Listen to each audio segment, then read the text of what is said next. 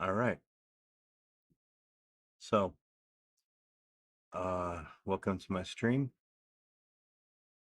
Doing some work on Linux today.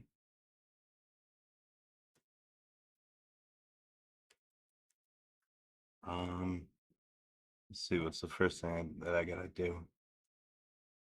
Um,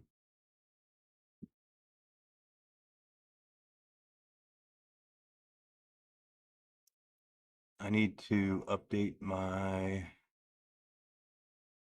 PS3 Linux RPM repo.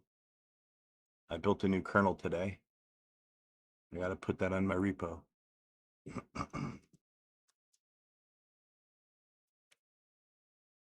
So let's see.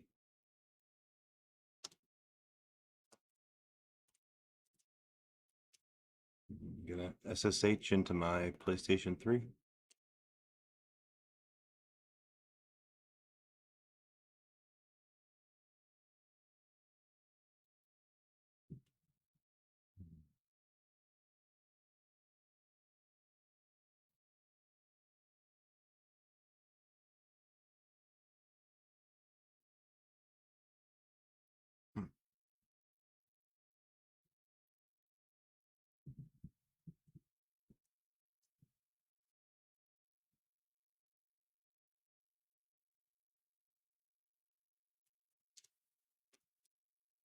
Gonna switch users to root.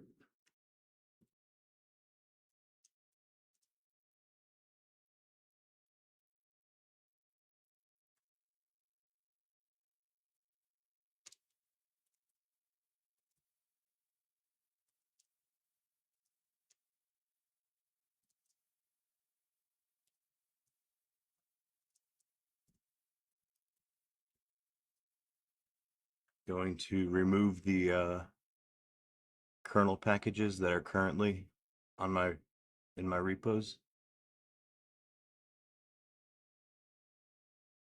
Um,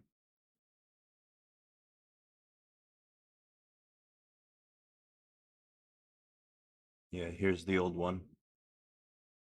6.6.142 -10. Um, Today I built 6.6.144 -1. So that's what I'm running. That's what I'm running now.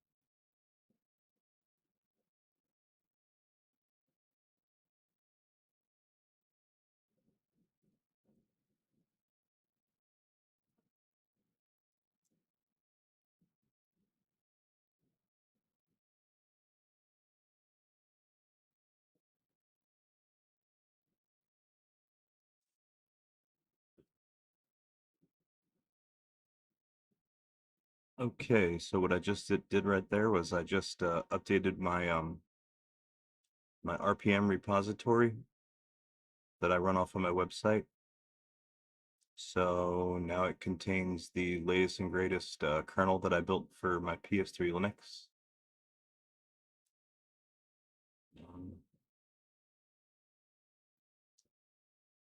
Next thing I want to try to do today is I want to test out my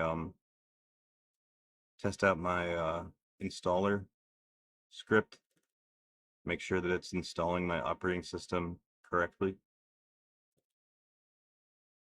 Um, so we'll try that out next. I'm going to reboot my PS3.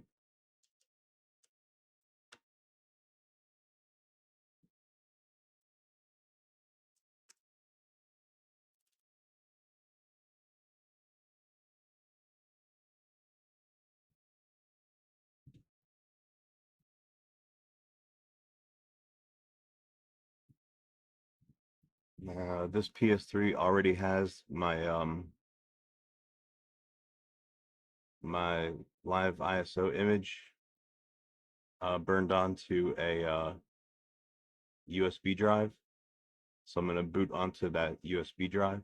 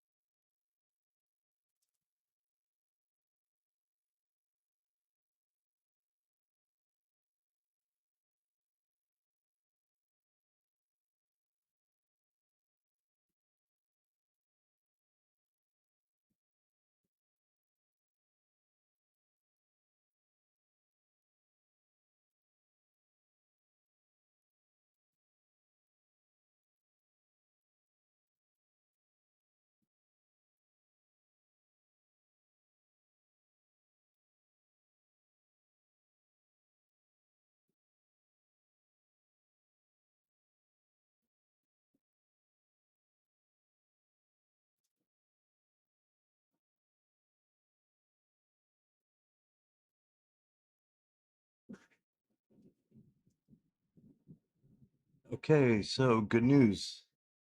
Um, I've now booted my latest and greatest live ISO on my PS3. Oh hey, oh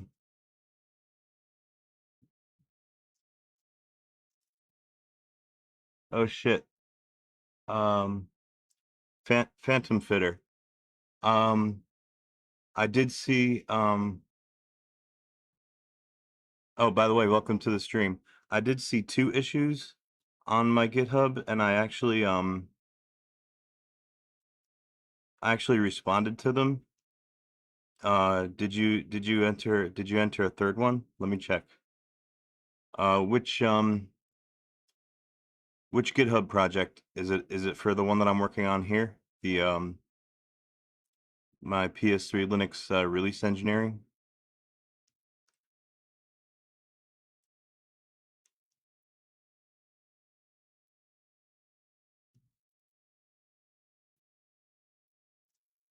Oh shit, I do have a new issue. Maybe this is you. Let me check it out.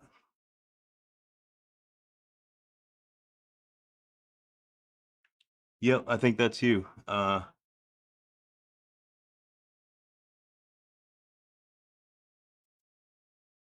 You opened this one a week ago.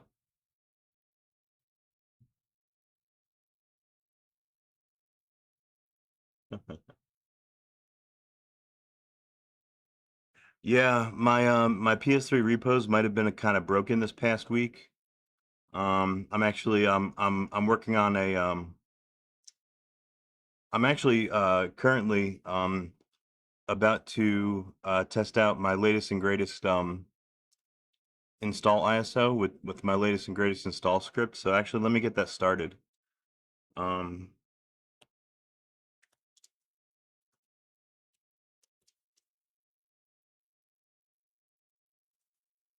Gibson is my PS3.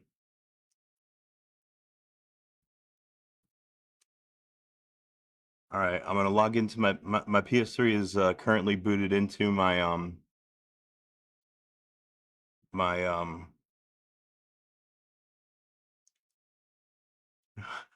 your software breaks all the time with GitHub. Well, you know what the problem is? The problem is I kind of named my distro release number one, but it's not exactly ready to be release number one. It's still kind of like a rolling release until I get up to release number one, if you know what I mean. Um, and currently I'm backtracking a little bit because I ran into an issue getting my cell SDK tools to work. I built a libspe2 libraries for my distro, and when I ran the testing suite on them, I kept getting a failure. So I'm gonna backtrack a little bit on my operating system and use something that's a little bit more close to like vanilla Fedora. Um, I'm gonna rebuild my SPU toolchain and uh,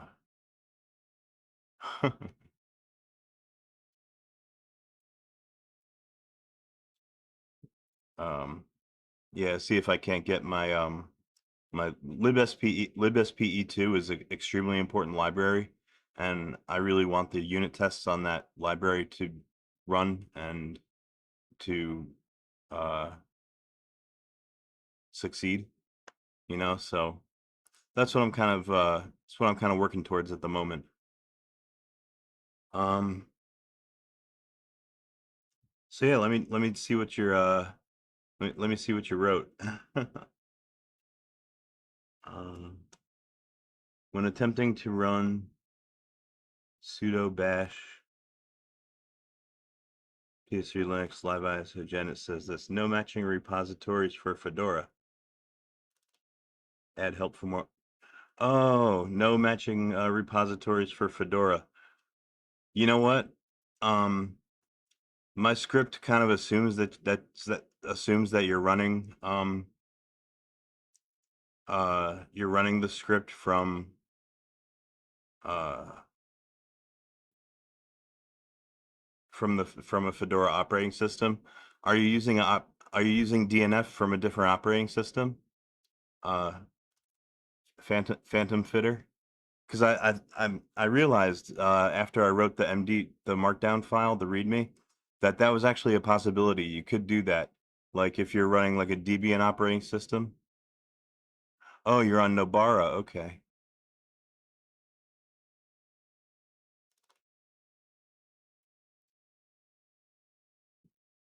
Um, so how about this? If you want to do me a favor, if you got a terminal handy, go into /etc/yum.repos.d directory. This is the directory that contains all of your .repo files that define your RPM repositories.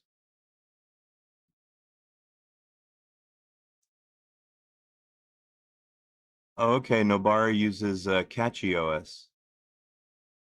And CatchyOS, isn't that Arch based?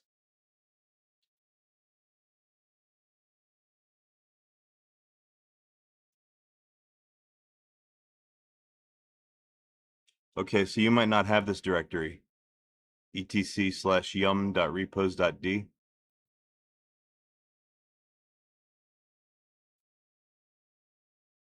So yeah, I never assumed that somebody would be running my script from uh, an operating system other than oh, you do have the directory. Okay.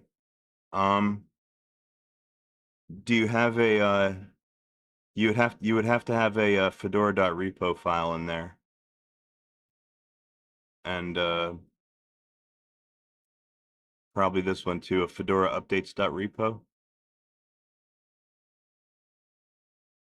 That's the problem. Oh hey, look who it is. It's T94. Jump into voice chat. Yeah, I could do that. Shit, yeah, that's the issue that you're having, Phantom Fitter. It's just because you're not it's because you're not running the script from Fedora. Um, you would have to add some repo files like well, you would have to add Fedora's repo files basically. Uh,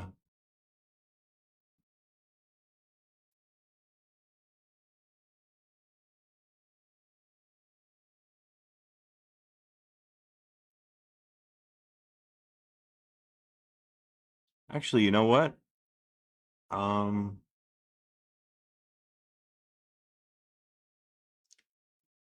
yeah. Well, that's what you would need. You would need the Fedora repo file. What you probably want to do is install the package containing these repo files for Fedora are normally called Fedora release .repo or Fedora repos .repo, I believe.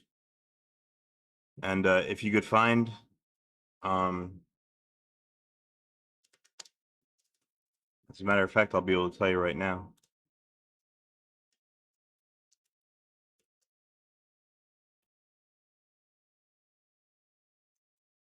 Yeah, you're gonna try and find what you want to try and do is find a package called Fedora repos. It'll be in the Fedora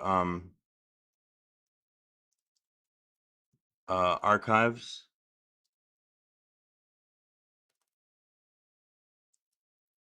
Uh, Website.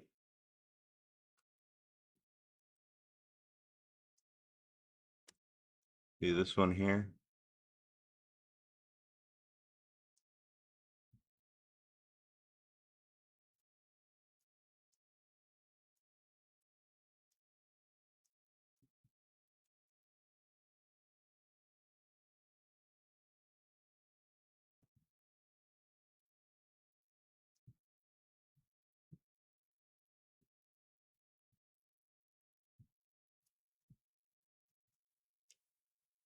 It'll be under F. Um,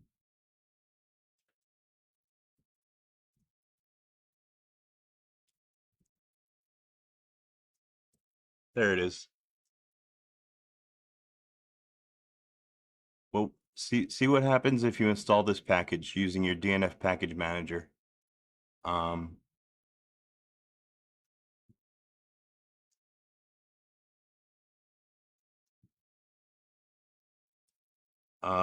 Phantom Fitter, if you're still there, um, you're gonna want to install that file using DNF, and that will give you access to the Fedora repos. I'm pretty sure. Anyway, that'll probably do the trick for you. Just do DNF install and then that um DNF install and then that URL. That might give you the files that you're looking for. Yeah, let me check out Discord. I haven't been on Discord in a little while. Let me check out the voice chat.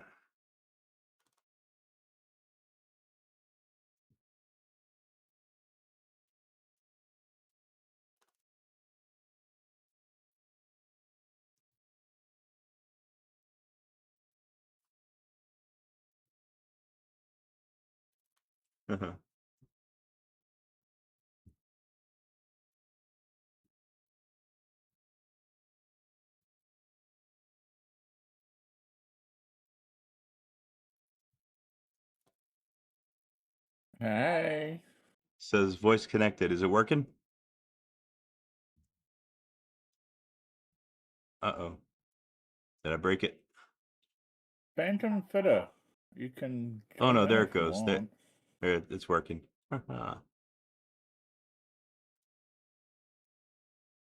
Model citizen, less is more.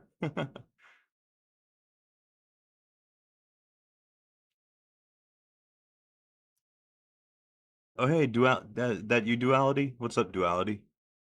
Model, right click on your microphone and set your microphone. Uh-oh, is my mic too quiet? Hold on, I gotta turn you up too.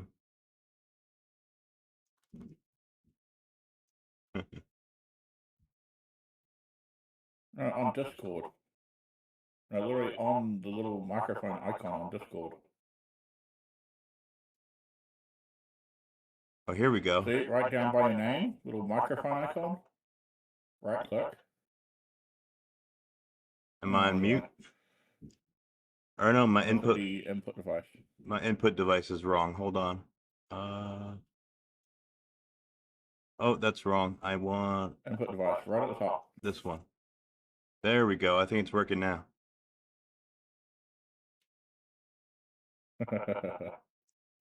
There you go. Yeah, that's better. Yeah, I gotta turn my volumes up a little bit. My Discord is kind of low. There we go. All right, so I got my PS3 is oh, I got a question. I got what kind of Drifty Prince, what kind of Linux distro runs on PS3 and how old? Well, the distro that I'm using right now is kind of a customized Fedora 28, basically. Fedora 28 was the last Fedora that supported PowerPC 64, which is the PS3's architecture. So, yeah, what I basically did was I ported Fedora 28 so that it would boot on the PS3's bootloader, and gave it a custom kernel, and that's basically the distro that I'm working with at the moment. It's almost a vanilla Fedora 28 with just a few packages that I built myself.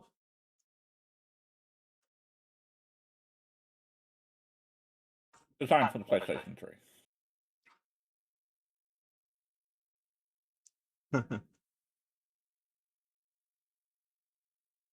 A long time no see, man. Yeah, it's been a while. Yeah, I know. Fucking hell. I almost died. Well, you know me, I like to take a break every so often. Yeah. Oh no, are you watching the YouTube chat? Someone says we're Linux tards. I'm a Linux tard. I'm a Windows and Linux tard.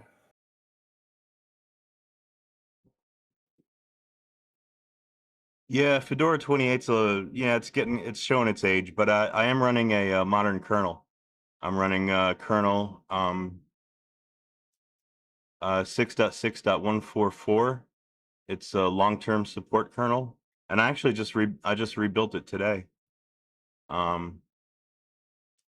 This is a fresh kernel that I'm running on.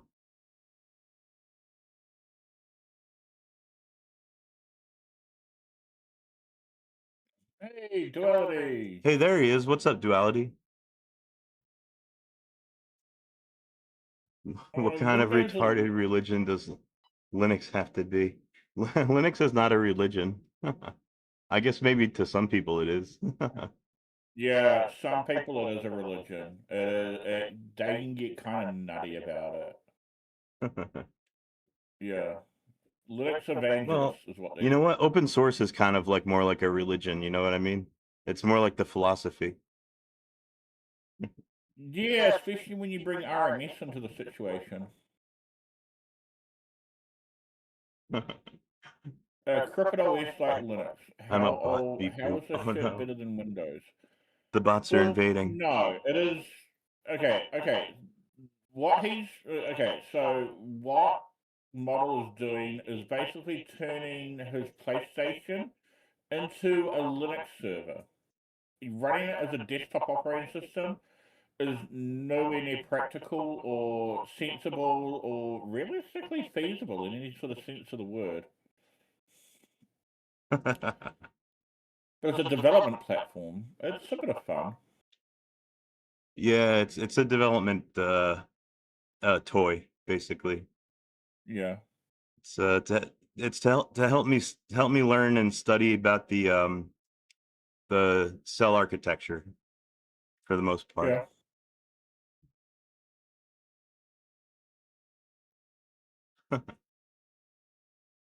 Oh no, Only Bidoof. idiots, Bidoof, you're only wrong idiots about who that. don't do anything productive in this society says Linux is better than Windows. No, I disagree. Big Oof, that name is very apt for you because Windows and Linux do things differently. They both have their advantages, they both have their disadvantages.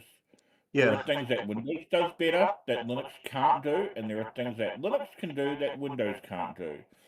Using both of them effectively and knowing how to use them both of them quite effectively is very fine. There's nothing wrong with it in the slightest. But fundamentally, Linux, it is, what is it? To some degree, yeah, it is better than Windows, but it also has a lot of downsides to Windows. So Yeah. it's a bit like, It also depends on like what you value, you know? yeah. It's like living at home with your parents, not paying rent, but you got your parents looking over your shoulder every fucking second. Whereas you live halfway down the road and you got to pay shitloads of rent, but you have all the freedoms in the world. It's a bit like that. You gotta mow your own lawn. Yeah. Fix your own toilet. No, Fix your own toilet. Linux, bug off, go away. There's no way. There's so many aspects in life that Linux is crippled in. Linux isn't crippled. If it's not, if it doesn't take advantage of it, probably because it's not required, somebody hasn't developed it, or it's just not practical.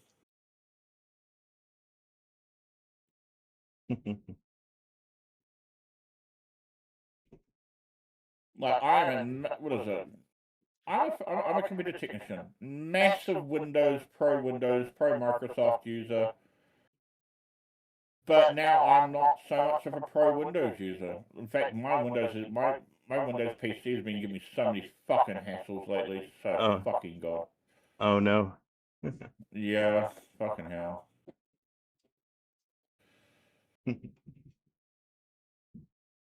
The trend But of what's using stable Linux now? died 2 to 3 years ago. No, I don't think so. Linux usage has still been on the uptick. Actually, it's been the last couple of years Linux usage has been uptaking on the end user area. Like people with a spare laptop. Hey, I'll run Linux on this. Hey, I don't want Windows 11. I'm going to run Linux.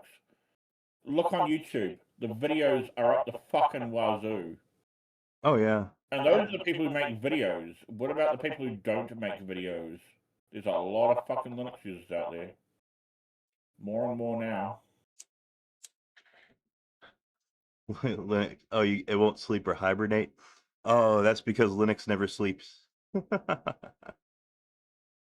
I can't use keyboard drivers, my mouse drivers. Okay, what? Okay, don't know what you're talking about. Don't know what you're talking about there. It should support basically every keyboard and mouse in existence. Unless you've got something specialty. My software in Linux, I cannot sleep or hibernate. Okay, that's probably you're running AMD hardware. And particularly quite old AMD hardware, I'm guessing. I'm guessing. Uh, AMD sleep hibernate is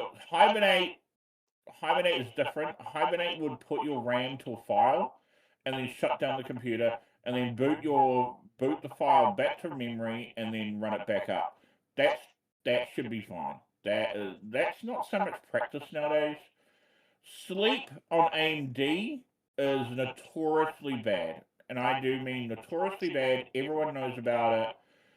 It's just, yeah, it's not much you can really do. Some computers are too Yeah, economically crippled. Well, yeah, well, Windows makes some like arbitrary like cutoffs, like hardware cutoffs that, kind of force obsolescence and everything. So, um yeah, well, that's they've only just dropped support for the 486 the original 486 architecture I just heard recently. about that. Yeah. That's But then again, how many crazy. computers are we running nowadays that are 486s? They're all MS-DOS Windows machines, and they're used for like DOS gaming. Yeah, that's true, Very but few, that's so yeah, crazy though. very few 486s that are running today are going to be running Linux. Very fucking few. They are going to be DOS gaming machines, retro hardware. It's just so funny because when you think about it, like Linux was developed on a 386. Economically crippled, yeah. Linux, okay. Microsoft is a very big, powerful corporation, and they drop a lot of money into Windows. They do not have the financial capability. They probably do, but not that they would. But even then, they cannot match the amount of money that has been dropped into Linux.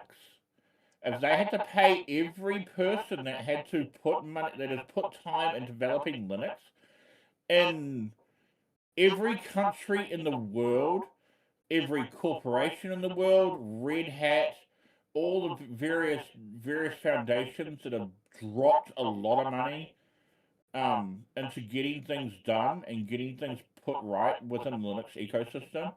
Microsoft's no, yeah, it'll bankrupt Microsoft, literally. I do mean bankrupt Microsoft.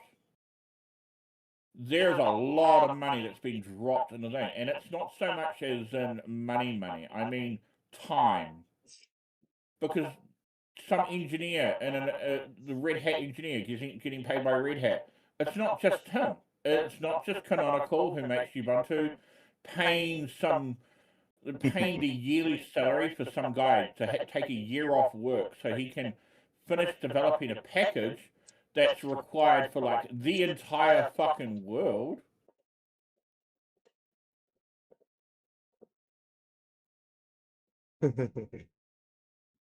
Vendors make software for Linux. No, there is a lot of fucking soft. No. Okay, If big off. nobody pays, I'd like to find somebody who Big pays. big off. You obviously have no idea what Java is for. You obviously have no idea what web apps are, right? Economically, companies are going to look at a web app because that sits in a browser. If they can get away with a web app that they don't have to deploy, they don't have to look after so intently, they're going to get it. They're going to do a web app. They're going to do like, there's a reason why you don't install your banking app on your computer, right? Yeah, I guess that's true. There's no centralized. Well, each distro kind of has its own centralized store, you know? Yeah, like Specsavers. They're a glass company. They sell glasses. Um, they run Linux on on every computer and here in New Zealand they run Linux on every computer in their company. But everything that they run on is a web app. Their entire e-commerce system is a web app. Ordering, everything is a web app. They Oh, just use a browser. oh There is wow. no software for them to do. There is no incentive to make a software specifically for Linux. That means in another country that they may in another instance if they are forced to use Windows, hey, it doesn't matter. It's just something inside the browser. Who the fuck cares? Yeah, everything these days runs in the browser anyway. Yeah. Mostly. And there's a lot of people making software for Linux. Look at Valve. Look at Proton. You think OpenCL for Linux? You think fucking, oh, what the hell's Vulkan isn't Linux? There is a shit ton of development on Linux within the software development realm. You just don't see it because it's subsystem. It's not something visibly. It's not like you're putting a disk into the drive and thinking, "I'm going to install Office for Linux." It's not like that anymore.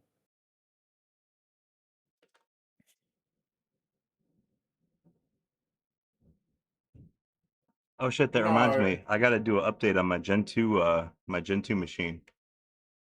Let me open up a new terminal.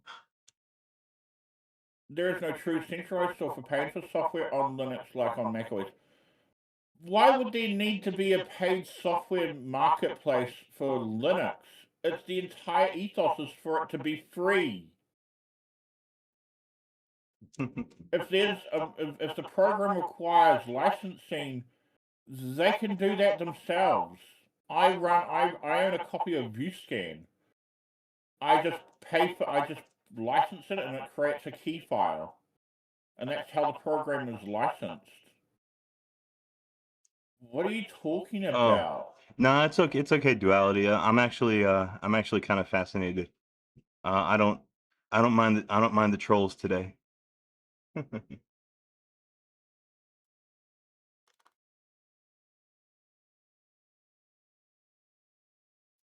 Yeah, but yeah, I agree with Duality. I don't judge anybody who uses Windows. I mean, Yeah, use what you use. Like I yeah. said, it comes down to like what you value, or what's your main what's your main use case, what your main goal is. Big oof, you have a lot to learn about Linux. And I do mean that in the very serious sense of the word. You have a lot to learn.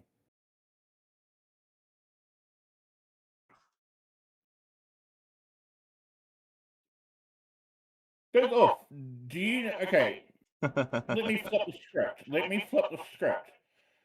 Alright? Do you know there are YouTubers out there that mow lawns and they get the revenue from the YouTube revenue? They don't charge the person to mow their lawn.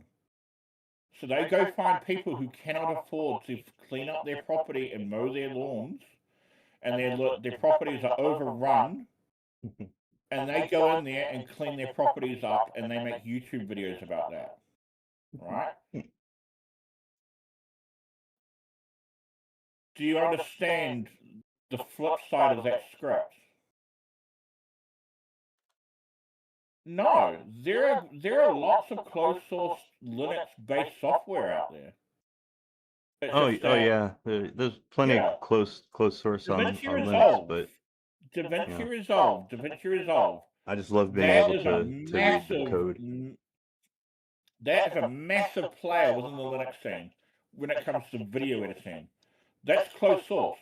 Oh That isn't yeah, open source. That is a closed source pretty video much editor. every like Linux YouTuber, they like to use DaVinci Resolve.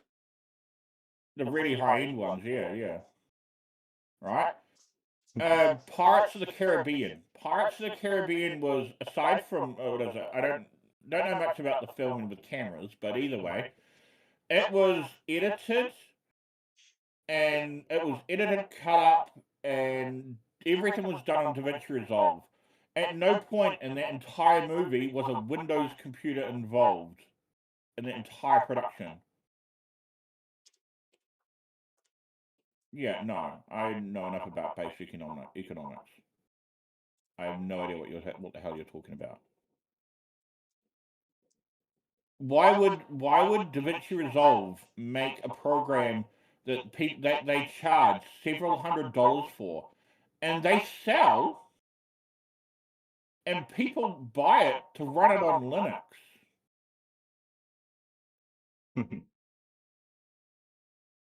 Why? They aren't being forced to open source the program. They have a non-studio, they've got a DaVinci Resolve Free, and they've got a DaVinci Resolve Studio.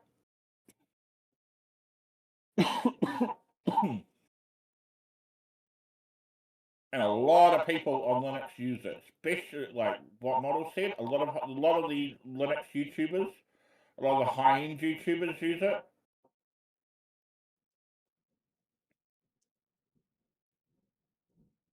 I'm gonna reboot my NV laptop and then log into it again because I updated Portage first. You know, the package manager for Gen 2. So I'm gonna let it reboot. What the hell are you talking about, Big Off? I run Fedora and I've got DaVinci Resolve. You can run DaVinci Resolve on Debian. You can run DaVinci Resolve on any release of Linux. What are you talking about?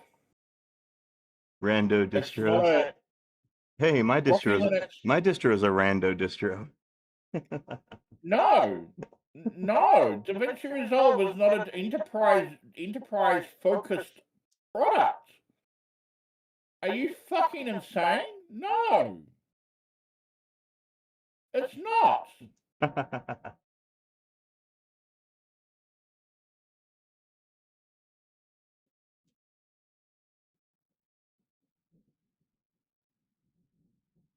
I run it on Fedora. It runs fine.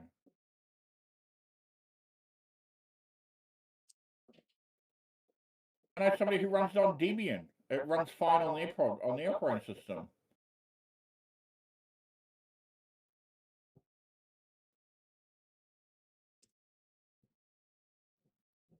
Okay. Okay. If a lot of people want to run Rocky Linux because it's a Red Hat Enterprise compliant, like bit for bit compliant operating system, that's fine.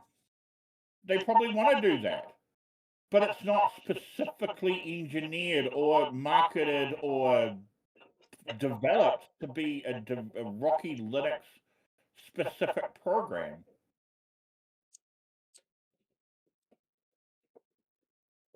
You no, what you are off the fucking market, man. Like you are way off the reservation. I don't know if you're that much. Okay, I'm unsure if you are that retarded or you just don't know that much about Linux. I'm going to err on the side of caution and just say that you don't know that much about Linux. Yeah, I think you probably got some things to learn about the Linux world. Yeah. My friend, I can Mr. assure you, Bidoof. DaVinci Resolve does give a fuck about Linux users. Let's see.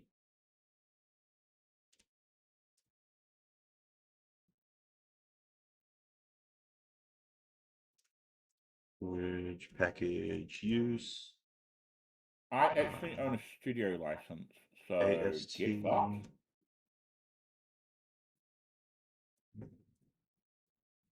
Serialize.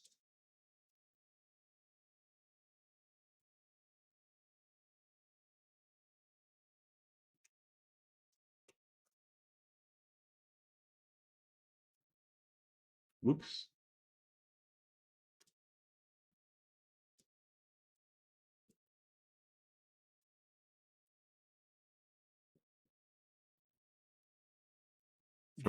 From the business side, lots of businesses use Linux. Yeah. Lots of businesses depend on Linux, like stuff that you wouldn't even think of, like banks and like ATM machines and shit. They all run their own little Yeah, Linux. a lot of ATMs are going Linux. Yep.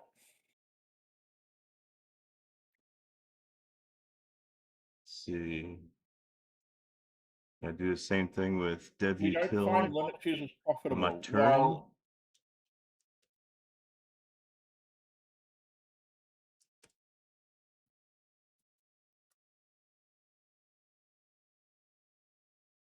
I think it's unfair to time Big Oof out. We need to be kind to stupid people. That's how we build a community. Well, in general, I try to be more helpful than non-helpful, you know what I mean? Yeah. I try to Okay, be but I try to be constructive. yeah, I'm but not like I'm not like an RTFM kind of guy, you know what I mean? yeah. Okay, big off. You're okay. You only care about money. You don't care about anything else. You are looking at Linux from completely the wrong perspective, and I do mean completely the wrong perspective. And you've hit him. He's gone. Well, that's Big okay. I off. think I think he was trolling us anyway. I think we fell for a troll. Oh. No, no, there are people like him. I've met people like him. They do learn eventually. Well, Linux is the backbone behind like so many things, like, you know, and especially in like industry. You know, Yeah, you know, it can be invisible, you know. It's not even like easy to know that it's there, but it yeah. You does want a NAS? it You does want a run, Synology NAS? Linux.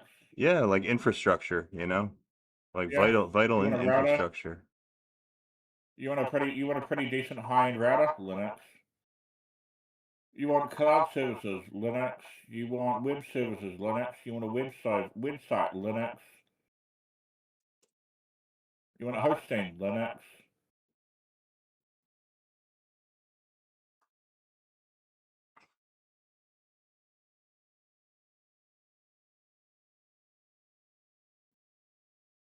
You know what? I saw you had a live stream the other week. I wasn't able to come in. Uh, yeah. Well, yeah, and then Yeah. I took a break for like the past like week and a half or so. But Yeah. I was in hospital. oh shit, for real? Yeah, yeah. Like I went to. So we've got the local hospital here, which is like an oversized clinic, basically. Like an over, in regards to like American standards, it's like a very large clinic, Oh, right, with beds. Tiny hospital, basically. Um, then we've got another hospital an hour away, and then another hospital, and the main hospital that covers the two hospitals 2 hours away. And I had an infected wisdom tooth. So I ah, went to the one an hour away. They misdiagnosed me. shit. Came home, went to the dentist. They properly diagnosed me, sent me back to my hospital. Then I was taken to the one an hour away, and then taken on to the one 2 hours away, Jesus right, from where Christ. I live. Oh shit. Hey, And what's up, 12 Bob? within 5 hours of being the one 2 hours away, that big main hospital, I was under and I had an operation to remove my wisdom tooth. Uh, top or bottom? Bottom, bottom right. Bottom right? Really? Okay. Um, I don't know I if it was I don't know if you were around. I actually had the similar operation just this past year. I had two of them removed from the bottom left. ooh yeah Yeah. Well, you know what? One was like growing in the wrong way. You know what I mean? It was like growing yeah in sideways, so it was kind of like destroying the one next to it. So they just took them both out. yeah. Well, mine got misdiagnosed and it got very serious. Could have died. Yeah, that could get fucking serious. Yeah, they kept me under for a couple of days, and God I've damn. lost other teeth. God damn. Everything in my mouth, everything was infected, everything's inflamed. I'm still recovering, and it's like almost 2 weeks later. Yeah, that'll fucking knock you on your ass, right? Yeah, Ugh. and I do mean on my ass. I had to basically get walking again, doing physio. Oh shit, 12 Bob Yeah. has had a similar thing happen. They removed all four. Yeah, I guess that's what mine was. I guess it was impacted. It was like growing in sideways, and it was affecting the Yeah. tooth next to it. So they just took them both out. Yeah. It's usually pretty easy to spot. It just requires a doctor to actually look. See, mine was pretty routine though. Like I was better in like a day or two. Oh More no, they'll pump me out with morphine up the wazoo. more or less, but yeah, sounds like you've been going through it. Yeah. I didn't mean going through it. Fucking hell.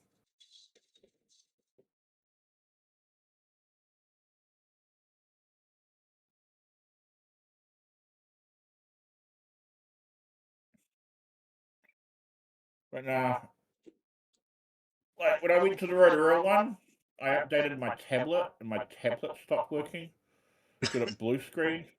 Really? Yeah, one of the updates fucked with BitLocker.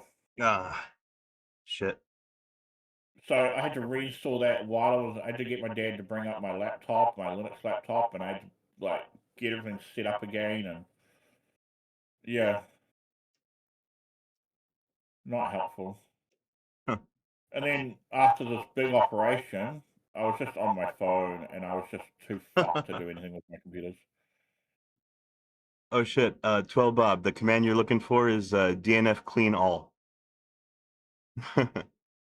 Yeah, I always run that before I run DNF make cache and then DNF update. Repos are faster now. Um, Yeah, Fedora they are. Fedora DNF has been faster like these past few Fedora releases. Um, I think it was 39. I do remember one of the major updates, part of 29, was you know, something to do with the DNF, they started doing DNF5. like parallel downloads and stuff, and I guess maybe Yeah, maybe multi-threading or something. But yeah, DNF got faster. yeah. Natively. You didn't have to download some like user side script to make it go faster. Oh yeah.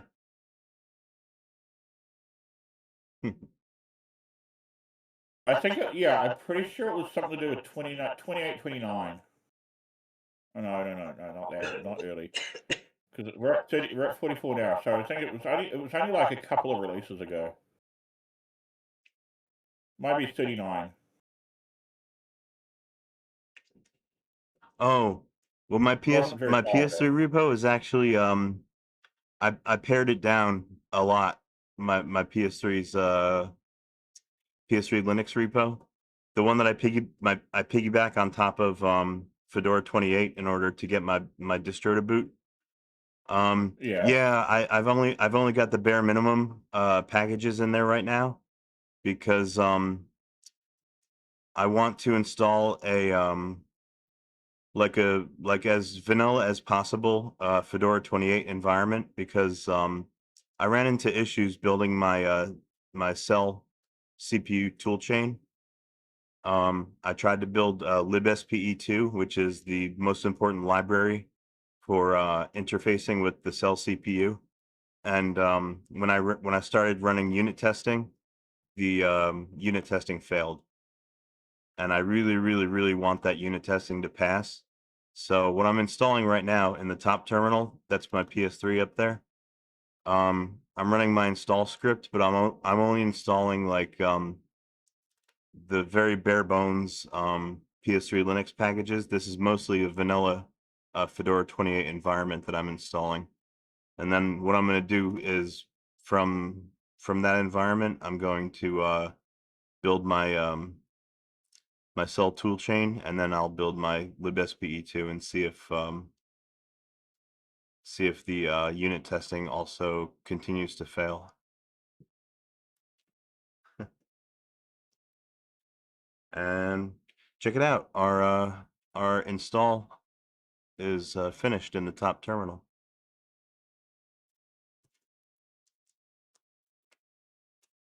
We're just setting a root password.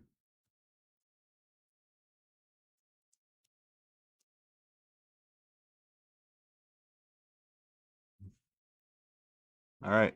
Now I can actually boot the PS3 now into my brand new installed environment. But like I said, this one doesn't have all the packages that I've been building for my PS3 Linux. Like I'm using like the vanilla glibc, vanilla compilers and everything, and yeah, I want to as vanilla as possible Fedora 28 environment so that I could do my testing for my cell CPU tools.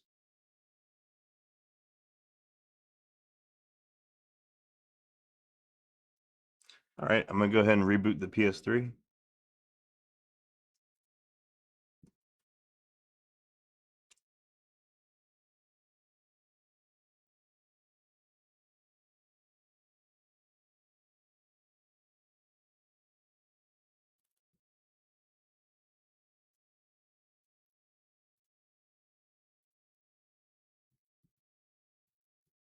Model, did you separate your ISO from your website? ISOs, you mean well no, Remember you I still post the my latest and greatest ISO onto my website. Yeah. I actually moved my all of my my web related files. I moved them off of my NFS drive and I moved them onto my so you now have them separated. yeah, well they're not they're I put them back in their stock location, like where they're under slash var slash www slash html now, which is the standard location on a Red Hat server. It's a standard location on most distros. Yeah, I moved mine for a while. I had mine on my NFS share, but I decided to put it back. Yeah. Let's see. All right, I got to boot my PS3 into my brand new installation.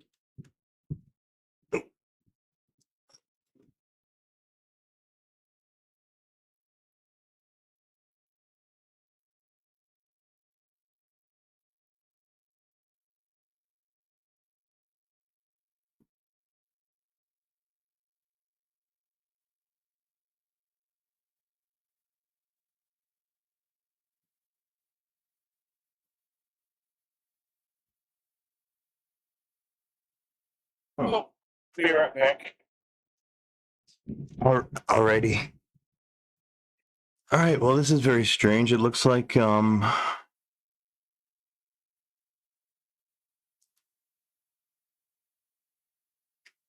looks like Petit Boot is not recognizing my brand new um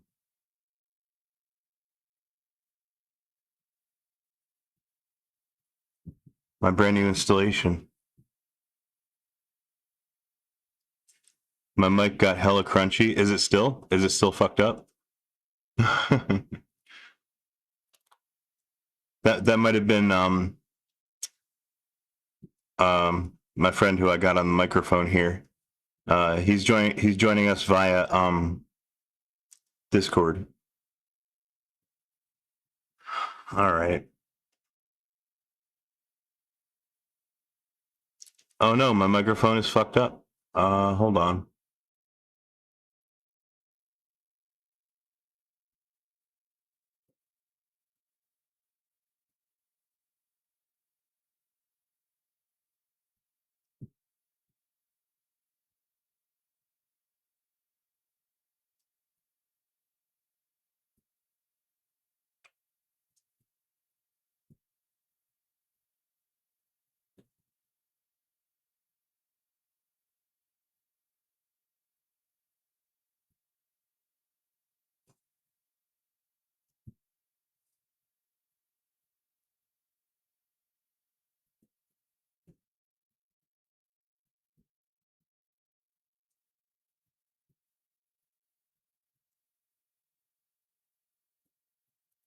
All right, we'll just leave the voice for now. How's my mic now? Is it fucked up?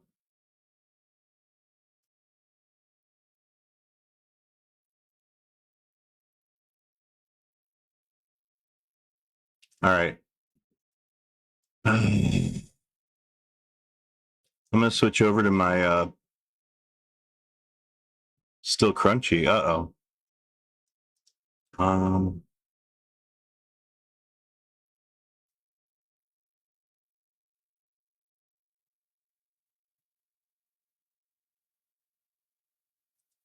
oh shit. Oh, no wonder. Shit, sorry about that. I don't know how that got up that high. Um yeah, I never drive this microphone at 100%. I usually put it at 50,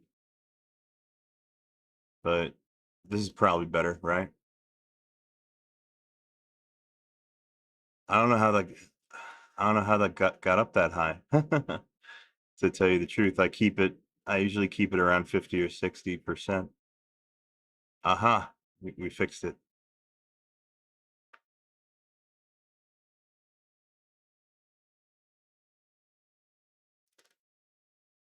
You're good? I had to fix my microphone. Oh, yeah. Apparently it got all crunchy. All good now.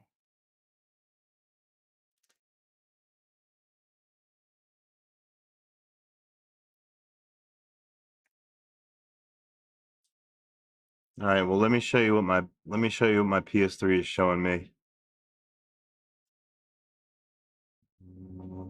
Oh, never mind. That's not it. Um,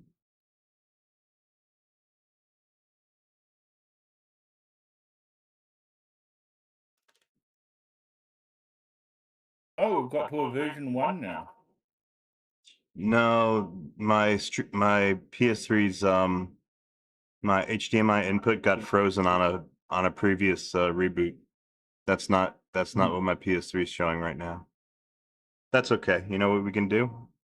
Let me see if I have Telnet installed.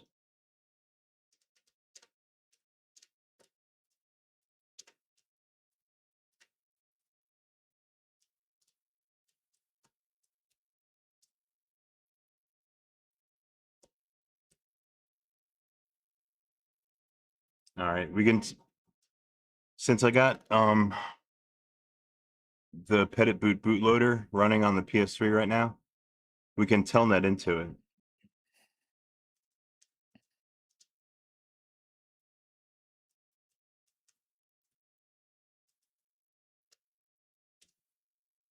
Alright. Um, now let me see. Let me see if I can figure out why it's not showing my fresh Linux installation. Unplug your cam link and plug it back in. Yeah, I could unplug the cam link and plug it back in. That would actually fix it. Yeah. That would fix the video feed. I think it's more your cam link than your Linux than your PlayStation. Well, you know what it is? The cam link really doesn't like it when I switch resolutions between 720 and 1080. Yeah. Um, and Because you're using yeah, it glitches you out. yeah, because it's not designed for that usage. It's designed to be plugged into a camera, not a PlayStation. Now, when Petit Boot boots, it's supposed to search your system for block devices that are mountable, and it mounts them under its temp directory, under temp/Petit Boot. Um, /MNT.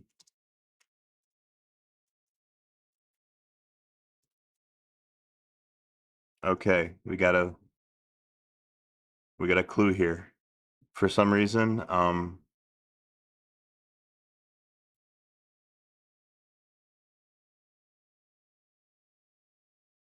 for some reason,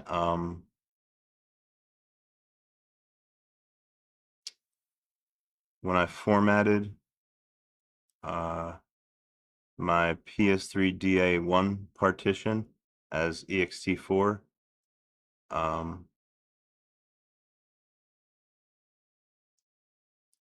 that's made it unreadable by petted boot. I think I know how to fix that.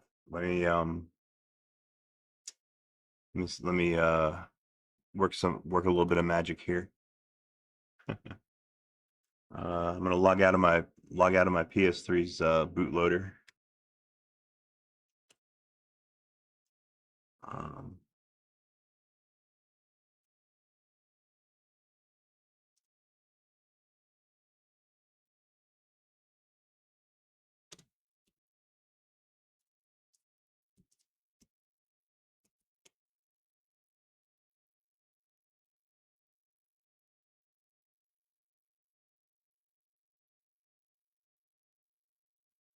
um,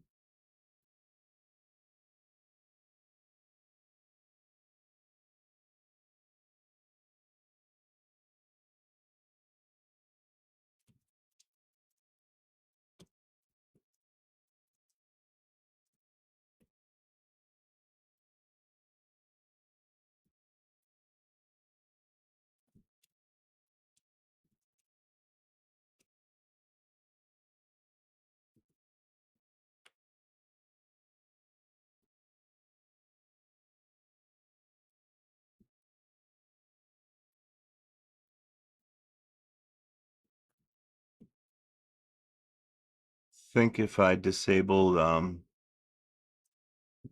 the updates repos, I think that will revert it back to a working state.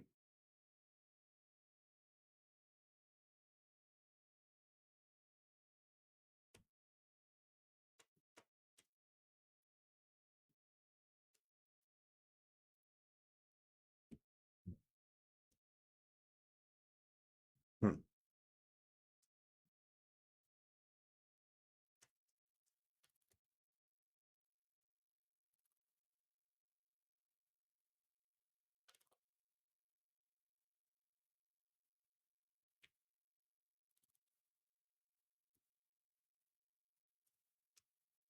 There's not a lot of those. Do I find a place on them? What's that? Do I find a place on that? On the enable repo updates? Oh yeah, maybe I could use a like a sed command or something. Yeah, that'd probably work. It's okay. There's not too many of these. You're not using Cloudflare's DNS? You mean Claude, the AI? No, Cloudflare. 1.1.1.1. The 8.8.8 is Google.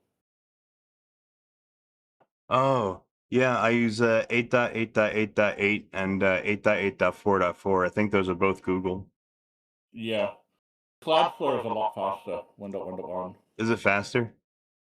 Yeah, quite a bit.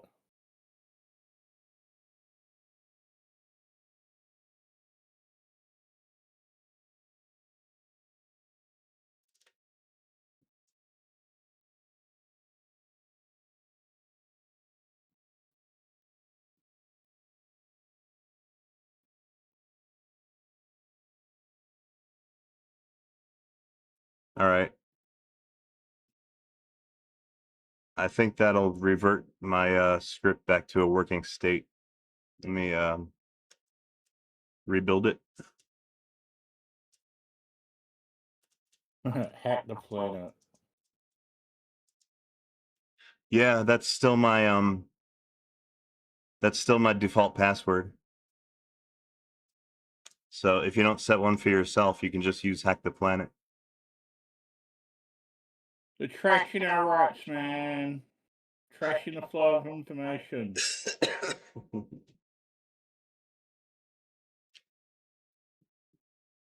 Oh, by the way, you know who that actor is? That actor's really cool. His name is Matthew Lillard. Yeah, The guy who played Serial Killer. uh, yeah. yeah, that he does some good good movies. I noticed him in a movie recently where he played a CIA agent. Really? He did one where he was a punk rock. He No, was no, it was like a punk in Salt Lake City. no, it was the Daredevil, the new Daredevil series. Oh, really? Yeah, he plays a CIA agent, and I'm watching it, and I'm like, you're very familiar. Where do I know you're from? And then he has this smile on his face, and I'm like, I know exactly where I know you from. Yeah, that guy. That's Matthew Lillard. Yeah, He does some cool shit, some cool movies. yeah. Haven't seen a lot of it. Haven't seen him around myself, but No, not so much. But if you get a chance, look for a movie called SLC Punk. He's in that too, and that's a good movie. mm. I watched Hackers when I was in hospital. Oh yeah, Yeah. it's a classic. Oh yeah.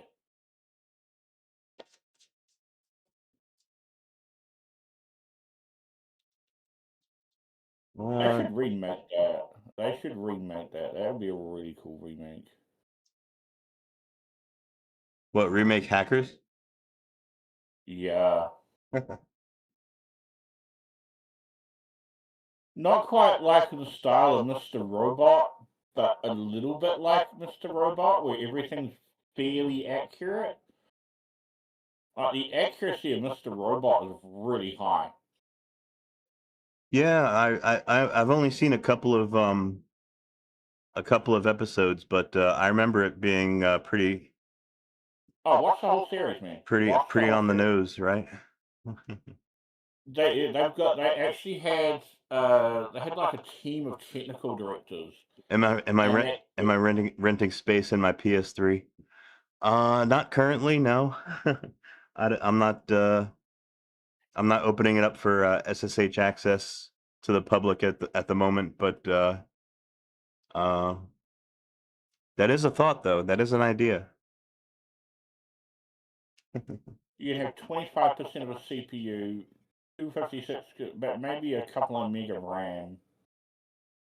Oh yeah, That's I would have fun. to split the cores, like one core for me, one core for everyone else.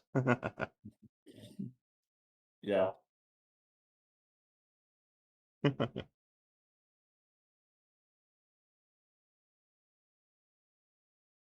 The PS5 got hacked, by the way. Got rooted. uh, well, I heard that Linux has been put on there, right? Yeah. It's hacky. It's not perfect. Half the shit doesn't work, Well, but the fact that it runs. yeah, yeah, that's a miracle in itself. Yeah.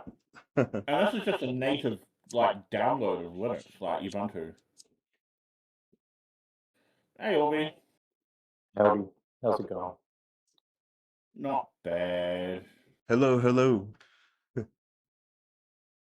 I am also 12 Bob on YouTube, for what it's worth.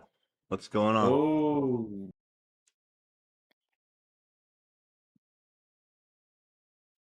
I am okay. I'm trying to set up HTTPS on my PS3 right now. Yeah, that is a lot of fun. I use Let's Yeah, Encrypt on my server. yeah. Trying to find a Acme program Oh, that I didn't need is not toast. horrible to use, I didn't need toast. also isn't a confusing mess. I didn't want toast. Oh, thank you. Okay. Thank you. I asked my dad for some soup, and he brought in some soup with toast. Hell yeah. Soup and toast. Yeah.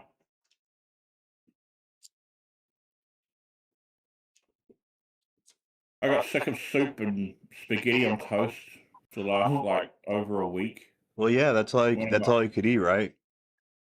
yeah, Maybe soft beans. foods. Beans on toast would be a good idea. No. Damn. You know, it all sucks when they take out your wisdom teeth. You can't smoke for a couple of days, and No. if you're a smoker like I am, that kind of sucks. Luckily, I got mine out like just before I started. Yeah. Well, I was like barely hooked at the time, I think. So it was like painful, but not the worst. I didn't have to worry about that. I don't smoke. These days, I don't know how to do it.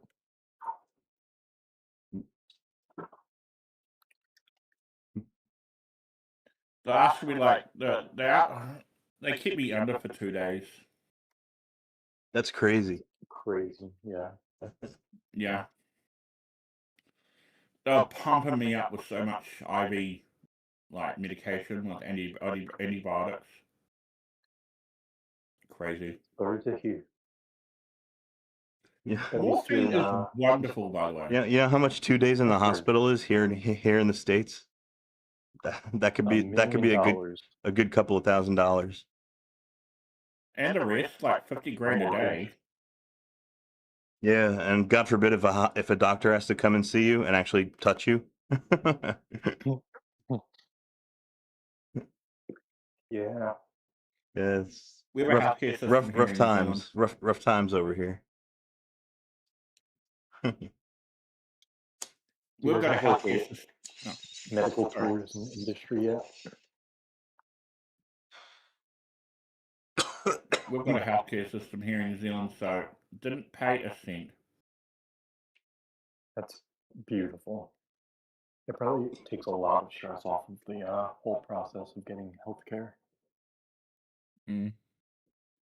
Because it's like one of the worst things about getting healthcare in America is that the whole time you're just worrying about paying for it, which is going to make your outcome worse because you're using a lot of energy to worry.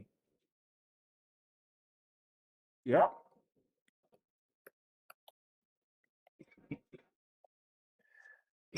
Which is probably why, like, life expectancy has been rapidly dropping the past few years compared to other countries. You Okay. guys need to adopt. America needs to change their healthcare system. It needs a lot of change. A lot. Oh yeah, the Yeah. healthcare here. Yeah, it's ass backwards. Like, yeah, services for a profit is yeah. I'm not saying no, but sort of services like, hey, we've just saved your life. We want 50 grand, please. And you're like, what? It's a racket. Yeah. It's like, what am I paying people for? Like, it should be paid out of the government's coffers, like, or there should be some sort of national, people pay into a national, like, health service. One of the And problems is everything that, is like, taken out of that, not just health everyone insurance. just raises their rates to the point where like insurance is like not having insurance anymore. And then like one provider will show up and start covering stuff. And then everyone will like boost up their coverage a little bit and then the rates will change and then everyone just it's just an awful cycle. Mm. And the worst part is that the like pharmaceutical companies will talk about how like the research is necessary or whatever, but like they don't actually do research. Oh, research my butthole. No, Like, dude. They spend No, half no, their no. they spend half their budget on advertising. They I'm take telling you, stuff from universities and then turn it into a product, and that's their whole thing. I actually happen to know people that do like that in the industry and the like the research development side of the pharmaceutical. I haven't talked to them in years and all that, but I knew them. Mm. There's a lot of money. Like pharmaceutical, like no, there is a legit large amount of money. They throw money at R&D for Mm. drugs. It's just the bullshit around what they do Like we've already got existing drugs, but the patent is about to run out, so we just need to tweak it slightly to make it a slightly not so, slightly different drug, but does the same thing. And now we call Mm, it something else, and we can now sell it for like $1,000 a pill. yeah. Yeah, Or that's stuff gets bullshit. orphaned, and then it becomes a special status where they can charge whatever they want for it, Yeah, which is how that Martin Shkreli, he was able to jack up the price of that one drug because it was in orphan status, which means it was only approved for one rare condition and only like after other things have run out. So he would like jacked up the price of it because it was pretty much able to. And if it gets approved by the insurance via its special orphan drug status, pretty much yeah. it's guaranteed to be covered. You know, But he tried to that get out. also limits it from everyone else who like maybe might need the drug for something Yeah, or is uninsured, you know, he tried to which get out of sounds prison horrible. through COVID, right? He's out of prison. No, no, during COVID, he tried to get out of prison. He was like, "Hey, I'll cure COVID. Just let me out." I'm pretty sure he was released from prison in like 2021. Yeah, after. But yeah, I'm not surprised by that. He got immediately sued by Wu Tang after he got released for messing with the album that he like Mm. purchased because he was a billionaire or whatever. The one of a kind. Which itself is like pretty stupid. Like releasing something like that is kind of a dick move, I think. Especially if you're a like huge famous band like Wu Tang. Didn't he play the music on a live stream? On a live I stream? think so. And that's why he got sued. I'm pretty sure Yeah. that's why. It's one of those cases where that Norm Macdonald SNL clip. I wish everyone involved got shot or whatever.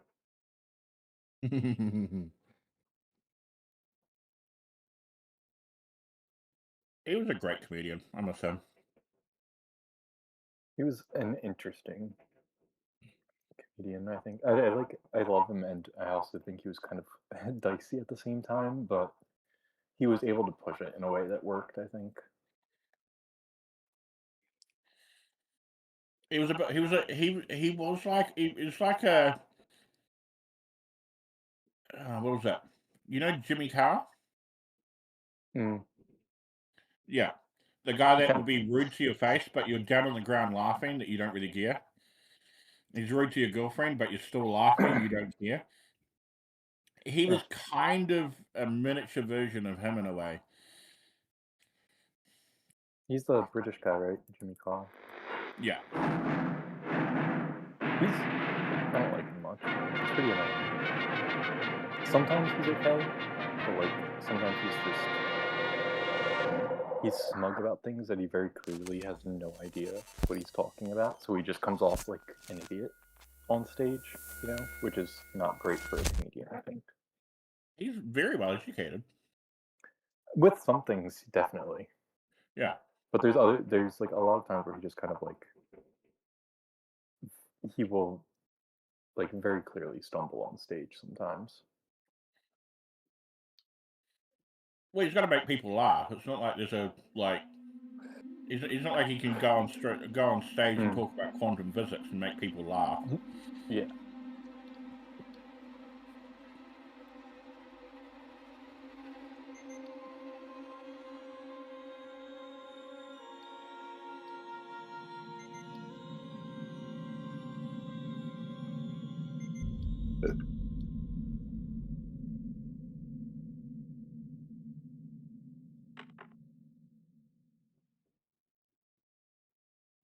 Just watched that new miniseries about Lockerbie bombing. haven't seen. It's up on Netflix. It's really good. I try to avoid using Netflix and streaming in general, but Netflix documentaries have like a very specific like thing, and it makes me like really annoyed when I watch them. You know, I just look on Netflix for things to download and put it on Plex.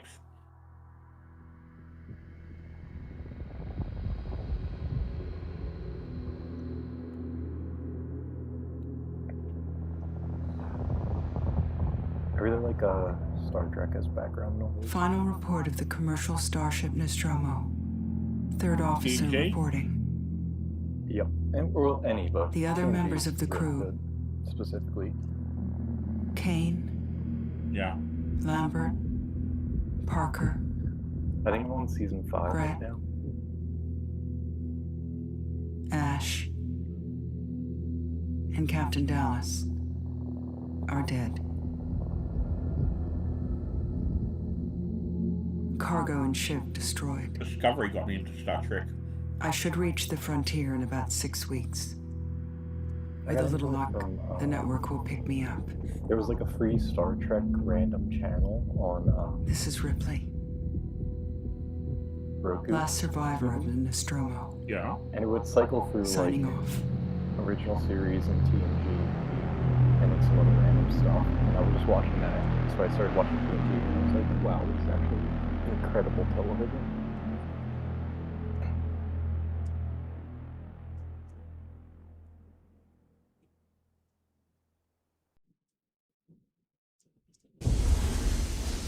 It is. I watched TNG and then I Ripley? watched a YouTube video and it was like all the little things that they did wrong at the start I'm Samuel. before they really got good I work funding. for the company. And you go through the first season, it's like, It's about your tape mother. there? What the hell? We think we may have found Season her, 1 is Amanda. so funny. You actually notice it, but when you watch it for the first time, you don't see it. A It commercial doesn't vessel, exist. the Anisadora, has recovered what we believe to be the flight Yeah. recorder unit of the Season Nostromo. 1 is, I don't know Where? if I would watch season 1 Zeta Reticula. yet. Like I think if I went back through TNG, I would What did just it tell you? start at season 2. We don't know. The unit was taken I to didn't watch Sevastopol the episode. Station. Yeah. It's proprietorial I see it material, on so YouTube the and company it's like, wants oh, it to be okay, I could collected actually as soon as rewatch that. possible. The Sevastopol's a supply depot. in not the really region. any episode in season 1 Permanent free port. where I was know what like, it is. honestly, if it was like randomly coming on, I would probably Transit's change the arranged. channel. You know, There's a courier ship called the Torrent. like that one heading with out the that way in 2 days. African warlords. We're going to I travel did, out. I don't really care to watch this again. Me and This another was example. not a good And you? episode of If you're willing. television.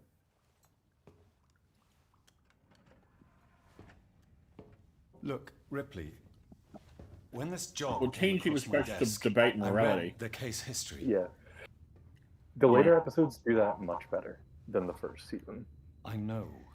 Yeah. why The you're first working season does in the not. region where It- she went missing. It feels like it's trying to, but still it's looking, still aren't you? hampered with like I've been cleared well, to it's trying offer to do you a new place on style the of, like, Torrens ethical if you want to come quandary. along. and it's still using the old Maybe style of like There'll be writing, some so it just kind of closure doesn't for work, you. you know?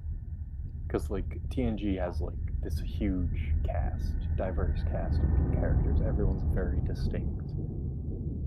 There's just kind of like a lot more core cast members than on the original series, but it's still using a lot of the original series like Yeah. guidelines, which just makes it not enjoyable. Hugh is one of my favorite characters. Guinan, she just wanted to be Oh, on yeah. bloody Star Trek every now and again. So they just made a character where she was just randomly in episodes every now and again. She is amazing. I love Guinan. It's probably my favorite Whoopi Goldberg role ever, I think. Yeah. What she is now, it's unimaginable. It's really fun. She's the same now, but I just don't think her perspective is as relevant these days, just because she's older, you know?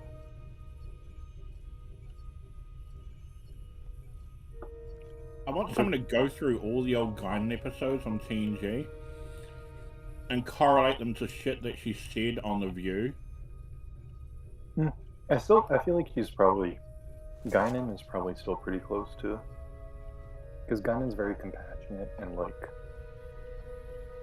you know, he thinks about things in many different perspectives at the same time, which I feel like is very modern Whoopi Goldberg. Yeah. Damn, she's like what, a couple of thousand years old? Yeah, I think I haven't gotten to like points in the show where it really explains her yet, you know? Mm. Like, it just kind of hints at like whatever. Which, I mean, I think that's just kind of how it goes too, but The episode where her and Q are in 10 Forward and they sort of, Q sort of like really detested, like, oh my god, if you have any sense, you'd put out the first airlock. yeah. Wait, is that the one where Q loses his powers? Or No, this is where, he still got his powers, but this is where he really comes to, he kind of has a blow with Guinan. Mm. And that's when it's sort of put forward that Guinan species and the Q continuum I don't think must they've have had gotten that far yet. interactions I in think the it's past. I might have seen this episode, but like I didn't relate it to the main series yet. Because like I've watched a bunch of random TNG episodes before I like started going from first to last of it. So I think I know the episode you were talking about, but it's not like in my memory of the context Yeah. of the show yet. Well, the what is it? The subtext is that her species and the Q may have been friends or they've had contact many thousands and thousands of years ago, and they know of each other and they've had a falling out and they just don't associate with each other anymore. That's implied like the first time Q gets on the ship. She does the like hissing at him, which was funny. Yeah, that's that episode, yeah. Is it? Because there's another episode later that goes, I think it's Time's Arrows, like late season 5 or something. Or early 6. There's like 2 episodes with it. Well, Q can't do anything because he can't force her off the ship because it's a card ship. And at the end of the day, in that time period, he can't really do anything because the impression I got, she's a descendant, not the original people that the Q had the falling out with. She's a descendant. So it's a bit hard to really punish her for something that her ancestors did. Something happened with her ancestors. So he tends to avoid her as best. Sort of like, as long as she doesn't annoy him.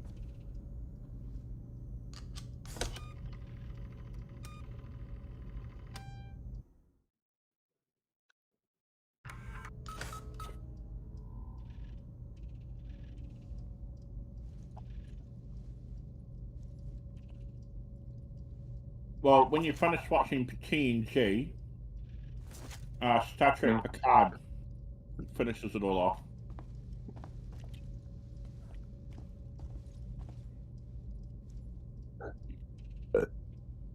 Excuse me.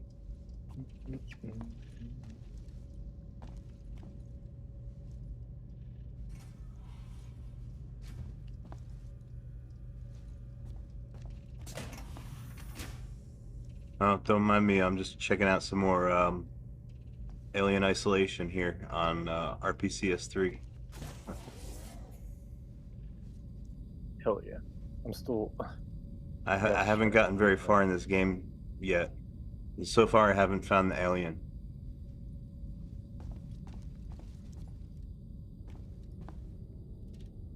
Hey, Network Master, what's up?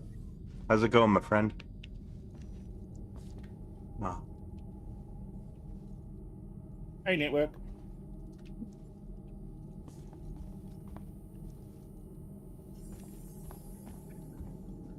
It does be like that sometimes. You forget who you are. oh shit, Network Master, that's good news.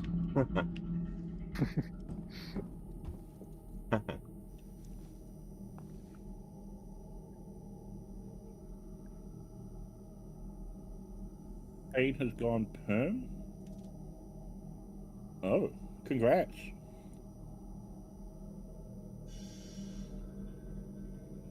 Oh shit, got a lawyer. Wow.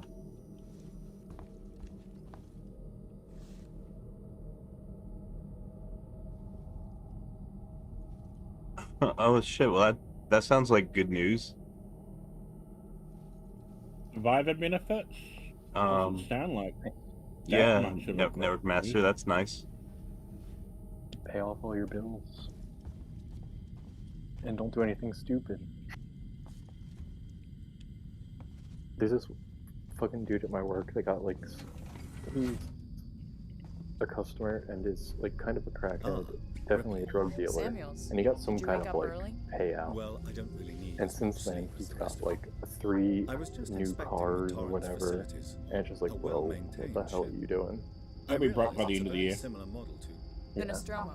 Yeah. yes, M-class, a later pattern but close in You spec. gotta be careful. I've worked Couldn't engineering provide jobs on any- ships like this. A signature? Of course. Sounds like a Is Tara technicality. okay? She's not a seasoned traveler. Hypersleep may have been punishing for her. Haven't seen her. I'll go check on her. Nice. Oh, interesting. Someone I used to know where I live, around about where I am. She was old money rich. Mm. The only extravagant thing that she ever purchased was her, was it Ducati motorcycle. Mm. But otherwise, she just thinks she was receiving some stipend from her parents to live on every month, every week, or something like that. But no, she was like looted. Strange woman. Well, yeah, that's the kind of stuff lawyers are good at. Very cool.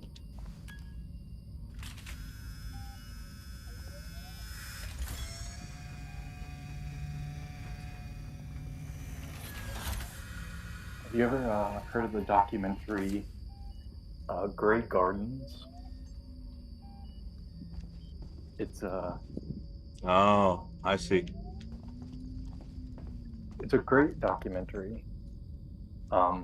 It's about it's kind of old money people living in the Hamptons in like the 60s, 70s, but they're relatives of Jackie Kennedy. So they have like a kind of historical, like old aristocratic heritage. Yeah. But they're just kind of living in squalor, and they're kind of just weirdly eccentric. It's a great documentary. It was very like influential into film, but quite enjoyable. Wow, 25%. Well, it'll be worth it. Shit. At least it's not all going on lawyers' fees. Ripley, They it's still certainly need to not get good. paid. I very much doubt it's morning either. Sorry. It sounds like if they're doing Feel like 25%, death. they're probably I giving don't know you how a pretty you good people deal. put up with hypersleep regularly. You get used to it. I don't do long haul very often. Oh. Most legal execs don't travel further than the coffee machine. I'm surprised Wayland Yutani felt the need to send legal at all. The loss of the Nostromo and its cargo cost the company a lot of money. It's important we find out what happened.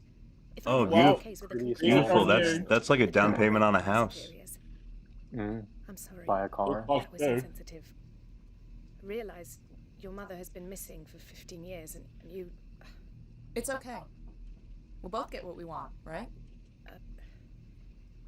Have you seen Samuels? He's probably been up for hours.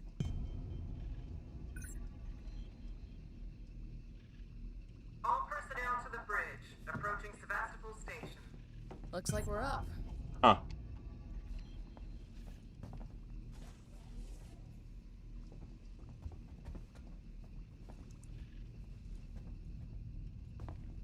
Oh, when you get paid, you owe some beers. Yeah, don't forget us little guys. Yeah.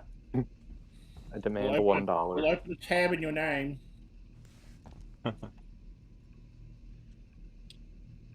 Model's gonna have those German beers, so get ready.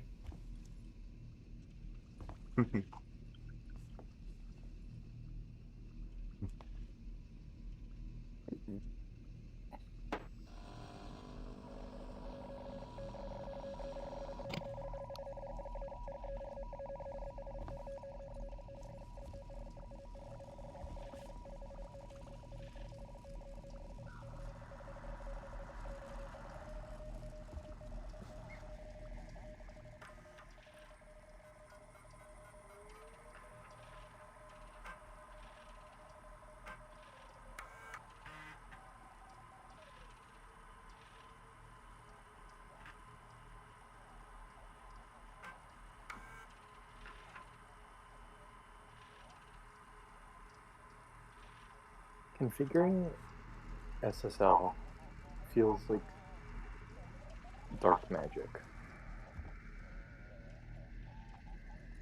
Like the whole time I feel like it's not gonna work. I have no idea what the hell these programs are doing, or if I'm doing the right thing by like directing them in the wherevers. But like it just works somehow.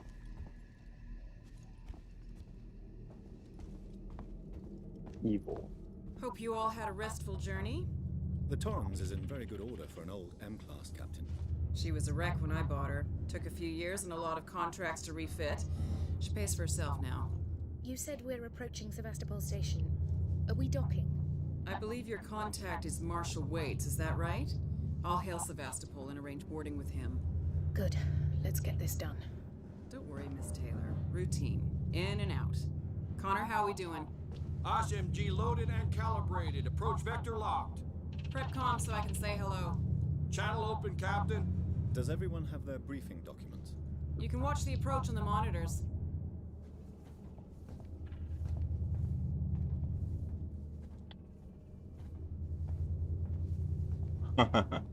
Social Security is strict.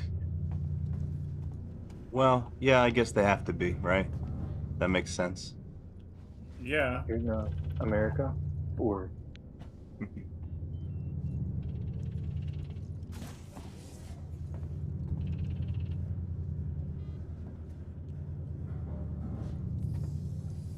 You got people like Model claiming disability, we're working, and then you got me claiming all my SNAP benefits and EBT because I want the sodies.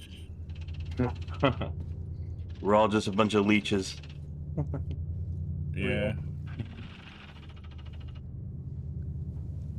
yeah.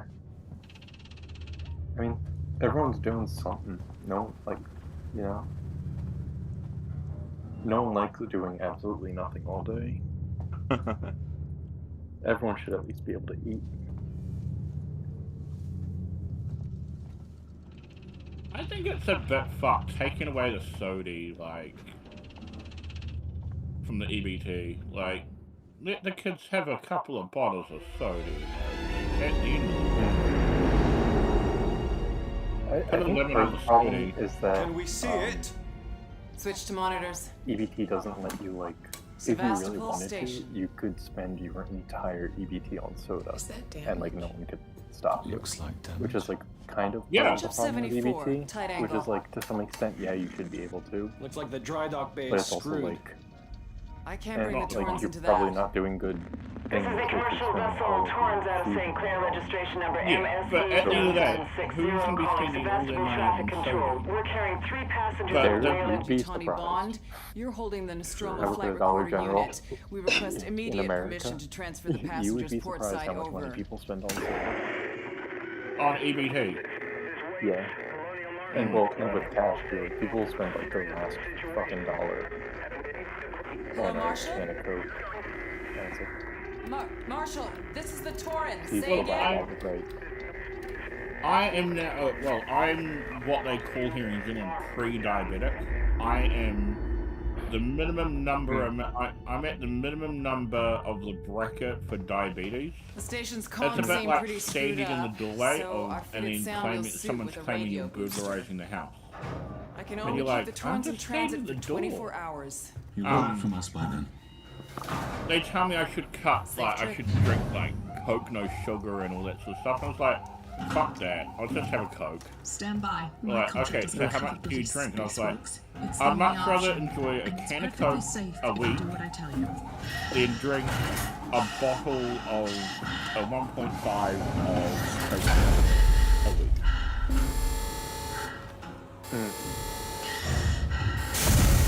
Depressurizing. Fuck. Hating this. Just shadow me, Taylor. You too, Samuels. Affirmative.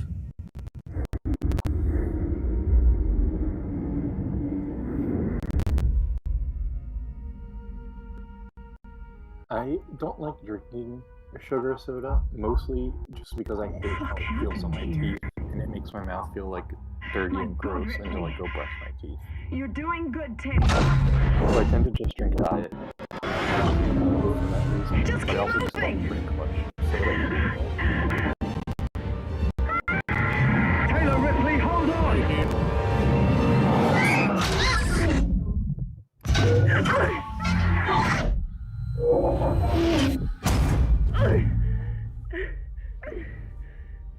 We're talking about EBC and SODI. Taylor, respond! Anybody!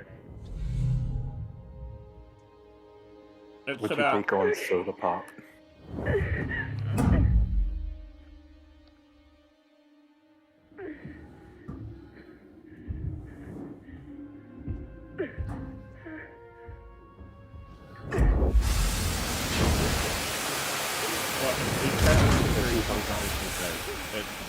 wow, hot take there. The most controversial take on soda pop. Yeah. Damn.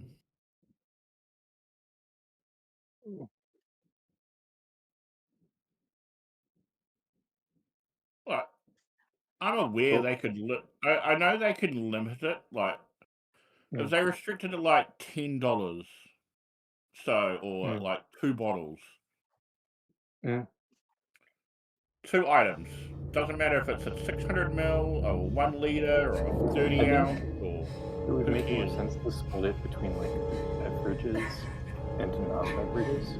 EBT money, you know, like give people like a certain amount of. But I don't know. I think kind of like EBTs too.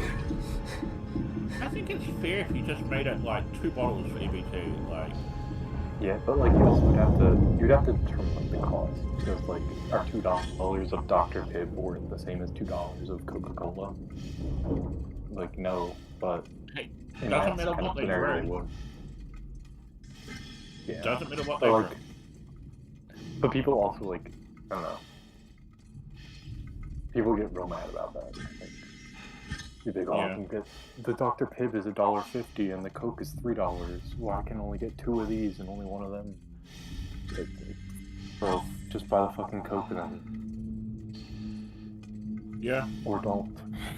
It's like, who cares? It doesn't matter, but like, people get real fucking mad about it. It's like there's a hot food thing with EBT. Yeah. With a lot of problems.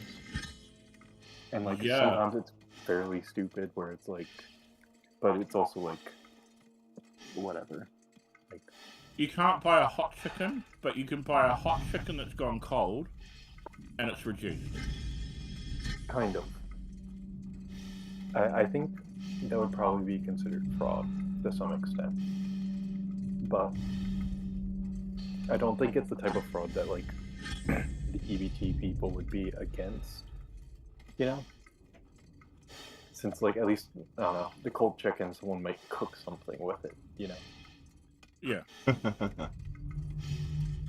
Whereas like your dog's crazy. Like, nice. if it's just like a hot chicken, they might just like throw that down where it's like not really the point of EBTs, just like stuff your face with like a whole rotisserie chicken. Where it's EBTs. In theory, EBT is supposed to promote like healthy diets in general, where it's like a well-balanced fruit, vegetables, all this stuff. Yeah, I'm not opposed to that. Where so like to some extent, like taking hot food off of that makes sense because like, but it's also kind of stupid at the same time. Yeah.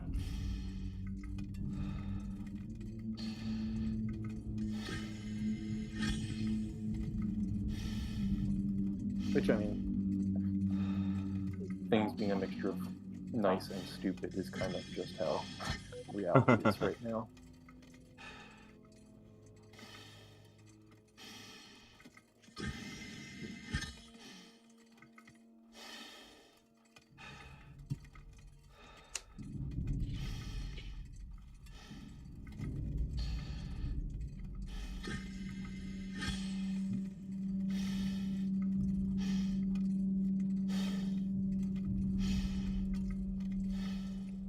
Dogs are very sensitive to THC. Is that true?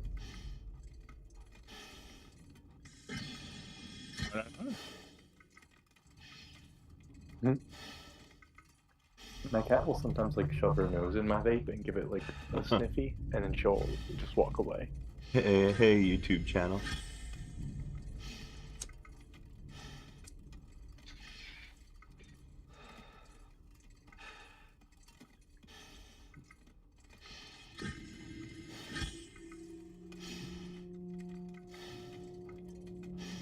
Chocolate can kill them too. Okay. So what I just did right there was I just burned my latest and greatest live ISO for the PS3. I just burned it onto a USB drive that's already in my PS3, so I'm gonna go ahead and reboot that machine. We're gonna boot into the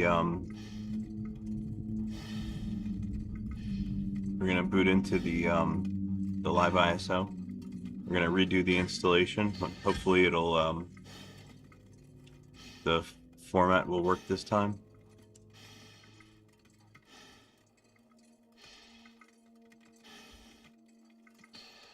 I got my fingers crossed.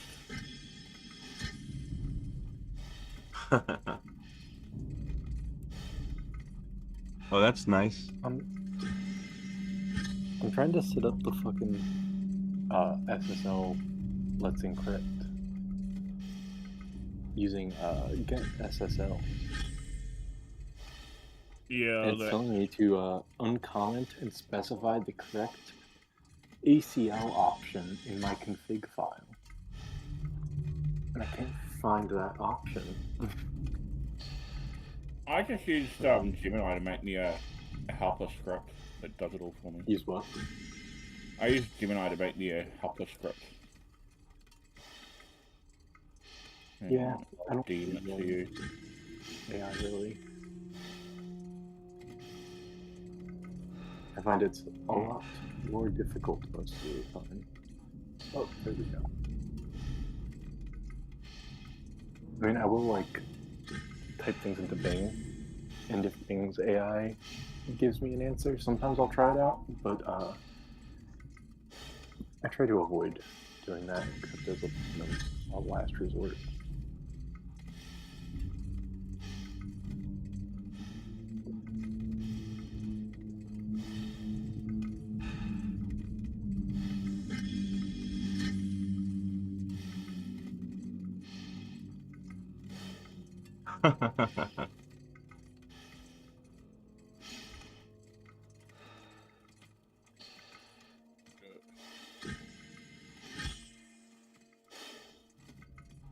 Feel like you're in your 20s now?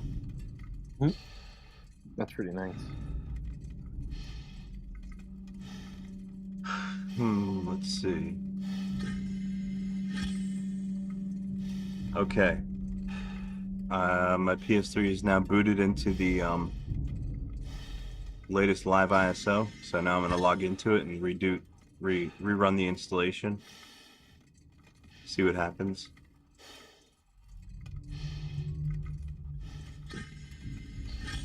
I think that's the script that I use.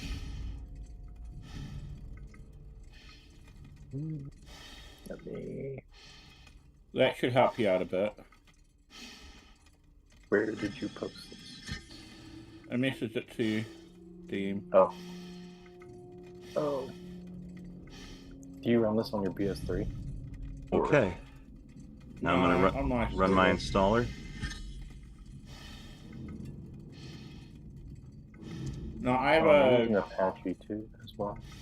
Yeah, I have I have a gaming PC. I've got a 14500, 64 gig RAM, 14 terabyte, a 5 terabyte, 512 gig SSD for the OS, a Blu-ray burner, DVD burner, and an ARC A380.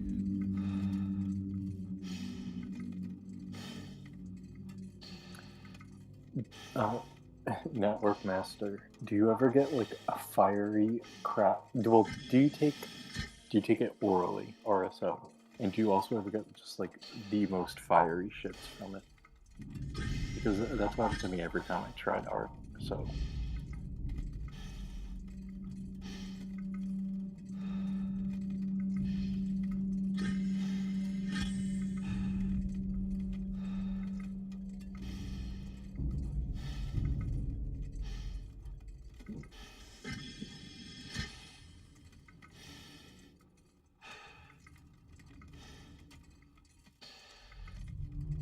Best medication you ever took? I believe it. So like every time I try RSO, I get like the most insane fiery shits. Does it happen to you when you take it orally? Or have you found a way around that?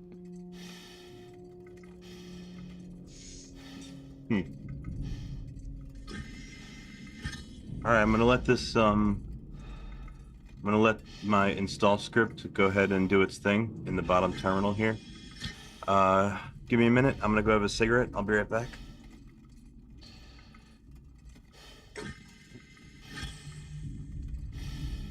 We never saw him again.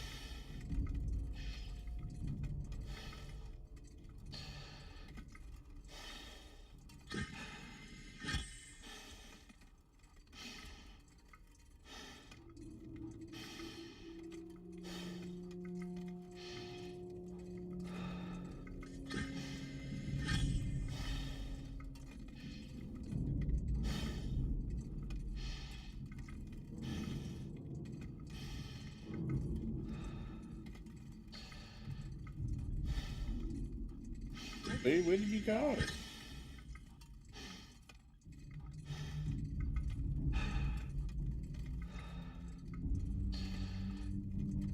Yay, he's back. I accidentally hit the power button on my Mac.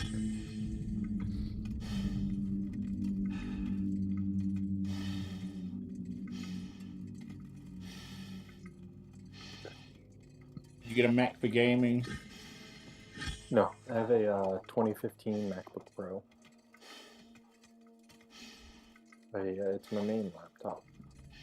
right now. I also have a ThinkPad T420, but it's kind of, I don't like it as much as the Mac for laptop like endeavors.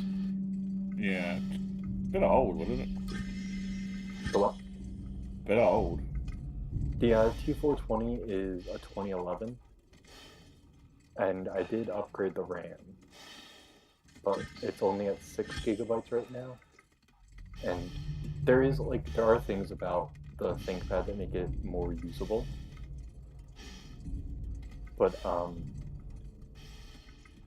yeah, it's a 2015 MacBook with an Intel processor and 8 gigabytes of RAM, so it's just kind of a little bit snappier, a little bit nicer to use. Yeah.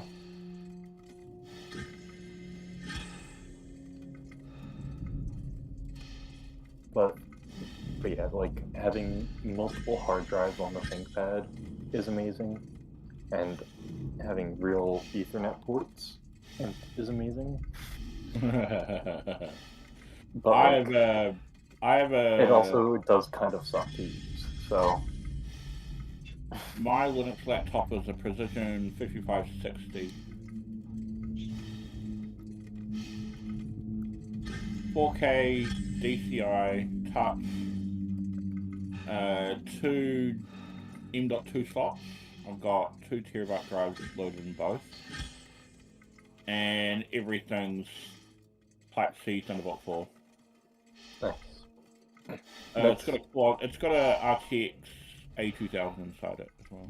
Part of me really, really wants one of the new Apple Silicon MacBook Pros.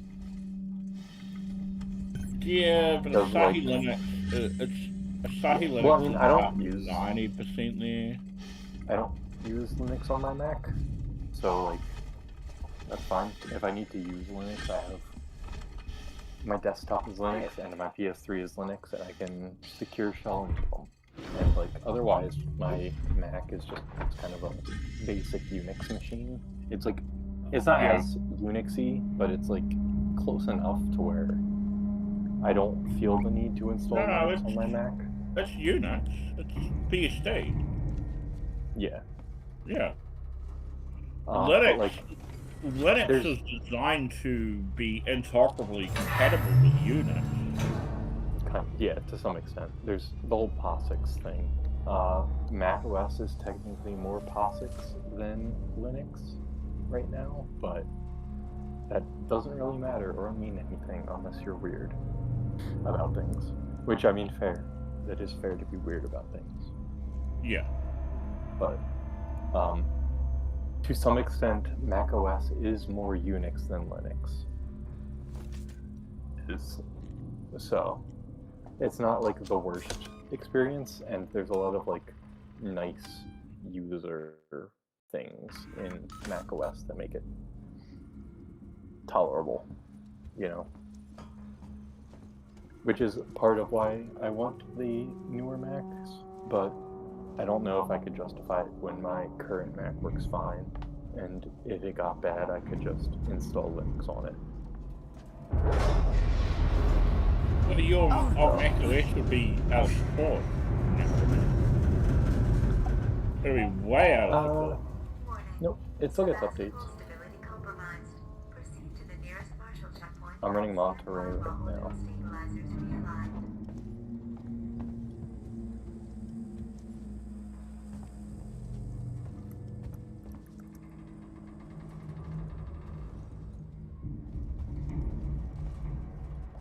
Which apparently the latest release for Monterey came out in 2024.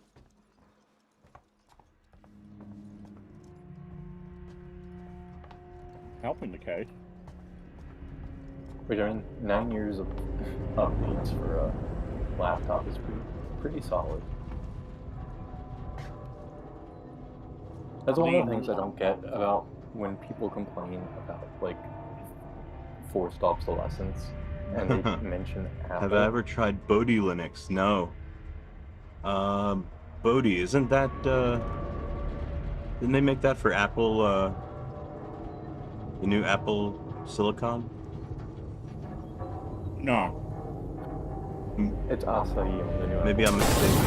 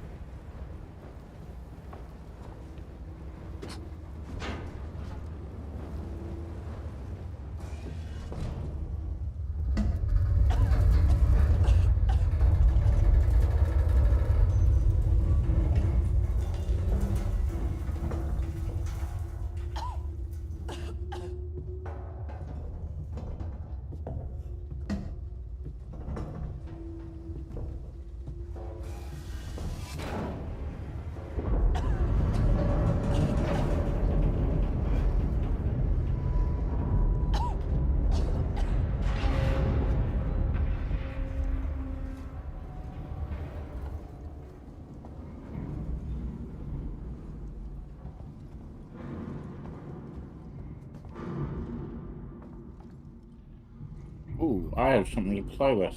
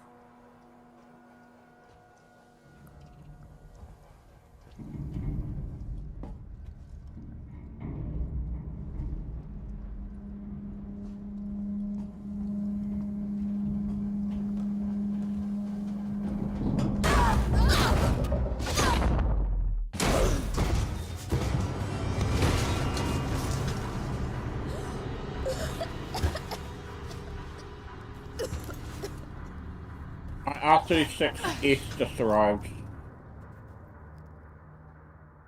What'd you say? The handheld arm little thing for like retro games.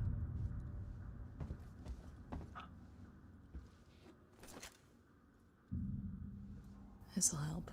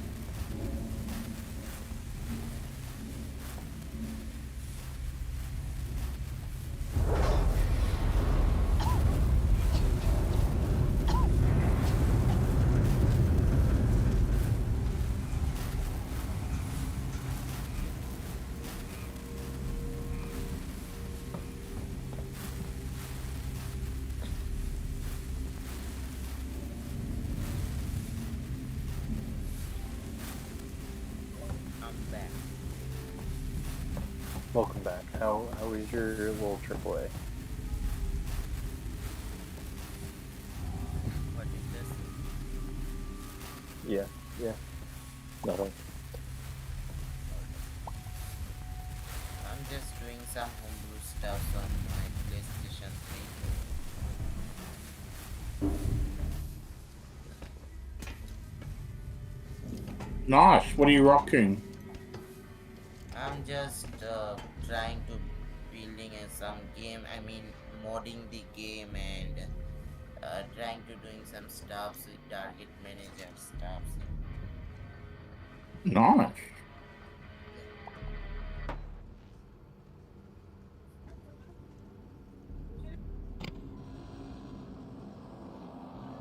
Just got the broken build of the Need for Speed Most Wanted to take a Need for Speed 2012 and working on that thing, trying to reverse engineer and just decode the whole thing and manage to continue the development of that game.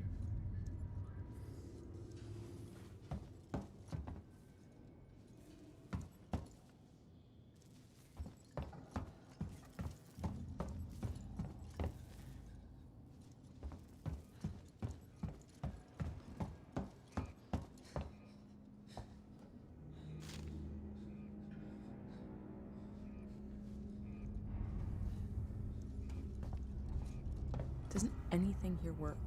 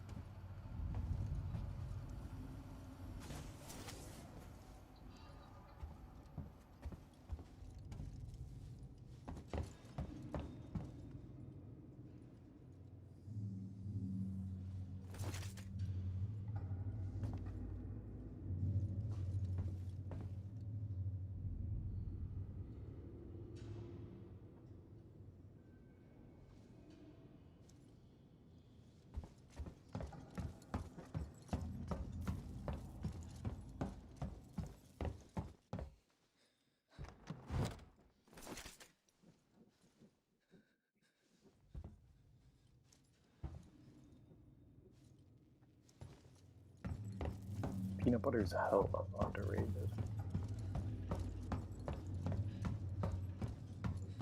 Big fan of peanut butter.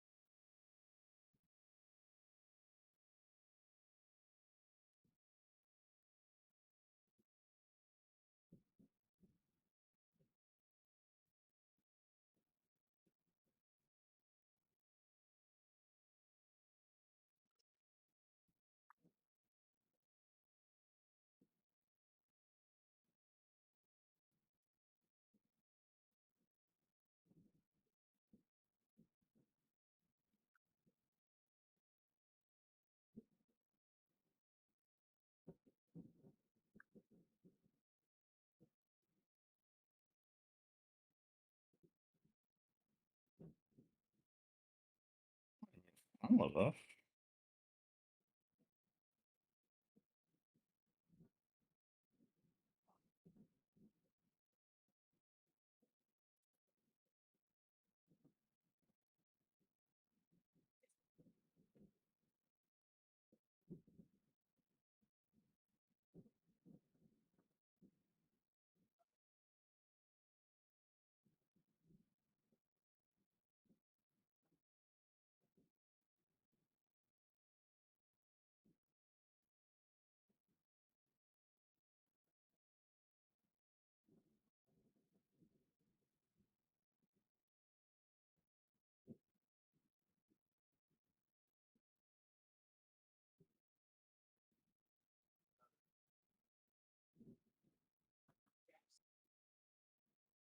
Mm.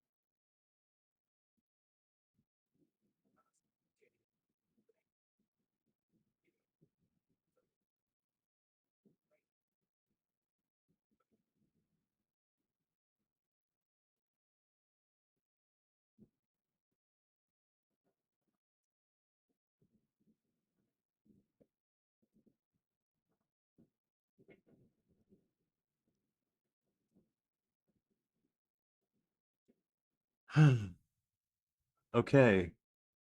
Just went through another installation of my PS3 Linux operating system onto my PS3. Now I'm going to reboot it. I'm going to see if Petit Boot is able to mount the root partition this time.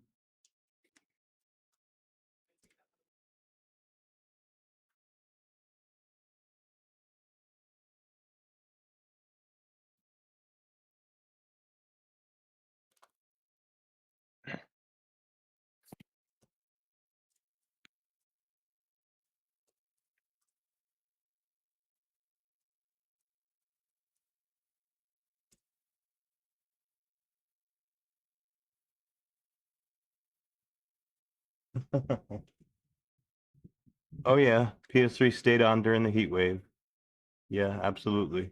Mine did as well. I didn't lose any power during the heat wave, and my PS3 is in the basement. So Yep. I originally had my PS3 in my bedroom, but it was like producing slightly way too much heat. Yeah, every couple of minutes the fan would kick up, but aside from that, no big deal. Hey, good news. It looks like we're gonna be able to boot into the new installation here, it looks like. It showed up on the Petit Boot menu this time. So that's progress.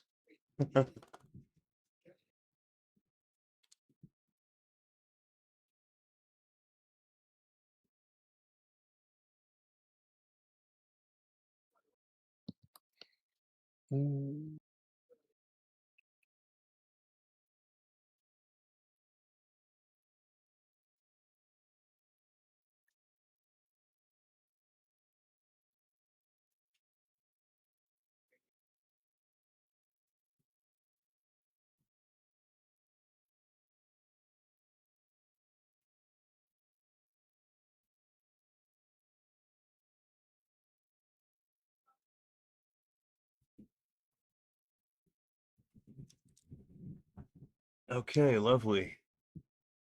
The new installation is now booted. Like I said, it's basically a vanilla Fedora 28, just with my own kernel and a few custom packages, but mostly it's Fedora 28. I want to use this as a testing platform for building my my Cell CPU toolchain and the libSPE2.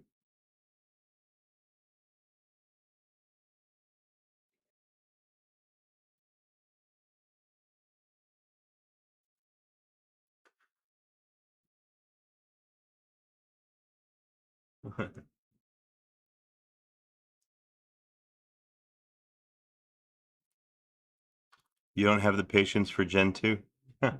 Yeah, Gen 2 does take some patience.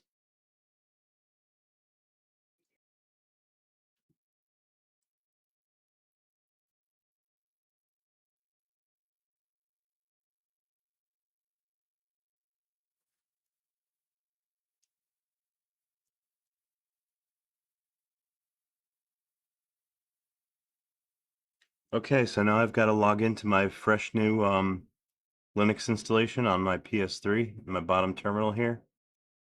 I got to log into it and start setting it up for building software.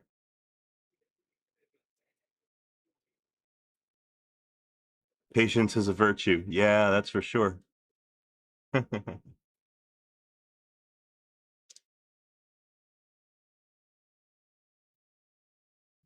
You know, patience is a virtue, but also Berlin is a capital.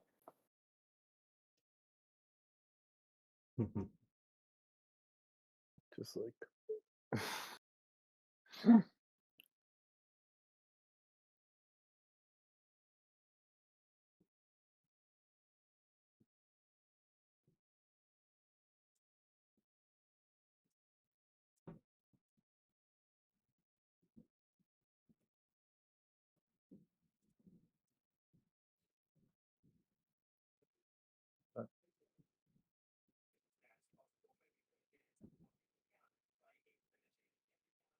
Connection refused. I am running my SSH server, aren't I? Shit, let me double check.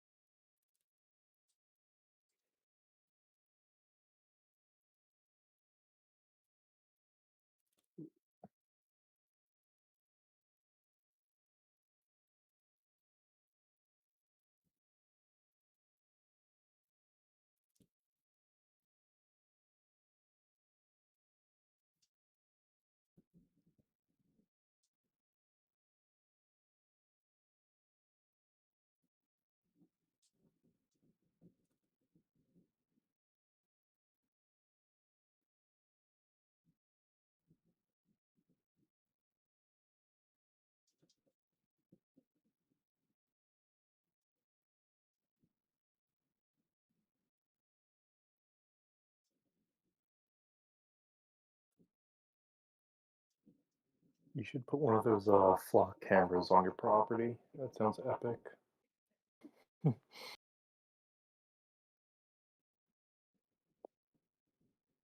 I have a Nest and I actually fucking hate it.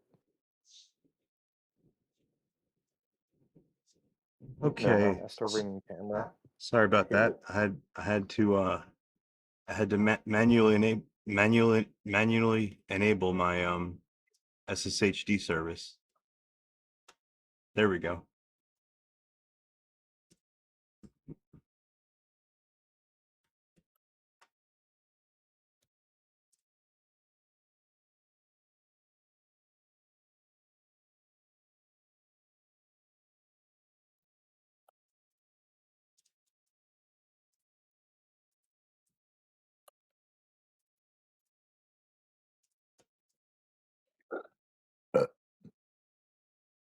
Hmm. Um,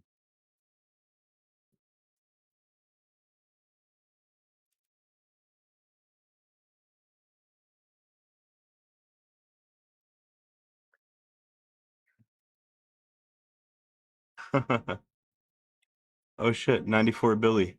Hey, how's it going? How have you been? Yeah, it's been a little while. Billy.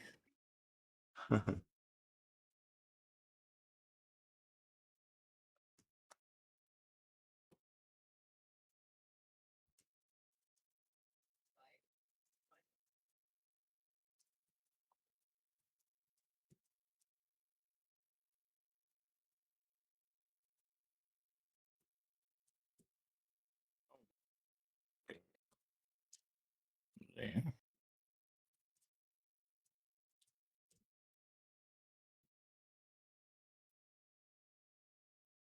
Hmm.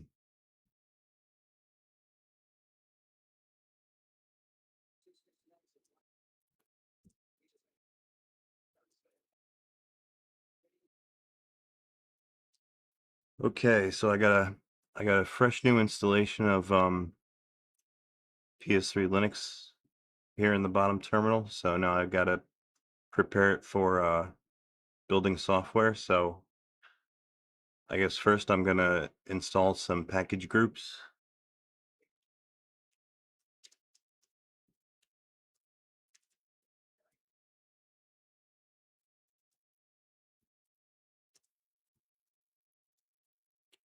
Let me build up my DNF cache first.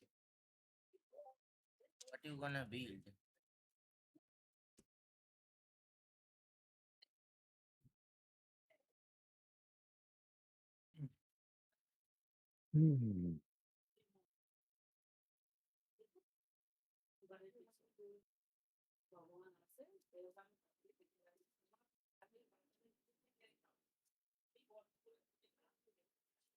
He's 99% potty trained. That's good.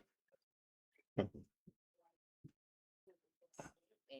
working to PlayStation 3 RSX driver to add a 3D acceleration under Linux?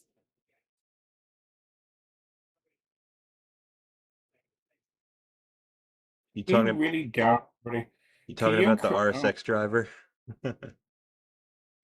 Yeah, I don't think Dave, that's can you increase your microphone volume because you're really low?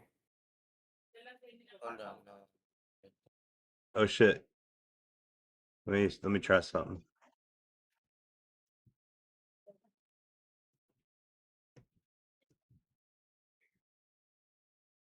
It's now good or what? You're a lot better now. Hold on, so I'm just saying that okay, anyone working on RSX driver to add a 3D acceleration under PlayStation 3 Linux? Oh, am I gonna incorporate the RSX driver? I don't think that RSX driver has had a whole lot of work done to it. The one that's on GitHub, that Rene Reba started working on, I don't think that's like a complete project. I think that has a lot of work left to do. Yeah.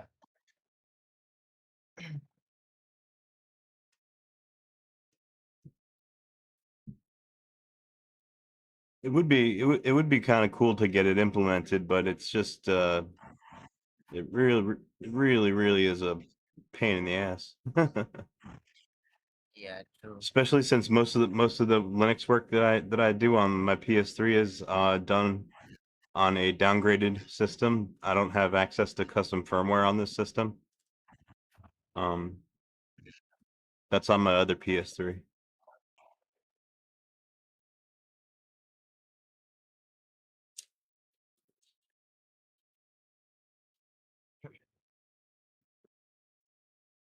I got two PlayStation 3, one for homebrew work, also Linux work, and one for only Linux.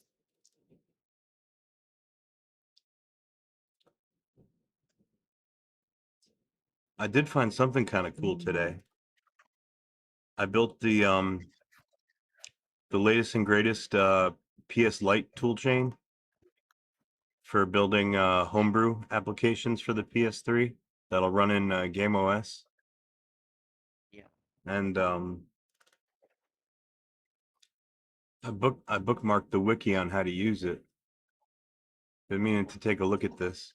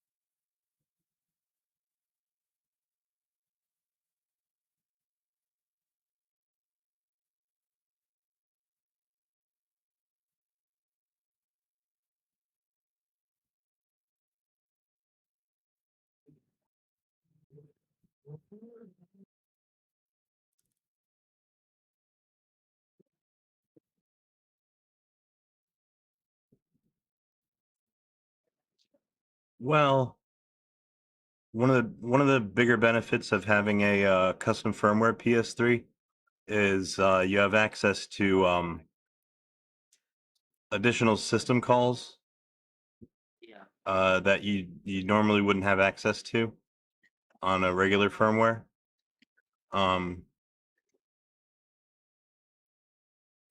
You know, and that's how you access the RSX and stuff like that.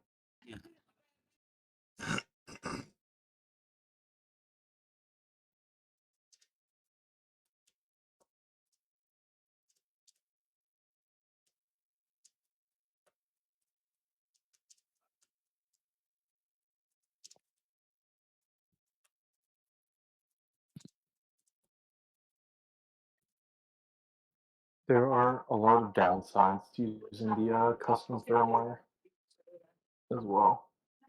For Linux.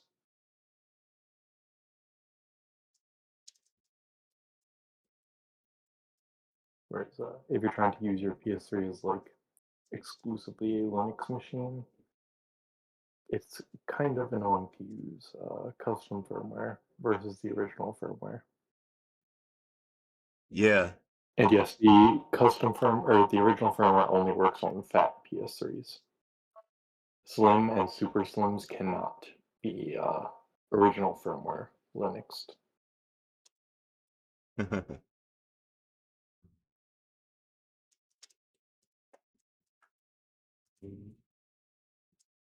What do I need? I need C development tools and libraries. I want RPM development tools.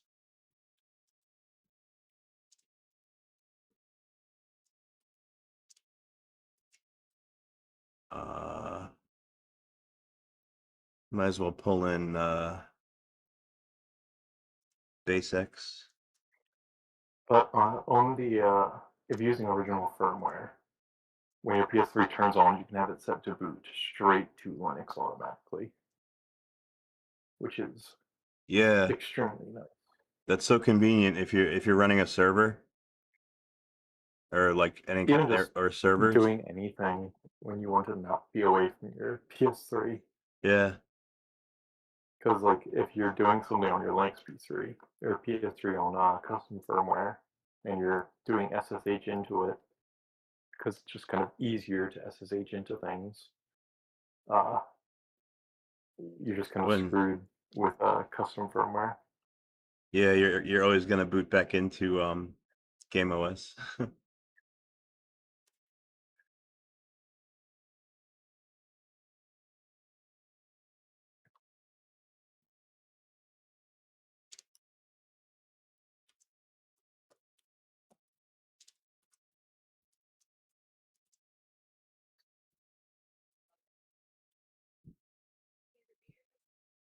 All right, let me pull in a couple of package groups because right now I'm running a super bare bones system.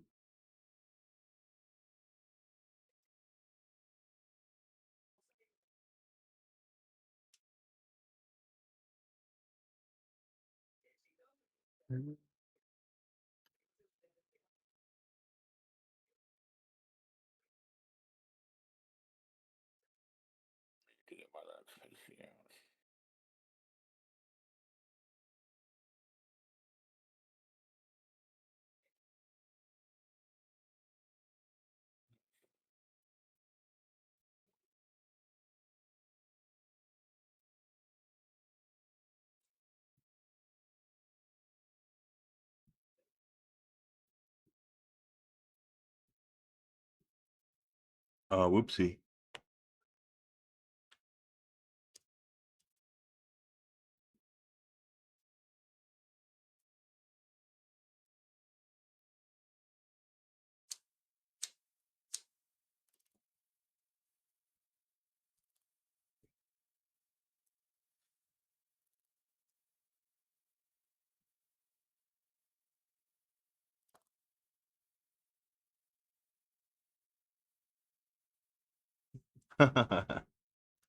Buy a PS3 to soft mod soon. Well, yeah, as long as he got the PKGI package installed and working, then you have access to all the PS3 games and the PS2 games, pretty much.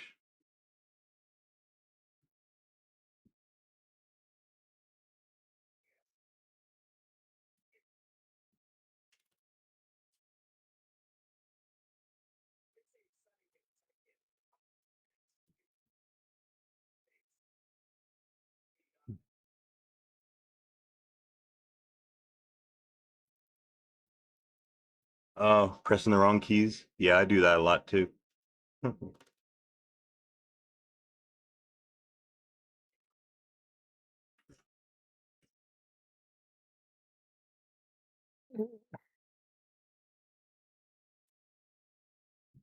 Our hackable PS3 is expensive? Not really. I think I picked up the one that I got from eBay, or not eBay. I got one from Amazon about 2 Christmases ago, and I think that one was only 150. And it's a fat PS3. That's the one that I put custom firmware on. You can also honestly just tell people that you're into the PS3 right now, and they'll probably tell you, "Oh, I have an old PS3 sitting around. Do you want it?" And they will give it to you. Yeah, there's that too. That's happened to me quite a few times. I know I have like two PS3s right now. Oh shit, nice. Yeah, if you've got an old one lying around, you can send it my way. My second PS3 doesn't work right now, and I would like to get it working. Have you been able to diagnose it? Have you been able to like dump the syscon codes? No. Last it would like turn on, like the light would go green, but then it would just sit there with no video output, no nothing.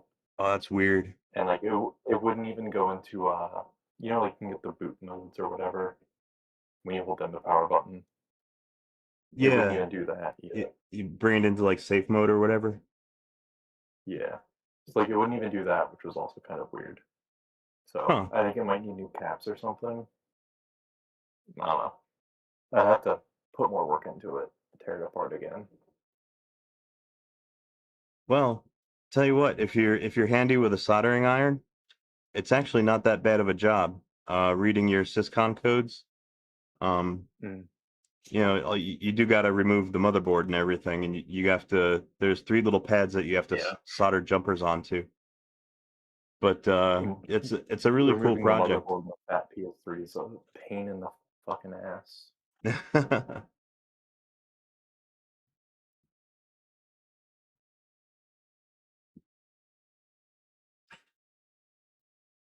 Because the one I have is I have 2 CE/CHL 01s, and they're the one where the heat sink is soldered or screwed to the underside of the board.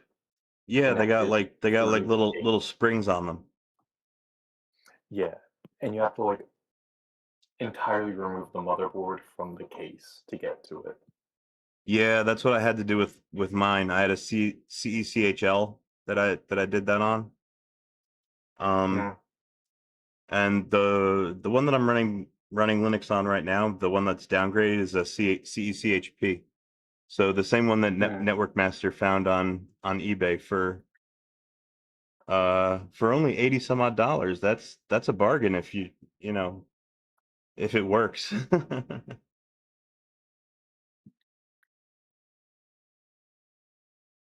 Eye protection's pretty decent on eBay. I've had very good luck with my my CECHP. That's my workhorse. That I never turn it off. Yeah, my CECHL I never turn off.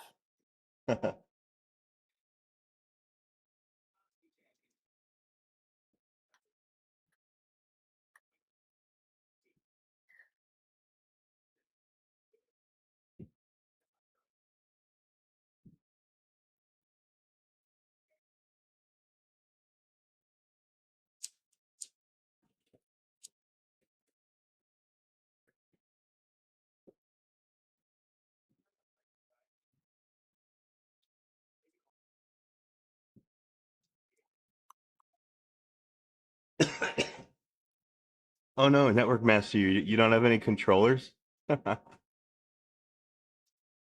Does any Bluetooth controller work, or do you need a 6-axis? I don't. Well, they do make aftermarket PS3 controllers. I do use those. Yeah, you don't have to have like an official Sony. You could use an aftermarket. Yeah, 8-bit do make great controllers. Yeah, they work. The DualShock 4 is great. I love the feel of a DualShock 4. DualShock 4. I've never owned one of those. It feels like it's made for like slightly larger hands. It looks like it's made for larger hands. The PS3 controller is actually kind of small.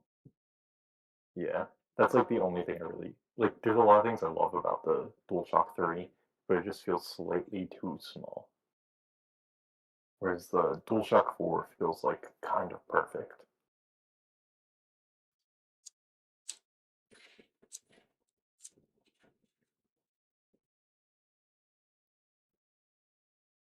I really hate trying to figure out SSL.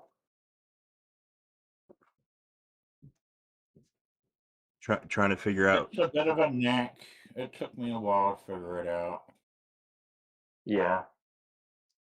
What and you mean, the like problem with it is how encryption works? you like figure it out. Yeah, how to get it set up for my server. Oh. Yeah. It takes a bit of time. And well, you, like, set it up on and a then you Fedora forget system, about there's it a forever. package that you download. I think it's mod SSL or something like that. There's a package that you install, and it's like a sub package of HTTPD. I'm using I have a script for getting the keys from Let's Encrypt and everything. But I'm just like trying to figure out how to get the keys and Nginx and also my website to all work together. Oh, you're And I using feel like Nginx. You know, I never used Nginx. Still Actually, trying to figure it out. maybe I did. I used the Hugo the Hugo like web static site generator, and I think that uses Nginx in the back end. So maybe I have used it. It's very lightweight. So No, I'm pretty sure Hugo uses a PHP server in the back end. Oh, they don't use Nginx? No.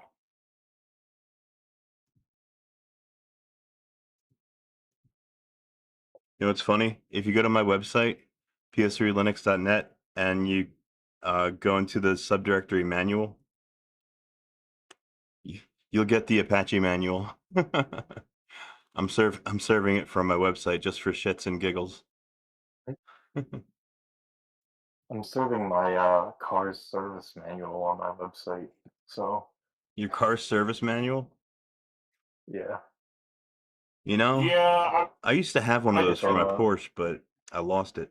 And it's on anorbi.com/ionic5 with a Q for Ionic. Oh, you got an Ionic?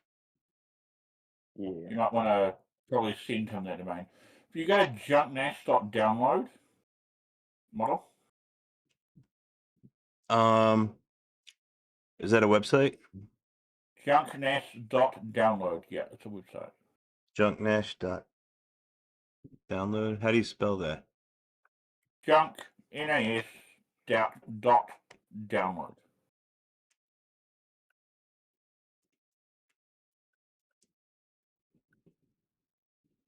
Junknash dot download.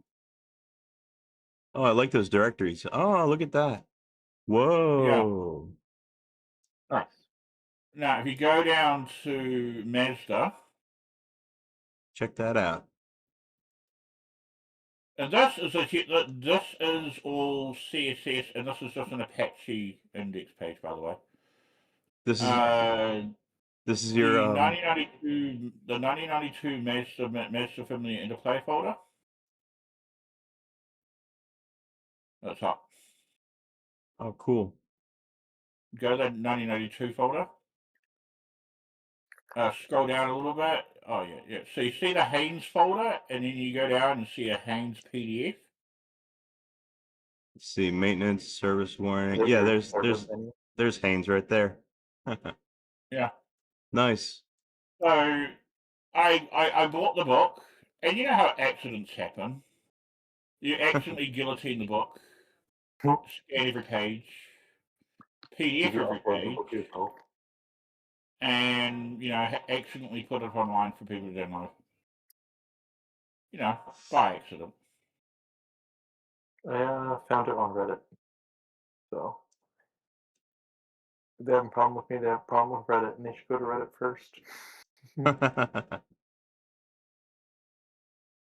Wow, cool. Yeah, I used to have one. I used to have there was like three big PDF files for the Porsche 944. It was the shop manual. It was a really, really, really good find that I found, but I lost it a while back. It's not in my archives anymore.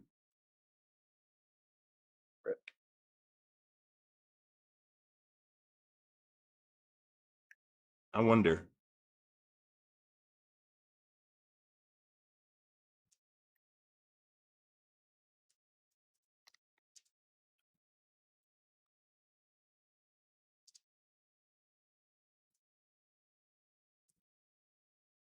Oh.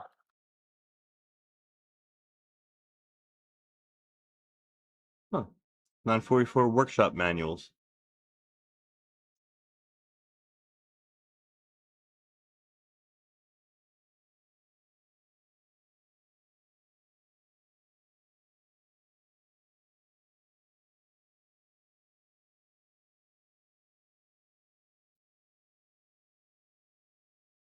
Yeah. Yeah, this would be me right here. Well, close enough.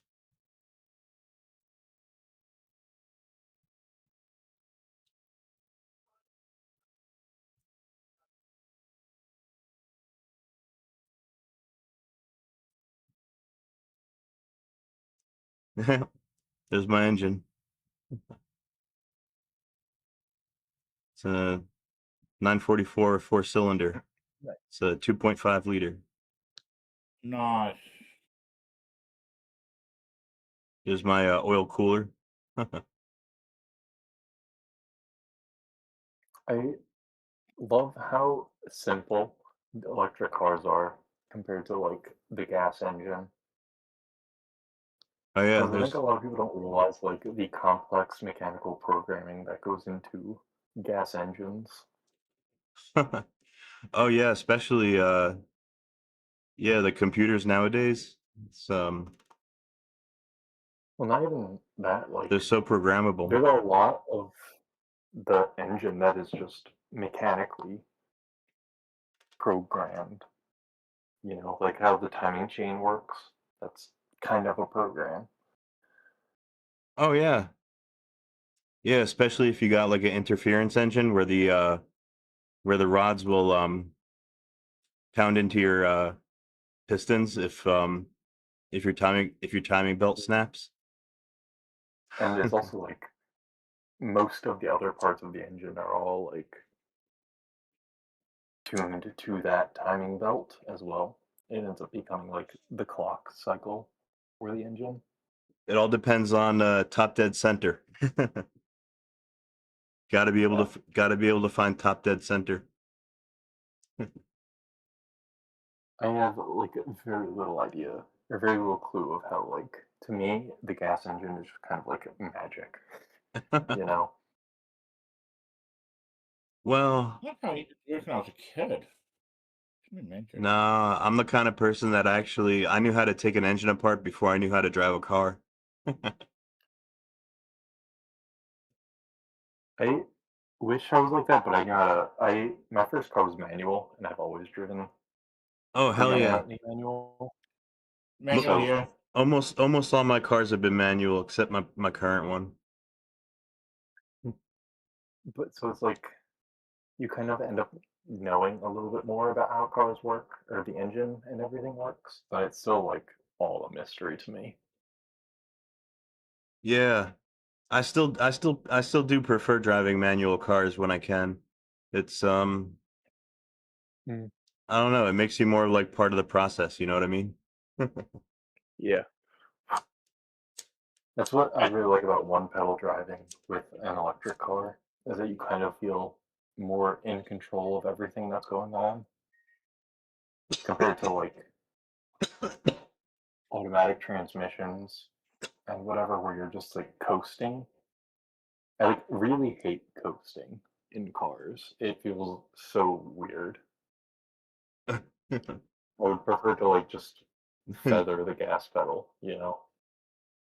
Network Master, your first car was a manual, but you didn't learn to drive it?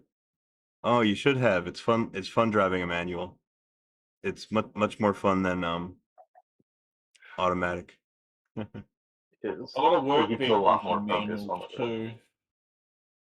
It makes you pay more attention too. Like it's like makes it like harder to like hold a phone. You know? Yeah, because you have to like, yeah. Hey, you can still get pulled over and fined even if you don't have another hand to hold the phone. Yeah, that's that true. is very true, Yeah. especially in America. You I get would pulled over, shot, and loved killed. to be her lawyer. I would have loved to be her lawyer. That would have been an easy win. No, no, you'll be surprised. Well, I got thrown out of court. And She ended up at work. She ended up in court, and the judge was like, "Get the fuck thrown out." I don't think it got thrown out though, did it? I Basically, know yeah. that could get viral, but I He don't know he if it. charged her for holding a mobile phone in her other hand, but she didn't have another hand. She's only got Yeah, one hand. yeah. I And mean, even that though she doesn't. showed him that she didn't have another hand to hold a mobile phone with, he still The gave her thing the is, ticket, in our so she courts, the petitioned in cop court. has Yeah. a lot more say than. So like he can get away with it in court still. It's like I don't know if it actually got thrown out though. Oh If yeah. it did that, Always show up to court. but like It always pays to show up. evidence does not mean anything against police in America. Well, they do have like kind of like the entire system on their side. Yeah, like the worst that will happen is taxpayers have to pay for the person's legal fees. Charge is dismissed. It was dismissed. Yeah, it was dismissed. Nice. That's good. Yeah. Could have been pretty obvious. Like she got a ticket for holding her phone in her other hand. Yeah, What other hand? and I mean the fact they went to court is insane itself. The balls on that cop though. Yeah. I mean, Literally not any other cop surprising. would have been like, "Oh, my mistake. Carry on." No, not in America. Yeah, no. New Zealand, that would have been like, Yeah. "Oh, don't worry about it. My mistake. I don't know what I was thinking." Yeah, like a fucking British cop would have been like, "Oi, soy, mate." Okay. I'm Kiwi. I know. I'm talking about the British bobbies Alright. compared to the Zealand cops. The infamous remote affairs. The Aussie cops would just find a local Aboriginal and bash their head in just for fun. Oh my god. So, Far off. yeah.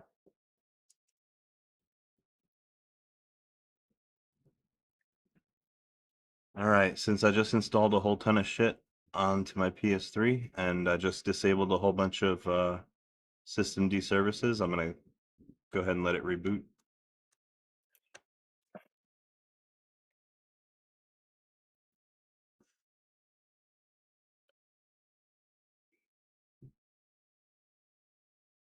the? Okay, so this, that's where's the? There was one time I got pulled over for speeding, and I gave the person my license, and I asked if I was so and so's son, my father, and I was like, yeah, and they're like, okay, have a nice day. So yeah, cops. Well, you're probably white, right?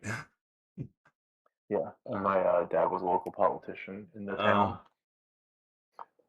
So the cop ended up just like talking to my dad, and then my dad ended up coming and talking to me, which I didn't have like anything else on my license at the time. I'm assuming that's why that happened, but still, like, that's insane.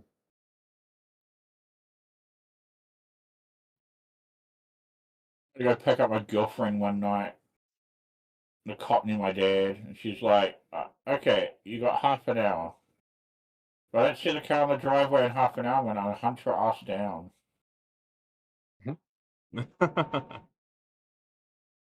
My ex had mental health issues, so. Classic.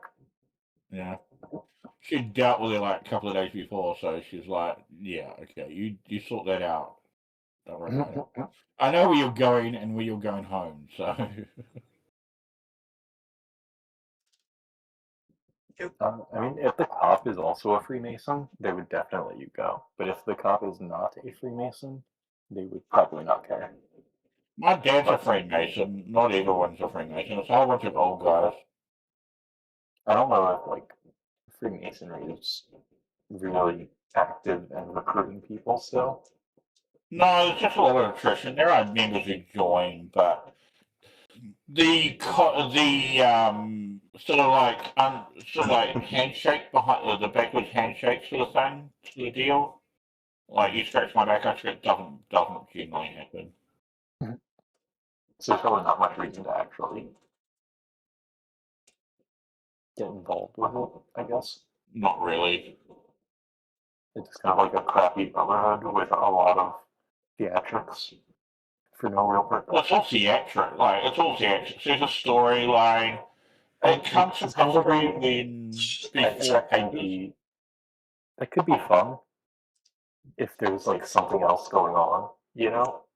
Yeah, like the whole everything you hear about online, like all the Freemasons and this is like, nah, they're not behind everything. It's just it's just fucking paranoia to wazoo. And brotherhoods exist, and like fraternities exist, and the idea that there was a fraternity at some point that was fairly dominant in political culture, sure, but I doubt it's continued to be the same fraternity over history. Yeah.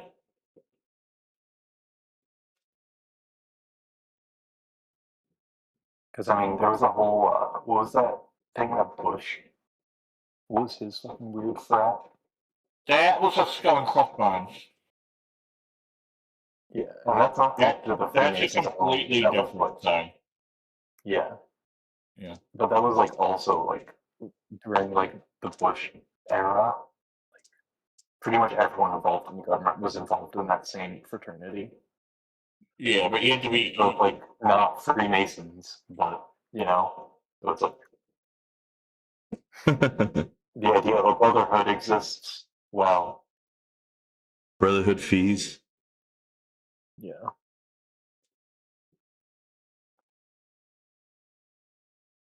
Well, the Masons are a thing, but I don't think they're like a thing like they used to be. Definitely not. Like they're just like a group of like business people that like hire each other's kids. But we also definitely switched over whose business people's kids are getting hired at some point in like the 80s, you know? Yeah, Like, yeah. It's all about the nepotism these days. It's whole different families. Yeah, but you have to think back like to what it was back in the 80s. Like yeah. Communities are smaller. the next door neighbour was a mechanic. The guy across the road was mechanic, was also a mechanic. The guy across the guy 3 doors down was a car salesman. Nah.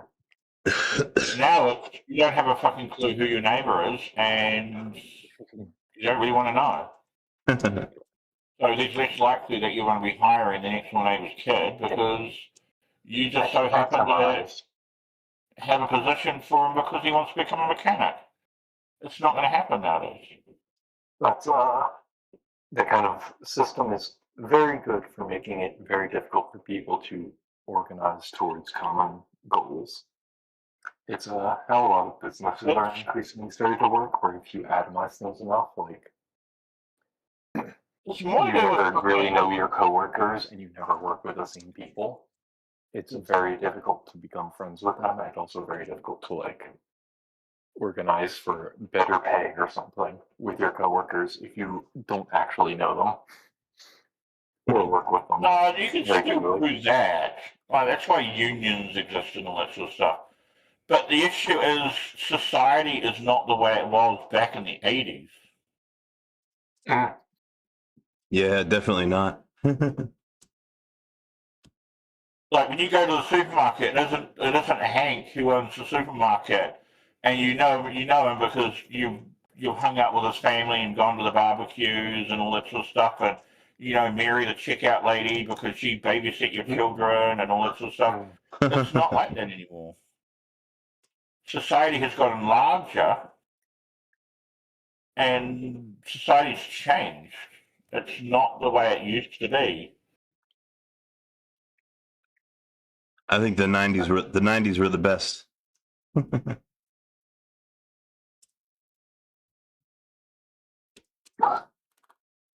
VM stat interval is 120. Okay, very good.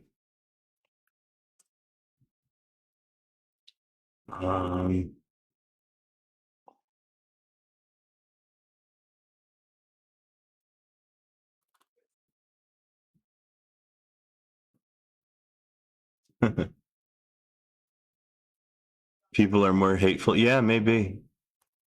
Let me see. Most of my configuration tasks that I require on a brand new system are pretty much already taken care of on this installation. So I'm just really just adding a few little tweaks of my own.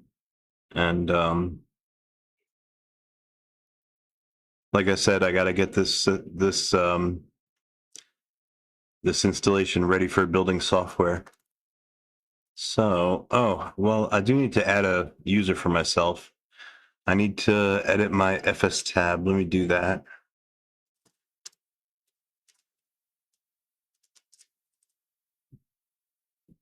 Should actually. All right. Alice. Give.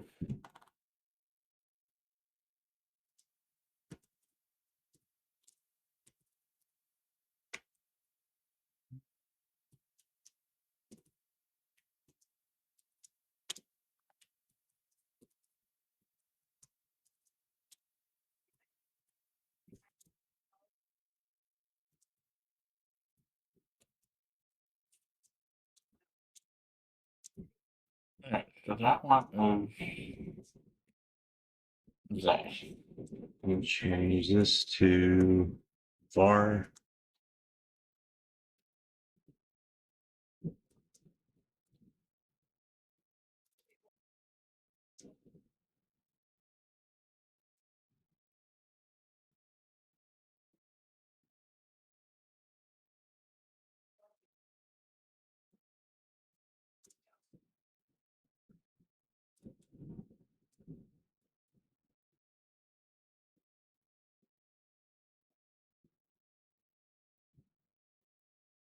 Let me see.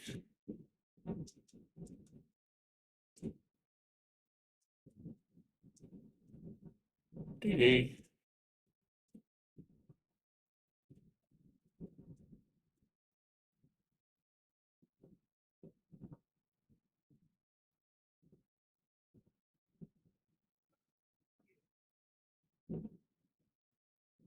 Par- Paranoid and obsessive. Yeah. Yeah, there's plenty of that going around. Yeah, and it just kind of makes it like.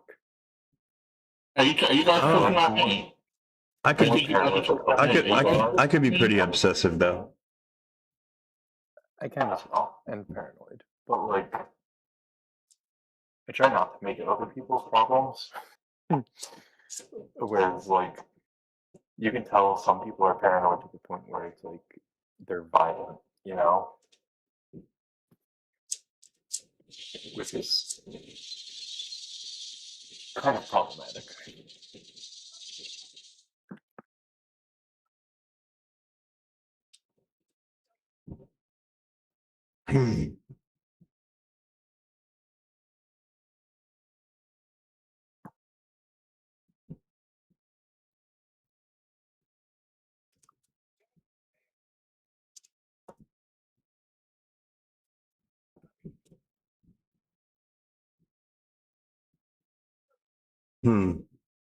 You guys aren't talking about me.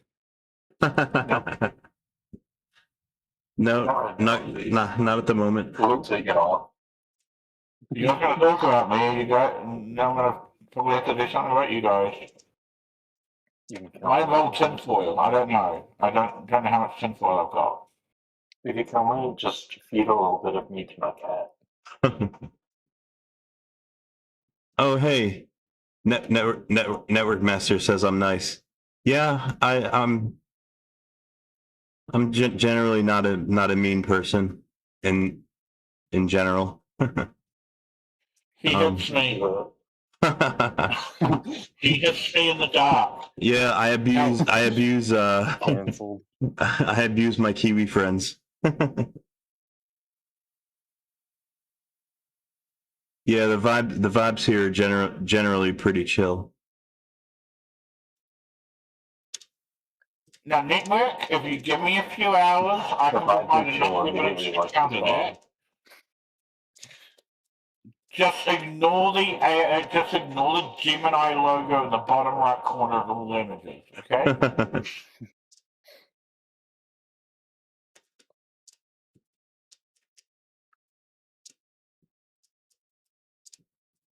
Miles Wilson being like the vibes are chill and then lighting his bong. Iconic.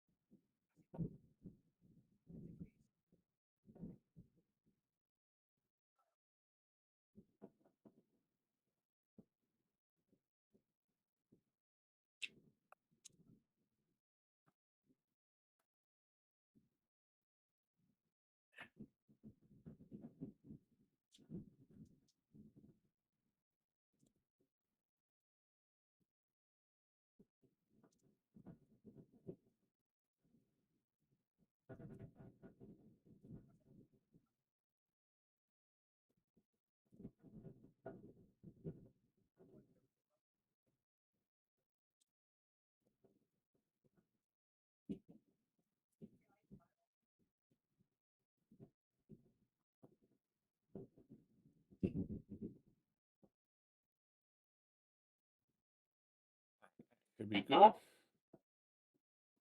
No. What? I'm backing up the 64 gig micro SD from my R36s. So if I suck it up, I can DD it back to what it was when I got it.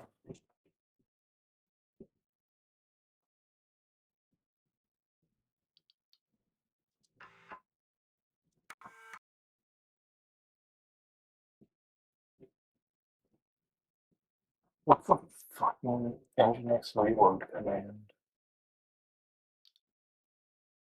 God dang it.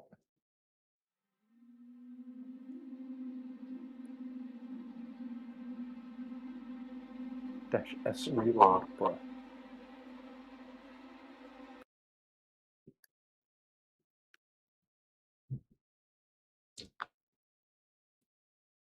I'm 64. Oh, yeah, that makes sense.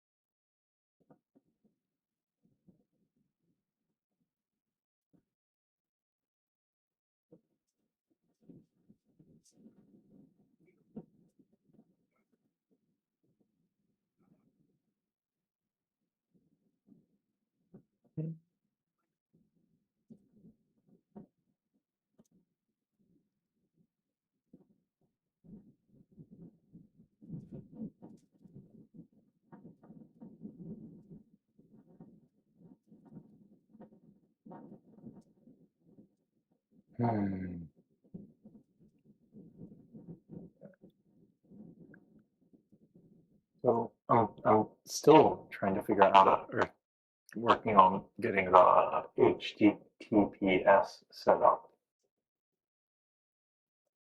And oh god, I think I have to fucking. There's a default configuration for TLS enabled servers in the Nginx config file, but I'm gonna have to redo the whole thing. So who cares? Nginx gives me a fucking headache. That's all I know. I want to learn it. I need to learn it. It's just a fucking headache. Yeah. And it's like I started a little bit with Nginx, And then I tried to do some Apache, and it was just like even more obscure to me. So I feel like I'm kind of sucked into Nginx. Apache 2 at this is point. way simpler, but it has a lot of headache. It uses a lot of memory. Yeah, and I Nginx is feel a like it's lot also more just lightweight, a lot more modular. But when I mean modular, everything is a fucking module. It is a Mm. nightmare. and I just I feel like it's a lot of trade-offs with the two. Yeah, And there is. there's probably not much benefit to either. And it's a lot Well, of if you want things when you to run, if you want to run your PS3 as a server, Nginx is the best way to do it. It's just the downside of learning Nginx. Yeah, the downside is you're using fucking Nginx. Yeah.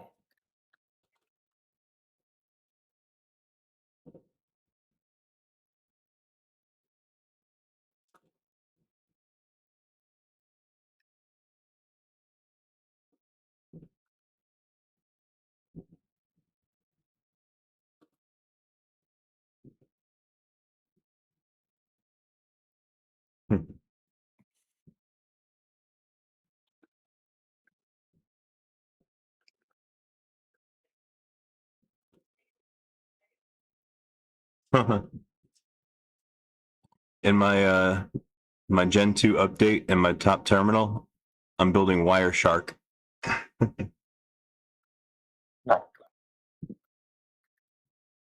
No. Are you planning to use it for something or? No, it's just something I like to play with. It's another one of my toys. Bring a battery, buy yourself a battery, put it in the car, take your PS3, take a monitor, do some wardrobe PS3 when you're out in your car.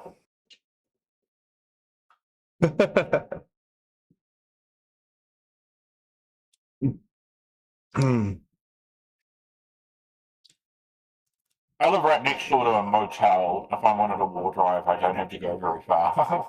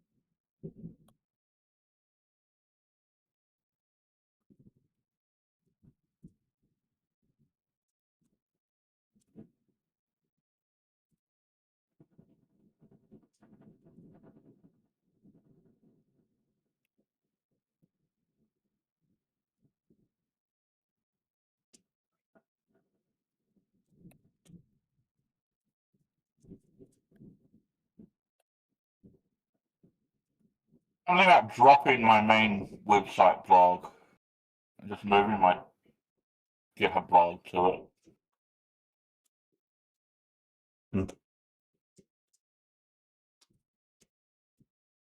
Yeah.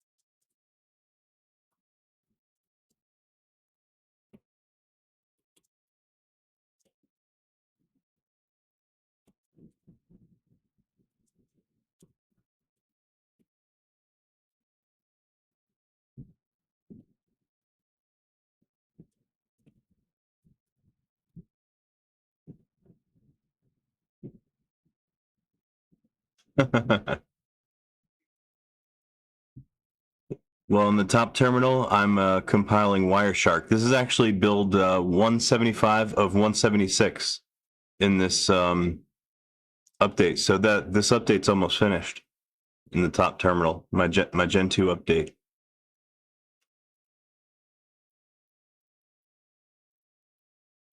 Let's have a look at mine.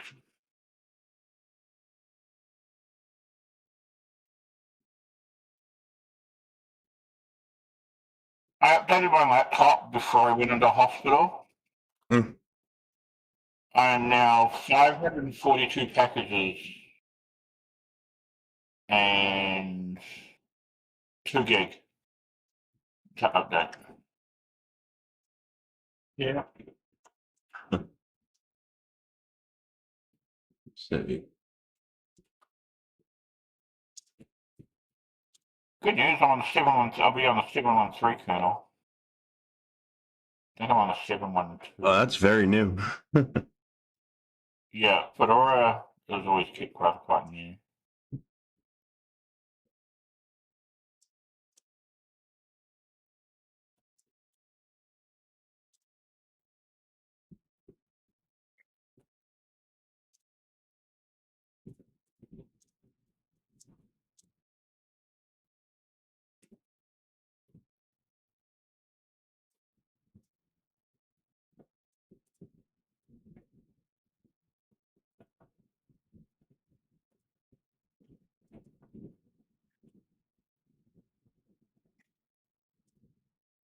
I have 28 gig lying around my room somewhere. I need to find it.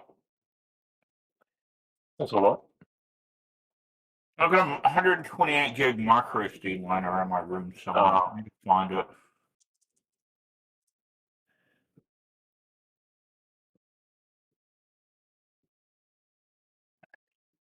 I cheaped out and only got the 64 gig one, knowing that I had this 64 gig, this 128 gig module lying around.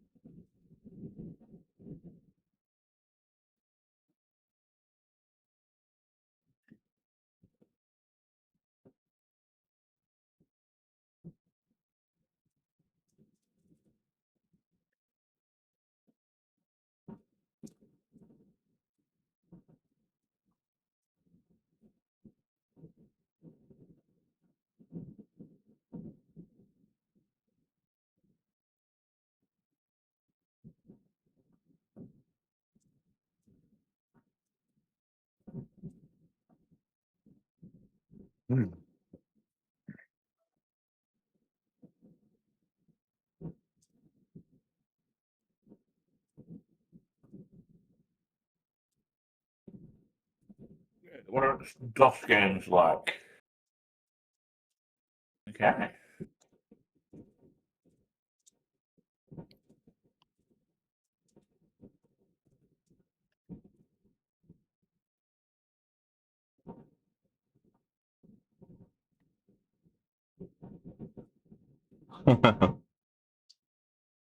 Oh, hey, what's up, Burb? What am I doing? Well, in the top terminal, I'm executing a system upgrade on my Gen 2 system, so that's what that's been doing. But in the bottom terminal, I'm logged into my Linux PS3, on which I'm running a custom, kind of like a custom-made distribution, and I'm configuring it for my use.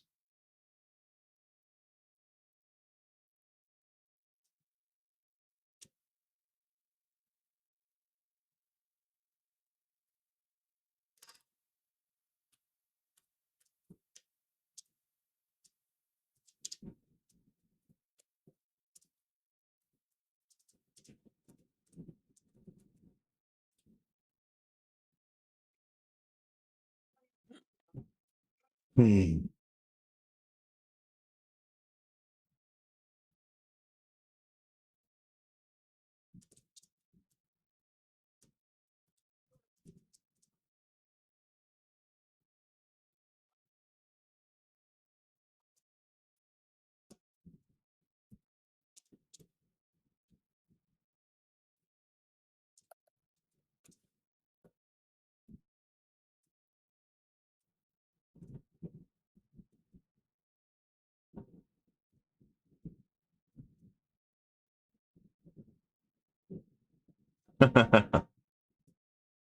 glad I returned. Yeah, I'm.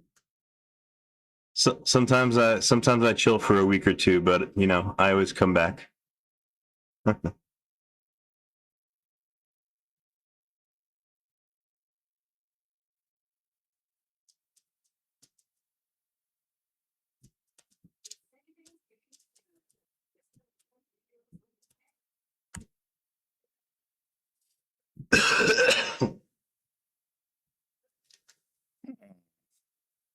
Oh, oh, the feeling is mutual.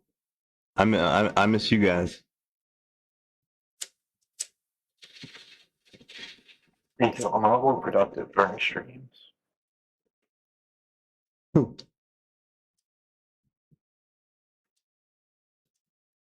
me see. Okay, so I did my Bash profile.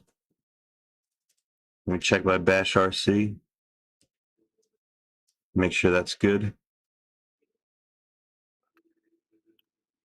Okay, looks good. Now I got to do the same thing for my my local account.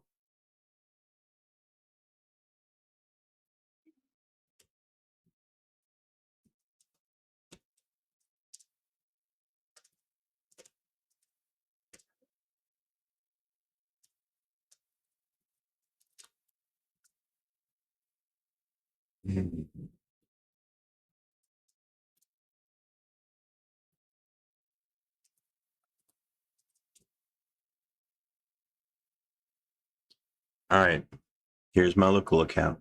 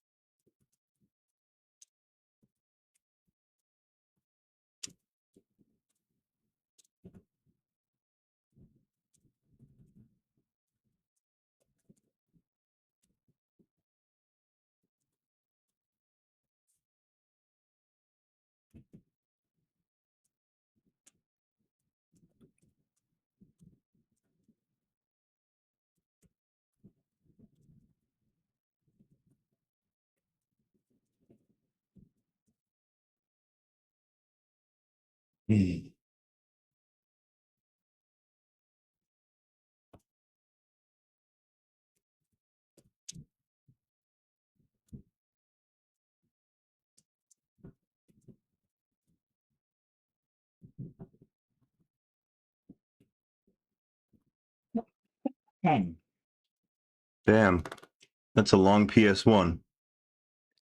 Let me see if there's a better one up here. Oh shit, my update is done on my Gen 2. Hooray. Yay!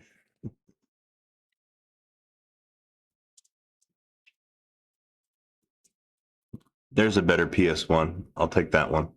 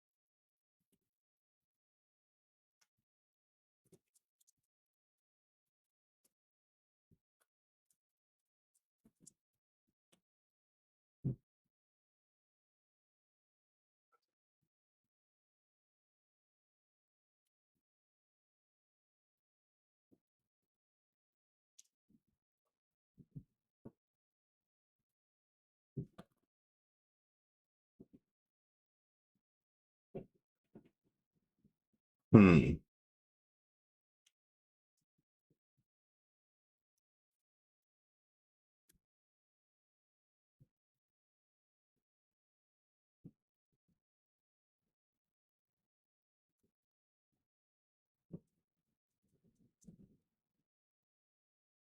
Okay.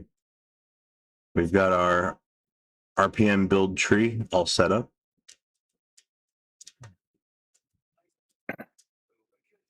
There it is. I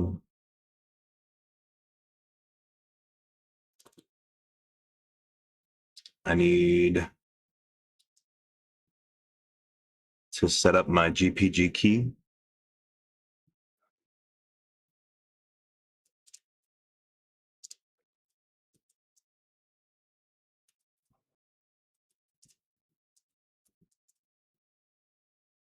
I just copied SSH folder from my server to my laptop and never install.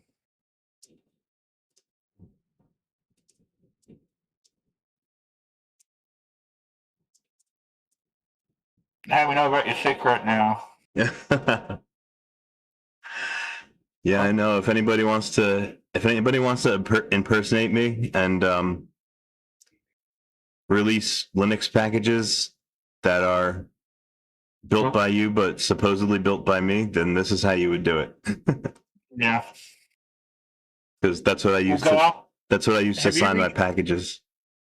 Have you recompiled zlib? Zlib? Yeah, I got all kinds of zlibs. I got zlib static, zlib devel. I got all my all my zlibs are installed. Right, because that's where I'll go. I'll put a payload inside your zlib.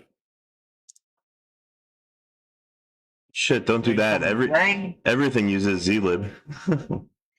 Did you watch the documentary about that they posted up on YouTube? No, but I heard that XZ got exploited a little while back. Yeah. Just the guy managed to figure out it was like a 20 millisecond delay on his login. Yeah, he was a Windows guy, right? Yeah, it's just some rando developer guy. Yeah. Middle of nowhere, nothing, not connected to anyone in any sort of way. And within a day, he was in Red Hat security meetings. Holy shit. Yeah.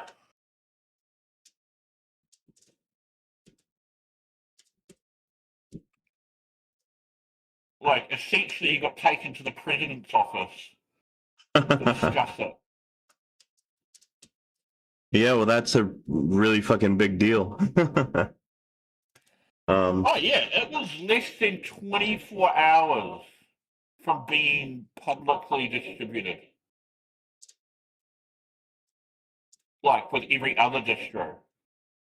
And that was like a serious like exploit too. That would like open up your machine, like totally. The guy would have been, whoever compromised it would have had access to literally. He would have been root on any machine that he wanted, pretty much. Yeah. That's a.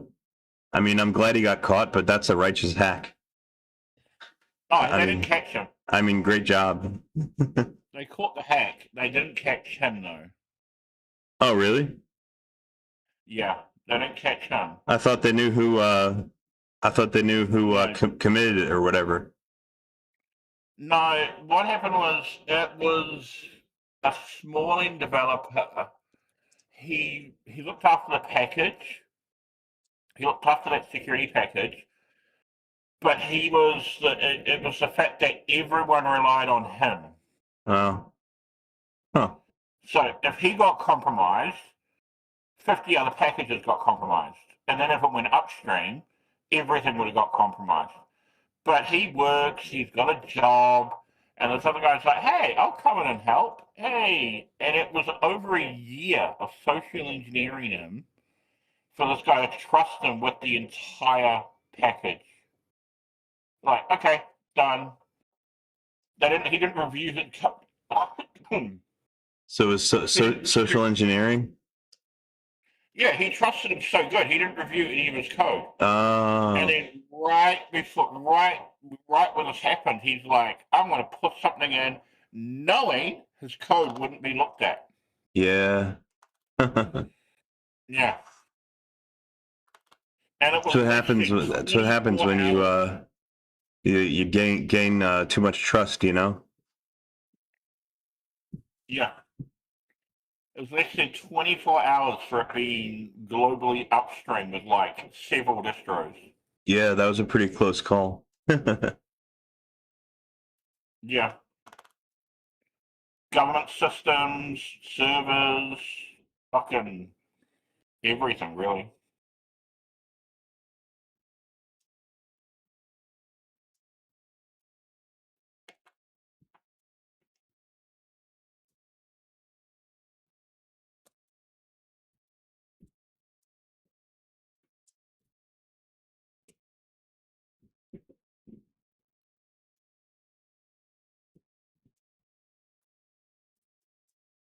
Oh, I have to import my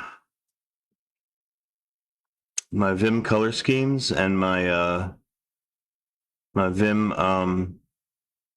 RC. I almost forgot.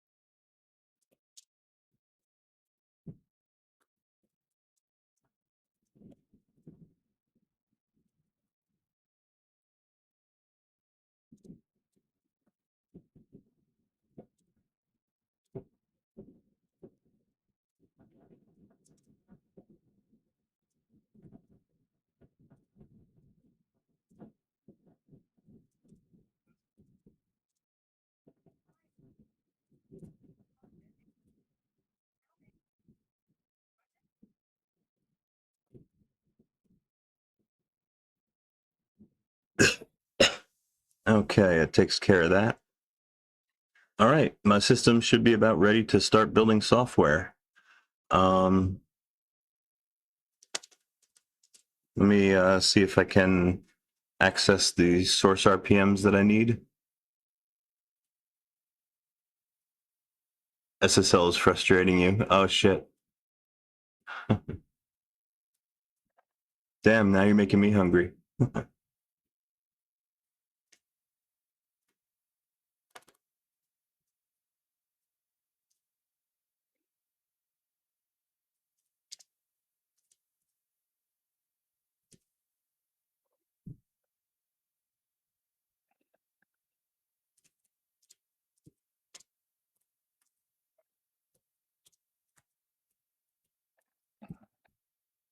Alright, got my power. I need to buy another bloody 130 watt power adapter. It's so fucking expensive though. There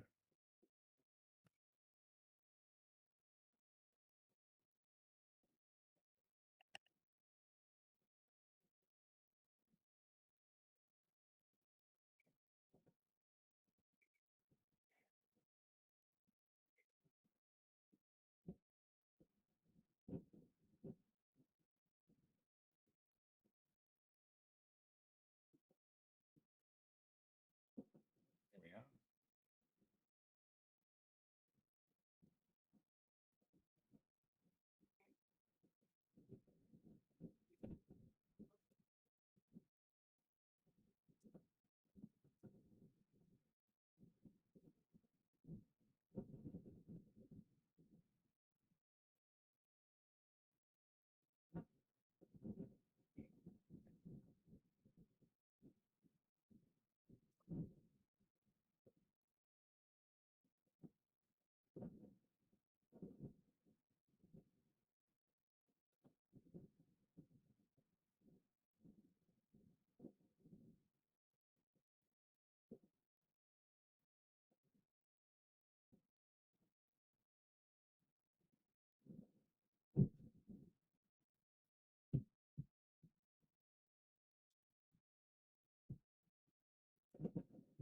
switched over to your phone. I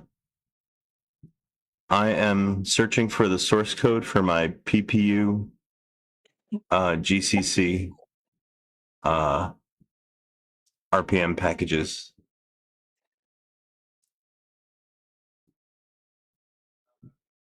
You got all that stuff backed up, right? What's that? You got all that stuff backed up? Like, you...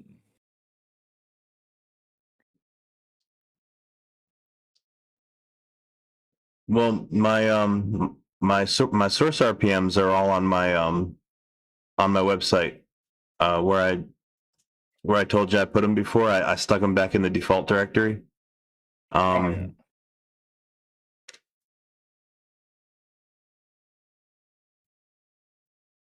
Because I built a whole bunch of packages for this distro, but until I get the cell toolchain working with libspe2, I'm not going to build any of those packages. I'm just going to concentrate on getting the cell toolchain up and running. Oh, yeah. Good.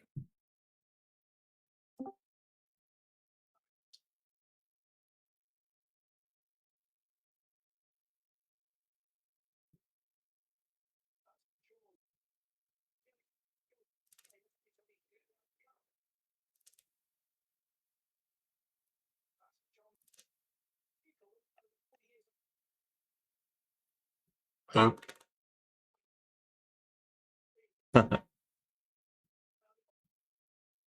Does yes,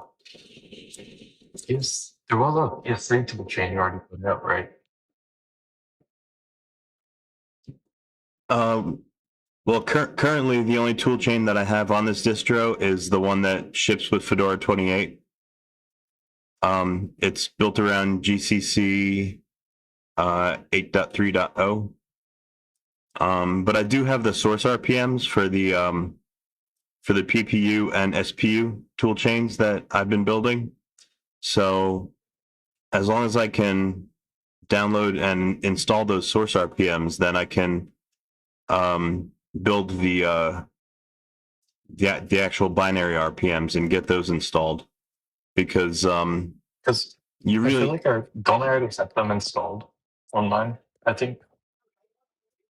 Did you already put out a previous version of them? Yeah, well, I've built them before, and I had them in my repos, but unfortunately, I deleted the builds, so I got to start. Oh. I got to start back from the source RPMs. It's okay though. I have those packages on my PS3 still. Well, the GCC build actually doesn't take that long, especially if you're not building like the extra compilers. Like if you only build C and C++, it goes pretty fast. Okay. That's good.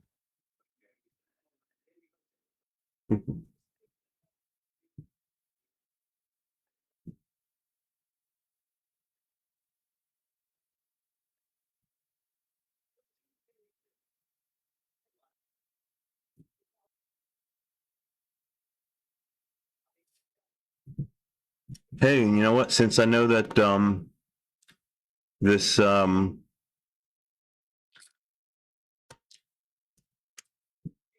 these build scripts for my live ISO, since I know that these are in a working state, I'm actually going to go ahead and push these to GitHub and save them the way that they are.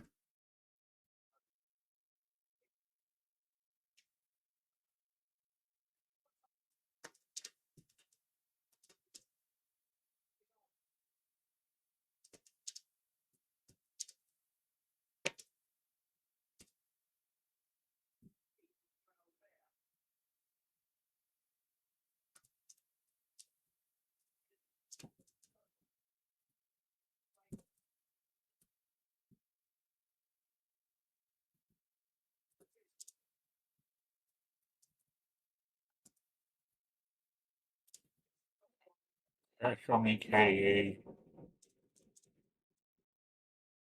EDE, nearly. I don't know.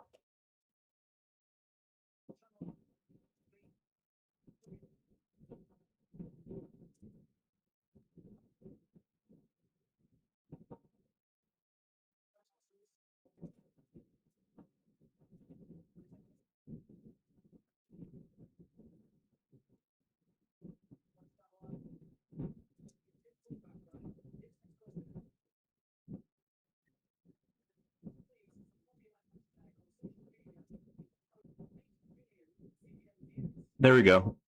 I pushed it.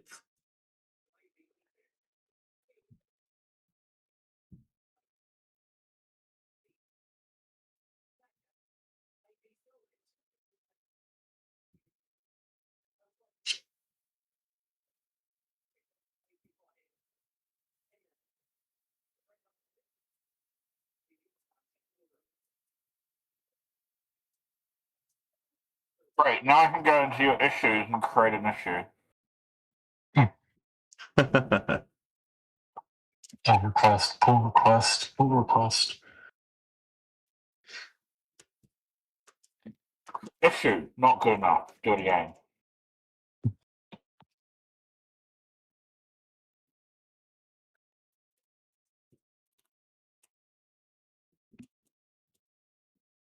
GitHub, I think, is one of the worst fucking things about like programming nowadays.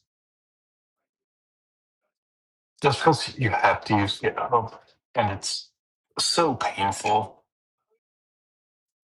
Yeah. Well, I mean, GitLab. Yeah, there's GitLab, but I mean, how many people actually use GitLab? Yeah. Oh, hey, what's up, Synchronous? Yes, actually, everything that you see in the terminal right now is on my PlayStation 3. My PS3's host name is the Gibson, so anytime you see I'm working on the Gibson, that's my PS3. I'm working over SSH at the moment. Anytime you see the Gibson on screen, I'm trying to hack the Gibson. It's real. And yes, his password is God.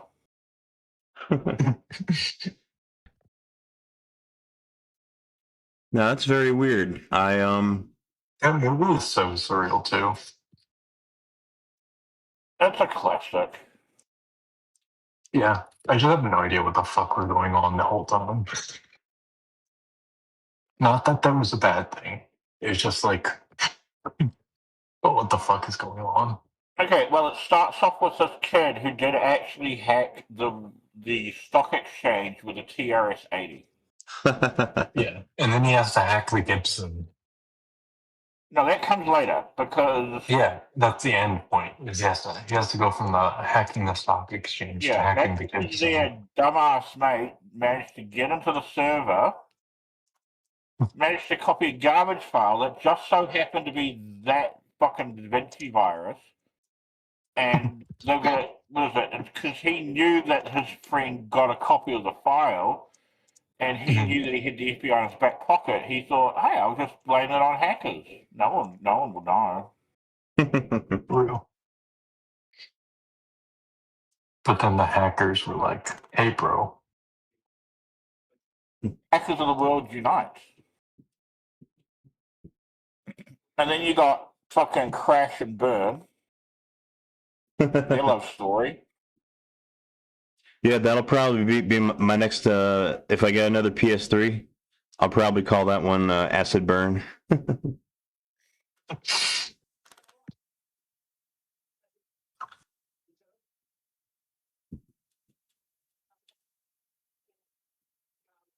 you guys I think Hackers 2? Hackers was way better than SLP Punks, though.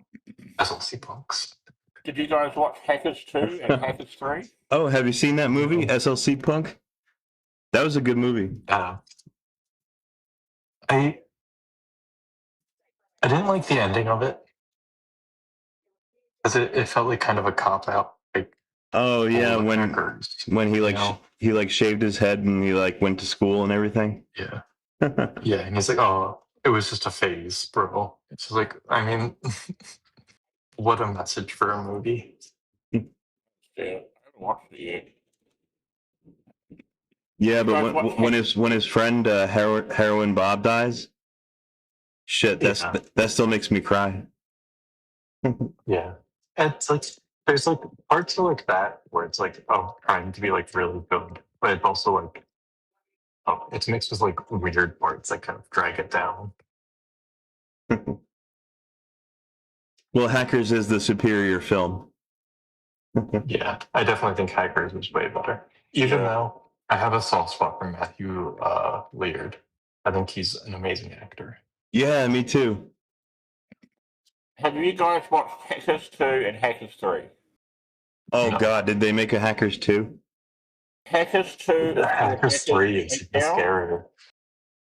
Hackers 2. So, do you know the term code belongs human knowledge belongs to the world? Mm.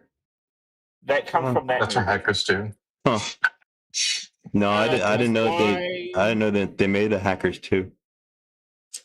Yeah, Or it's 3. very Linuxy, Unixy.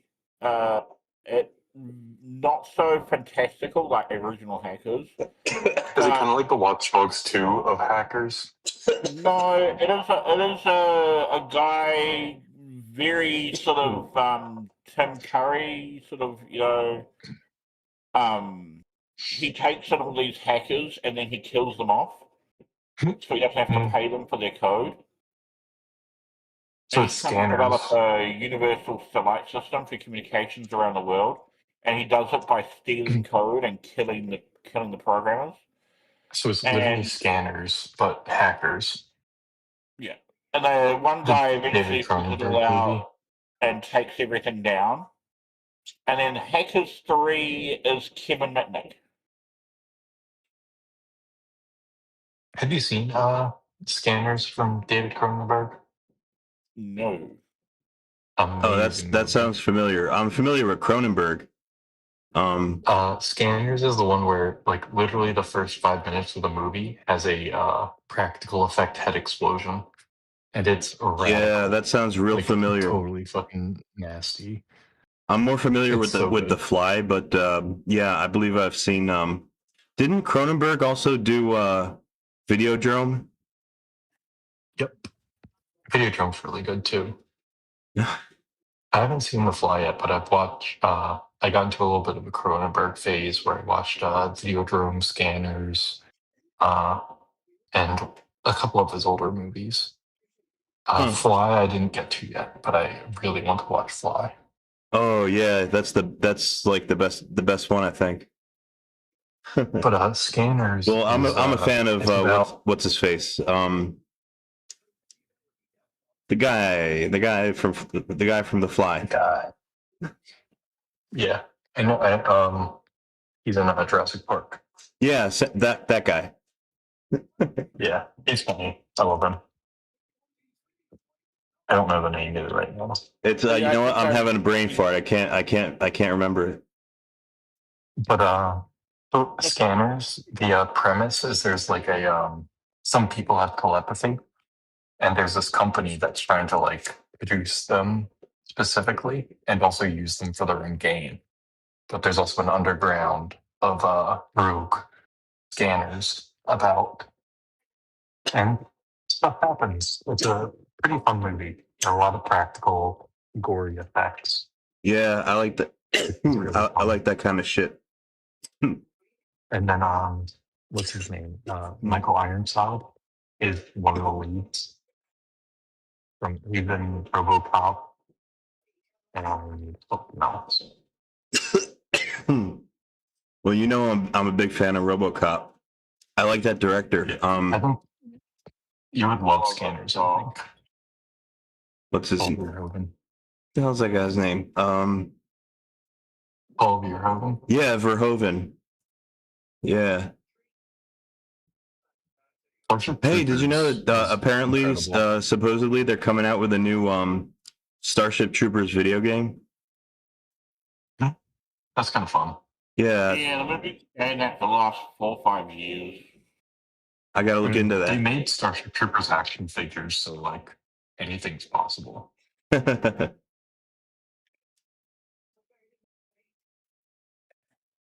Citizenship.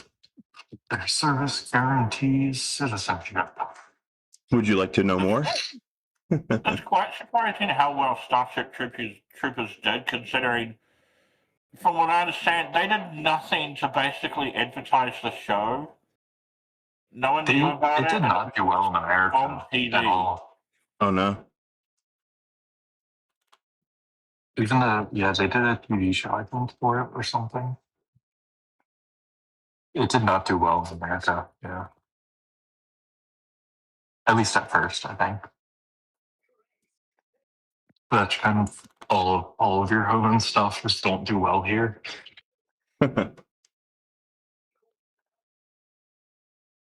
He is kind of his work is very kind of like very much critical of the American lifestyle.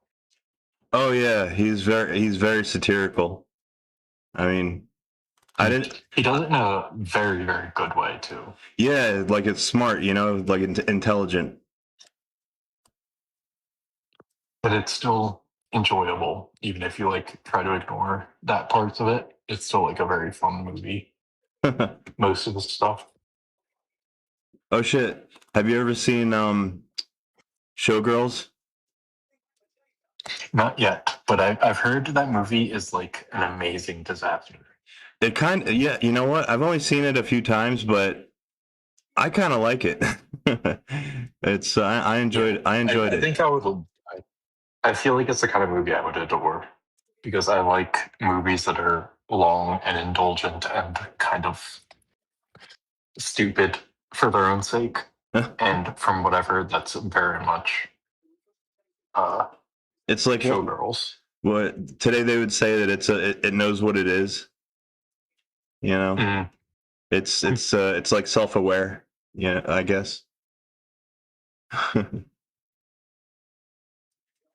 All right, I'm only gonna enable languages C and C++ on this build. Let's see what happens. I'm gonna try and build this PPU GCC. And we need Rust. No, no Rust. Keep Rust far away from here. Did you hear about Ubuntu going core util Rust? Yeah, I don't like it. Yeah. It failed to build, so they had to revert back to the C++ version. Did they really? Yeah, I'm not really a fan. I think it's stuff that works already. You know, leave it alone. I don't get like rewriting your whole fucking thing. Like for what? Well, supposedly, you know, safety. You know, memory safety, I guess. Yeah. But... Yeah. Rust only has a benefit if you have like incompetent programmers, you know? Like when you have C and like 1,000 people looking over your code for memory safety issues, there's literally no reason to use Rust.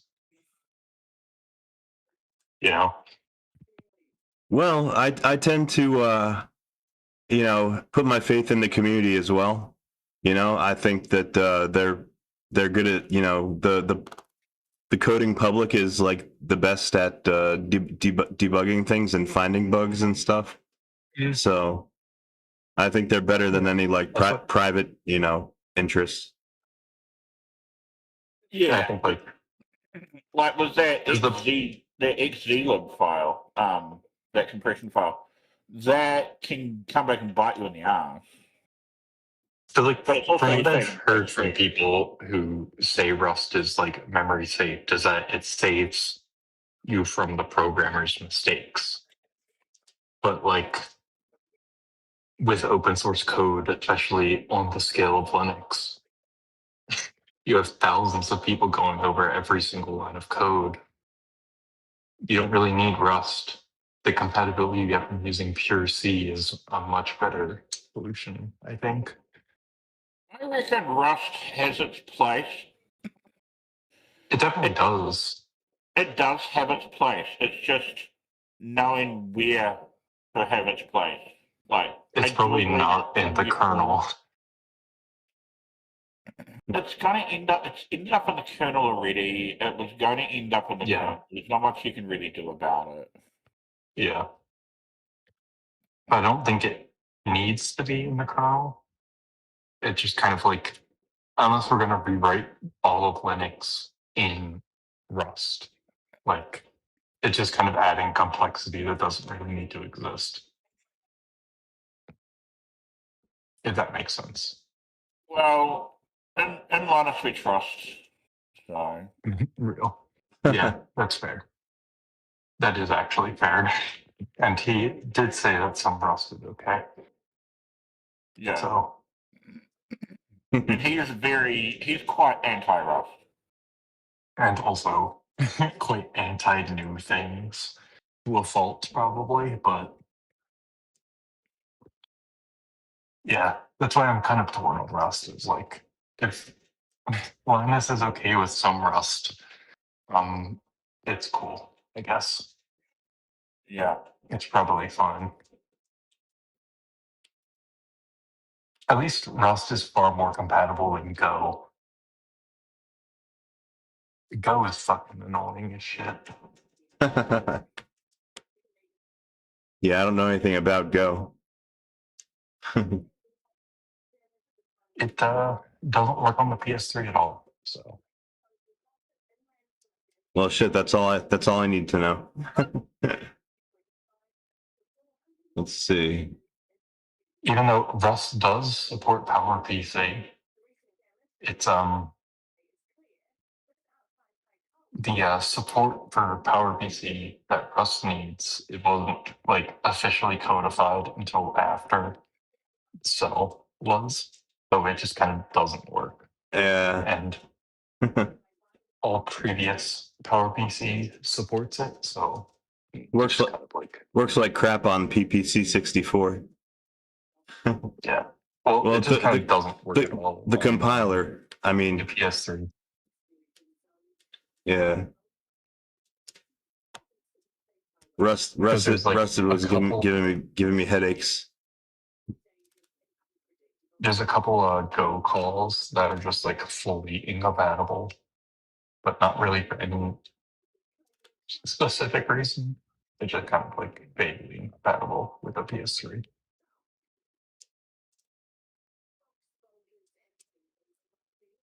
Rust, I don't know too much about.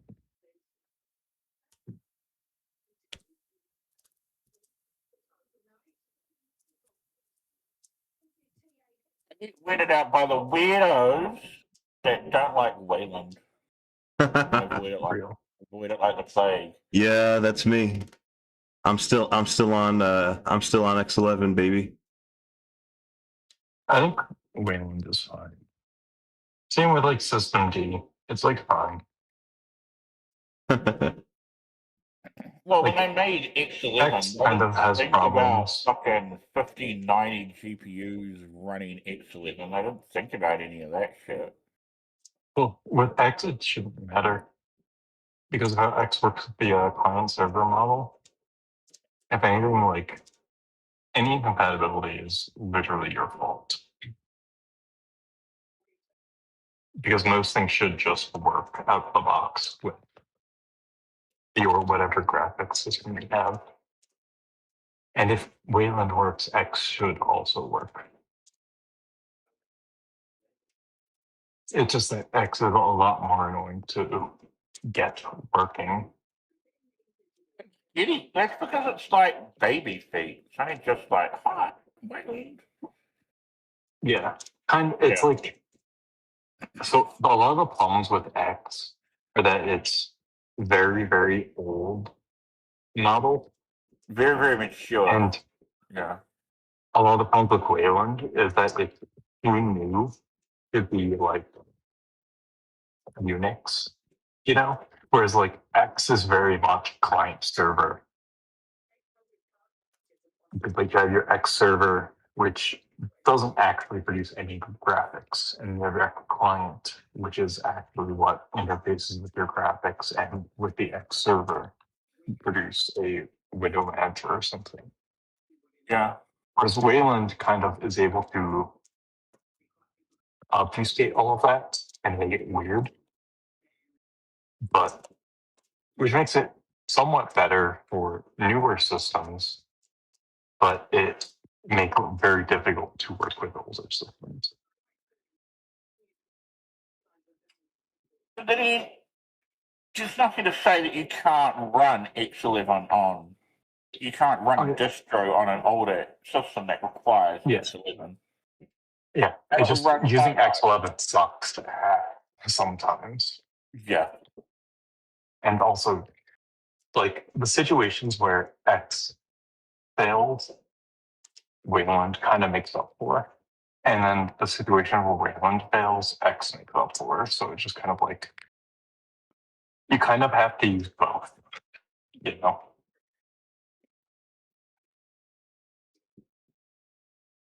Because, like, if you want to do any kind of, like, remote desktoping, you will probably have to use the Wayland X interface. And then you're serving the desktop over X via Wayland. Yeah, I just can't wait till much Shewers. Like, give it a few. I don't know if it will mature much. I think it's kind of too, but I don't know. It feels like two very different, like, systems that are fighting each other at the same time, you know? And then everyone's like, oh, we gotta be X, or do we have to use Wayland? It's not instead so of much like it's not like it's the changeover from IPv4 to IPvision 4 to IPvision 6. Like, in comparison, it is a lot easier to transition over from X11 to Wayland. It just takes time. There is no way on this God's green earth I'm ever going to be seeing IPvision 6 as the standard IP. I'm not going to be going online and thinking, oh, I'll just type in the IP address and it's a hex thing. No. No matter how I'm going to be thinking that. And not definitely. I think X has advantages on old systems, just inherently. Like, yeah, obviously. But it also has an advantage on systems that are just kind of like vaguely incompatible with each other too. Like, you can pass X pretty much anything. Whereas like Wayland is a little bit more specific unless you also send it through X.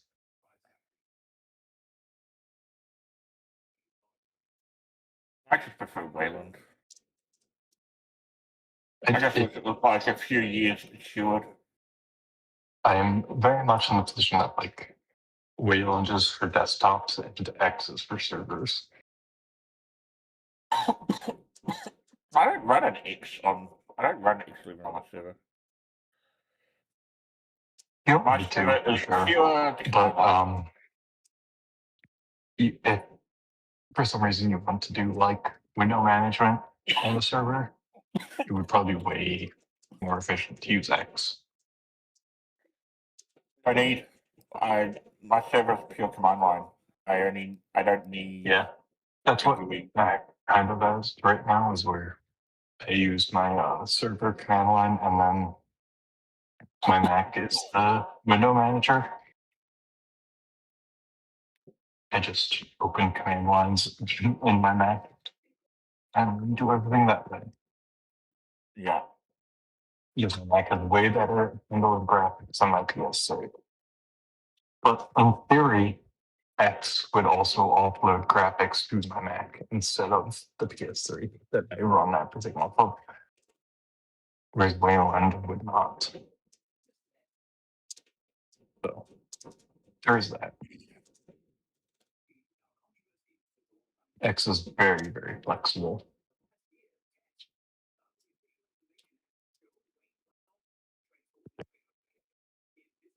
But at the same time, there's very little reason to actually run a GUI on the server. Yeah. I don't know. I've never needed to run a GUI in a server. My first server was run off a SIM client.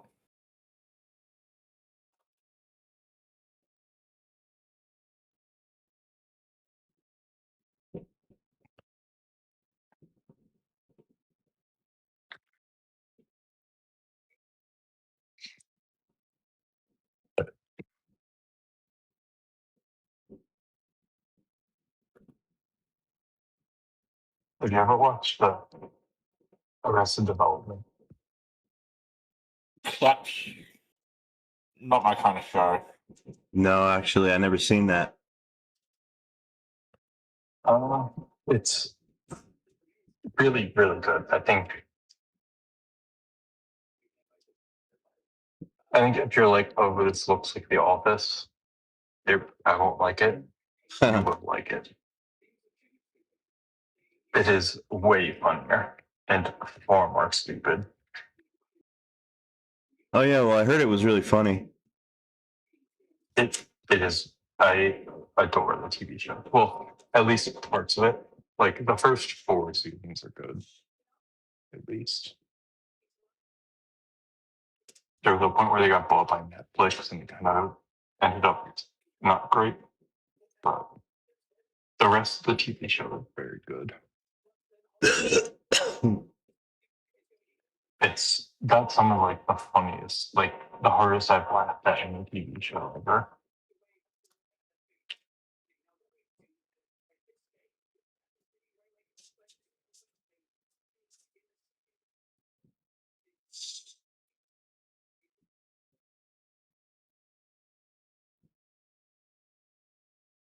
Twin Peaks is another amazing TV show. Oh yeah. I have.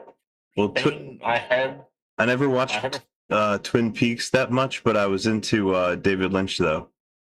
You ever see Eraserhead? Yes, I love Eraserhead. Eraserhead's very good. I've seen also Blue Velvet, and yeah, Blue Velvet. I recently watched Blue Velvet's pretty good. I missed Twin Peaks though. I never saw that. I would highly, if you like Blue Velvet at all, Twin Peaks feel Blue Velvet, but like refined. It's very good. Twin Peaks is probably like, if you like Blue Velvet, you will adore Twin Peaks. Huh. Yeah, because it's kind of like he quite liked it. What was it? With so like with Blue Velvet, it's like a small town mystery. Twin Peaks is pretty much the same thing, but it has the time to really develop it and like go into each character, so you kind of feel more for like how everyone ends up in the situation that they're in. Well, it's like a murder mystery, right? Kind of. The murder is not really. I mean, it's important, but the mystery isn't too much. It's more about like how the town reacts to the mystery and how like the mystery is like the murder is more like how you just get into the town of Twin Peaks. Didn't David Lynch die? Yep, he died this year. Yeah, he's not. We did get a 3rd season. No longer with that us. Was, released in 2017. That's really fucking sad. Him and who's that other guy? The one from Maryland, John Waters. Do you like John Waters? He died too. No, John Waters is alive. For real? Oh shit! I totally. John Waters and Mel Brooks are still alive. Oh. I would lose my mind when John Waters died. I will actually lose my fucking mind when he dies. I watched Desperate Living in high school. I thought it was the funniest fucking movie. Have you seen Pink Flamingos? That's also hilarious. Yeah. Well, Pink Flamingos, that's like the little bit more well known. That's like the classic. Yeah, it's his known raunchy movie, and it's great. It's hilarious. It's like a bunch of dudes fucking around, which I love. Oh yeah, yeah. They were all just chilling, and I think they were all on meth. Probably. They're definitely on something because they're all fucking like insane during the movie, and it's so good.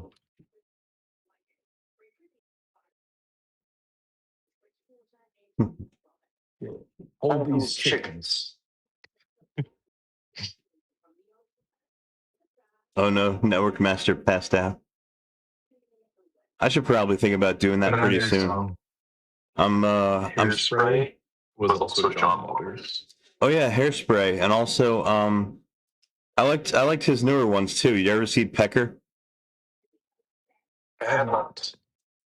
Pecker's actually pretty good. It's got I think what's his name? Edward Furlong.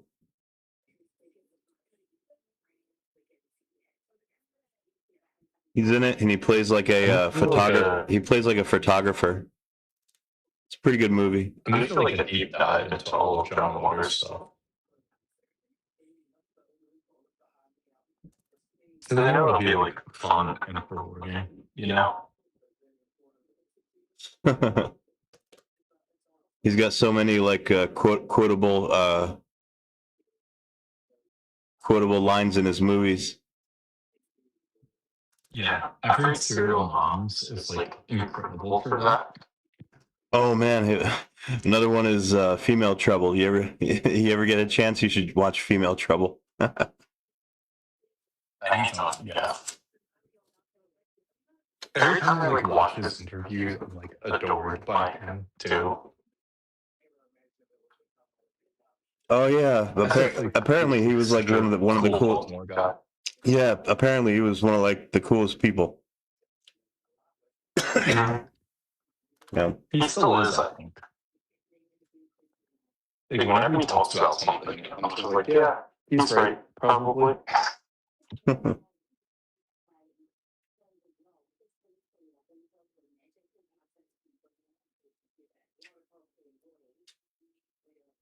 So what we're working on here is I just realized that I don't have my SPU binutils and PPU binutils packages anymore, so I have to rebuild those. So that's what I'm working on here. This is going to be my PPU binutils packages.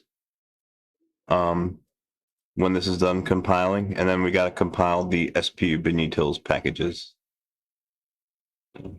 Oh yeah. And that's a prerequisite. You need those before you can build the GCC tool chains.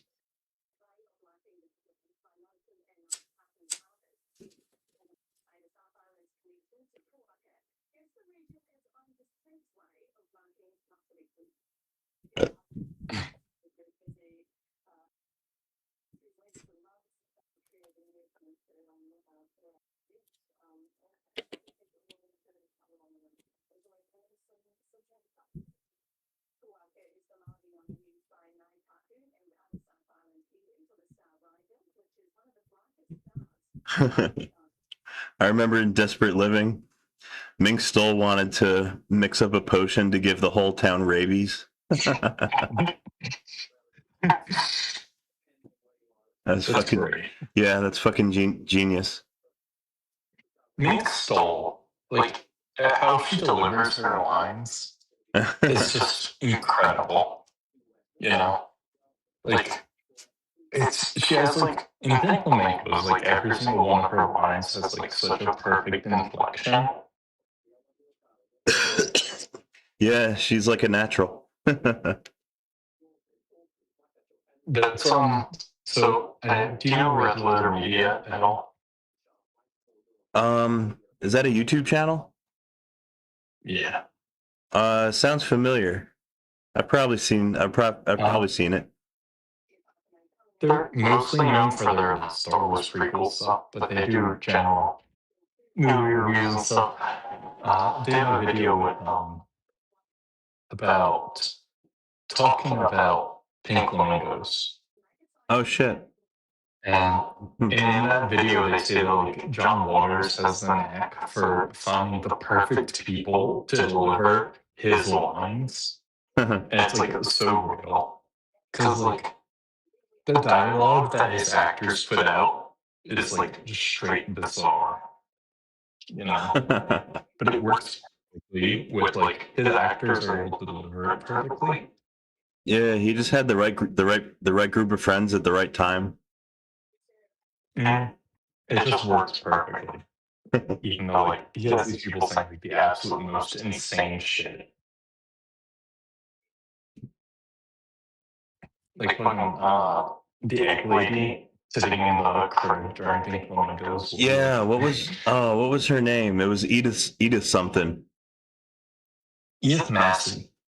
Yeah. Oh, so something kind of interesting is that Edith Massey used to have a thrift shop in the neighborhood of Baltimore called Phil's Point, which is also where my sister lives in Baltimore. Oh Phil's shit. Point. Oh, that's The fucking thrift cool. shop does not exist anymore, but I think that's kind of interesting. So Wow. Well, yeah, she was. Yeah, the egg lady and the fucking like the that little pen that she was in. It's so funny. Eggman. He's going absolutely nuts over the Eggman.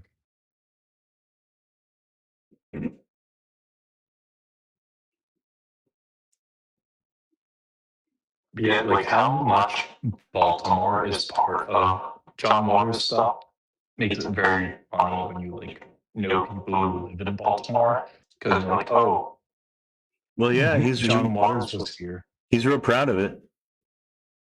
I love that too.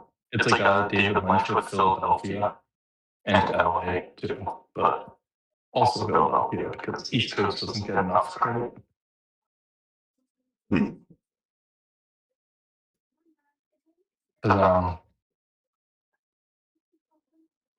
Eraserhead was shot with Philadelphia in mind. I think it was shot in Philadelphia too. Oh, really? Oh shit! I didn't know that.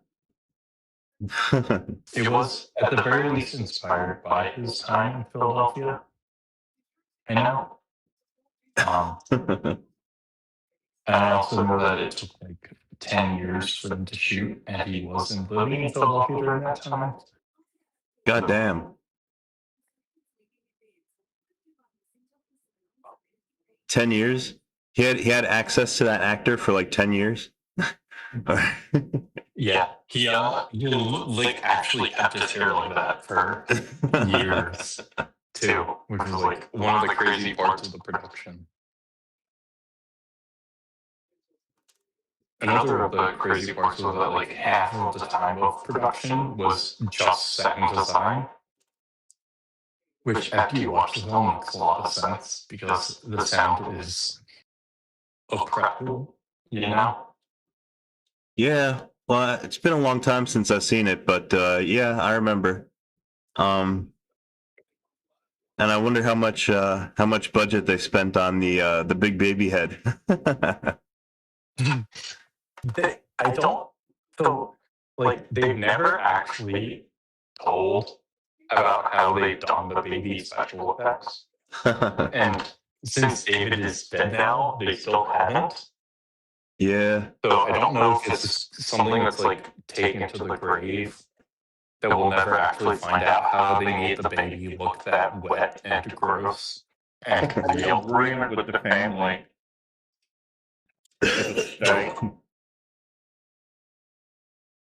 Yeah. It's just like, I mean, I don't know if the family, like David's family, actually knows either. Like, I feel like it's something that like David took to the grave, you know?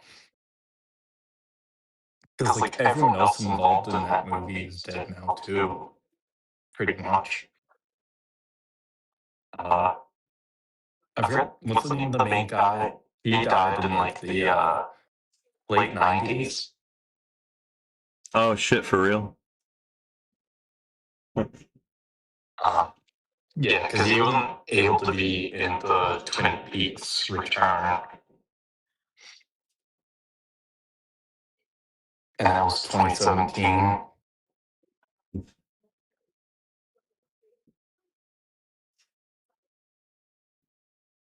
Had some funny sound effects in that movie too.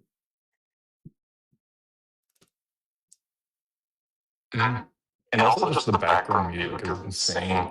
And like when the dad is like cutting the chicken and like talking about the chicken. The futuristic mini chickens or whatever. Yeah. And they move, and he's just kind of like staring at them. Everyone else is horrific or horrified. It's such a good movie.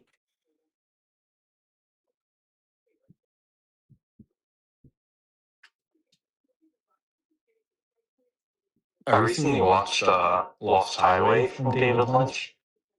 Really? And I saw it was that. pretty Believe it or not, interesting. I saw that when it came out in the theaters.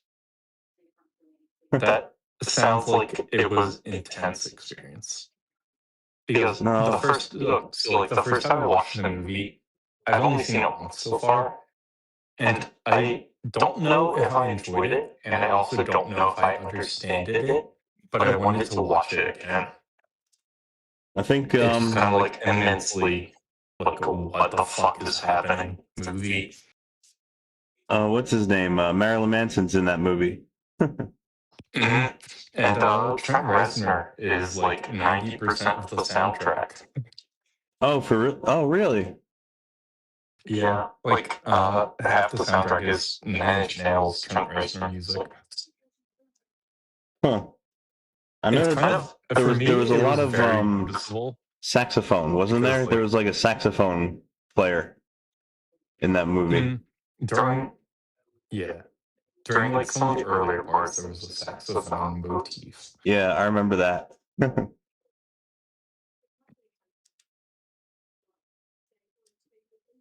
It was I need to watch the movie again to more like form an opinion around it, you know? But it was like it felt like such a fucking bizarre movie. Yeah, it was fucking bizarre. I don't remember it like having like a conclusion. I feel like that's one. Well, I don't know actually. Yeah, it didn't really. If it was kind of circular in a way. Yeah, maybe that's what it was meant to be, like circular. That's what I've like read it was meant to be, but I don't actually know like how much. I feel like you'll need to rewatch it to understand that aspect of it, you know? To be like, oh, like you get that on the second time through how circular it is. Yeah. You know? Well, shit, I can't. I gotta say, I was probably like in high school when I saw that movie. Yeah. Because there's been like a lot of movies I've seen, like well, not movies, but when I watched Evangelion for the first time, like going through it for the second time, I noticed a ton of stuff that was like not only foreshadowed or set up, but like thematic. The themes of the show became way more transparent once you can watch through. Would you recommend that? Because I've never seen Evangelion. I enjoyed Evangelion a crap ton. Oh yeah, you enjoyed it? It's I mean, if you can get in, I think the hardest sell for Ava is that the main character is kind of a whiny bitch. But if you can get through that, like, it's great. Huh. Yeah, I've never seen that. Yeah, I think it's at the 30th anniversary right now, so there's like a lot of stuff in theaters for it. So it's a good time to get into it. Oh wow.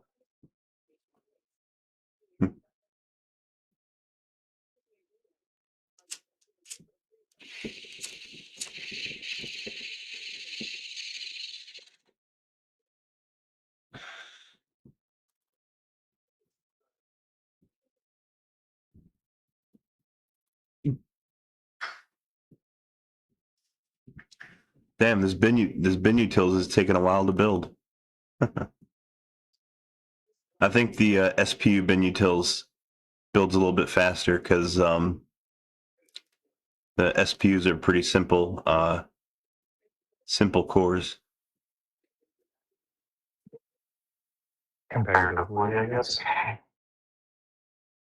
Single instruction multi-data set. Yeah, that's basically that's what they're good at. They're any kind of efficiency cores of the PS. well, any kind of algorithm that like makes heavy use of like vectors, like vector mathematics, is going to be a good candidate for the SPUs. Which is, I feel like they'd be amazing consoles for an AI cluster. Yeah, unfortunately when the PS3s were big, they weren't really doing AI, you know. But I wonder if they would do that. I wonder if they would do that on a cell platform today. Probably. I mean, the main problem is the RAM, but the cell could easily get around the RAM, I feel like.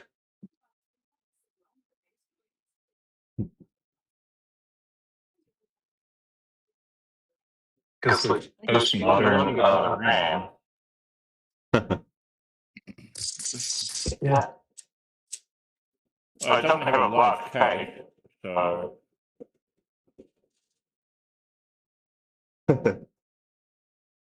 Like most modern AI models require like 2 gigabytes of RAM to run. And like you could fake a few gigabytes of RAM in the SPU's weird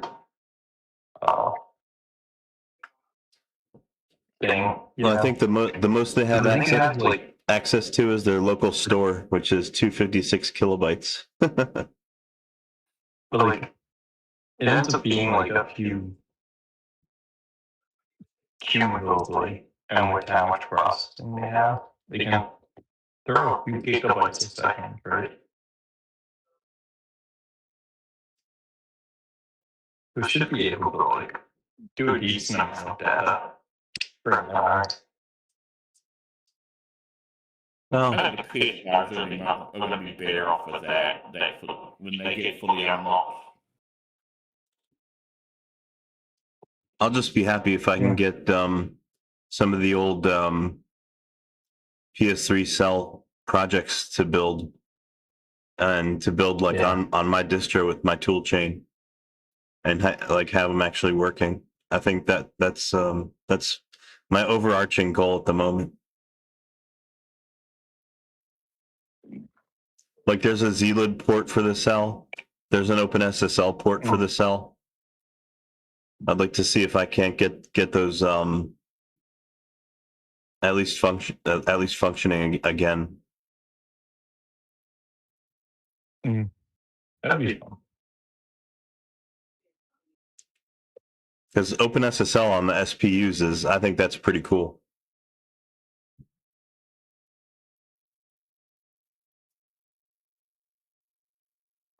Yeah, it's kind of like, I feel like the benefit of the SPUs is being able to like throw random programs onto it. Well, yeah, they operate independently pretty much.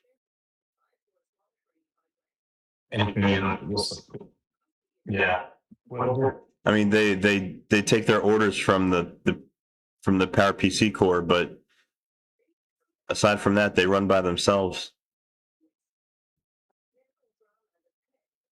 I'd be more interested if someone like made a new board, took the chip off the board, put it on his own board, gave it got a whole bunch of DR3 memory, gave it like a gig of RAM, just really built a custom computer out of it. That is what I'd love to see out of the PS3.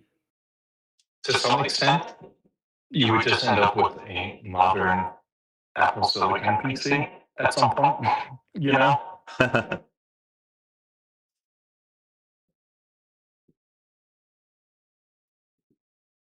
Yeah.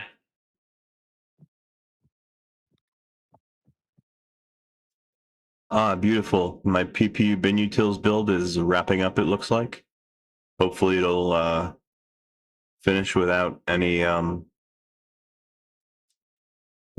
errors.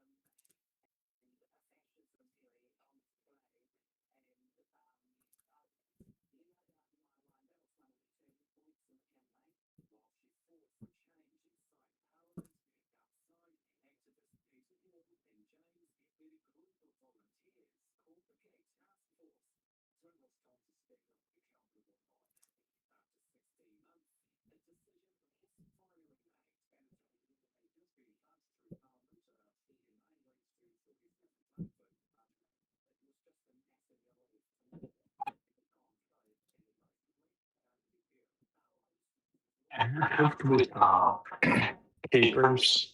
Ever cooked with capers? Insane food.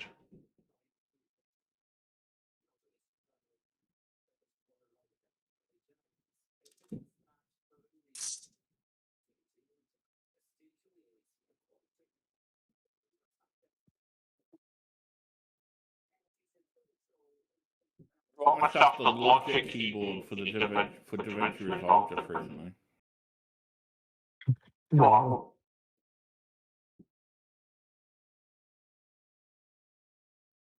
Yeah. Yeah. Okay. USB and Bluetooth. I can put it Beautiful. in my laptop and carry it around with me. PPU Binutils is built. There's my new RPM binary RPM packages. I'm gonna go ahead and run the same build, but we're gonna do it for the SPU cores. So we're gonna be building SPU Binutils.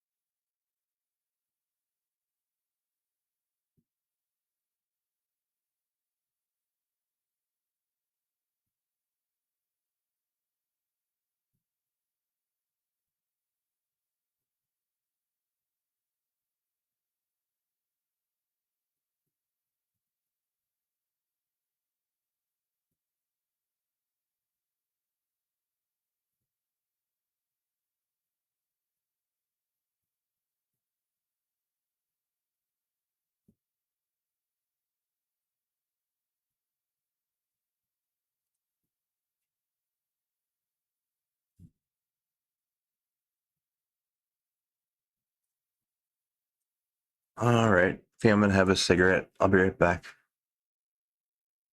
Good luck.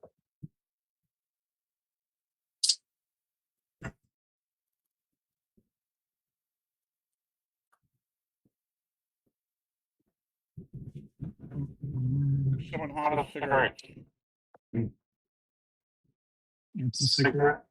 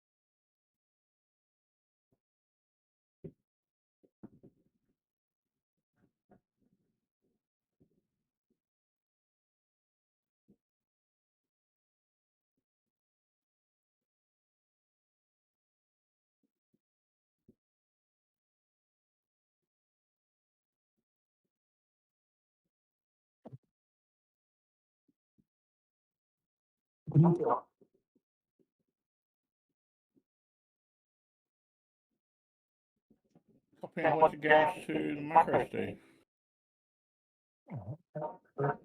I feel like fucking pop. Standing around and he feels like he's fun. I'm like, well, what the fuck are you doing? Who? What? No, that's pets. I'm fucking cat and dog. And my cat is vaguely aggressive. And our dog is a chihuahua, so it's skittish. Don't take it on the beach, it may fly away. Yeah, and she has a habit of barking at hawks, who could very easily pick her up and carry her away. Chihuahuas, you know.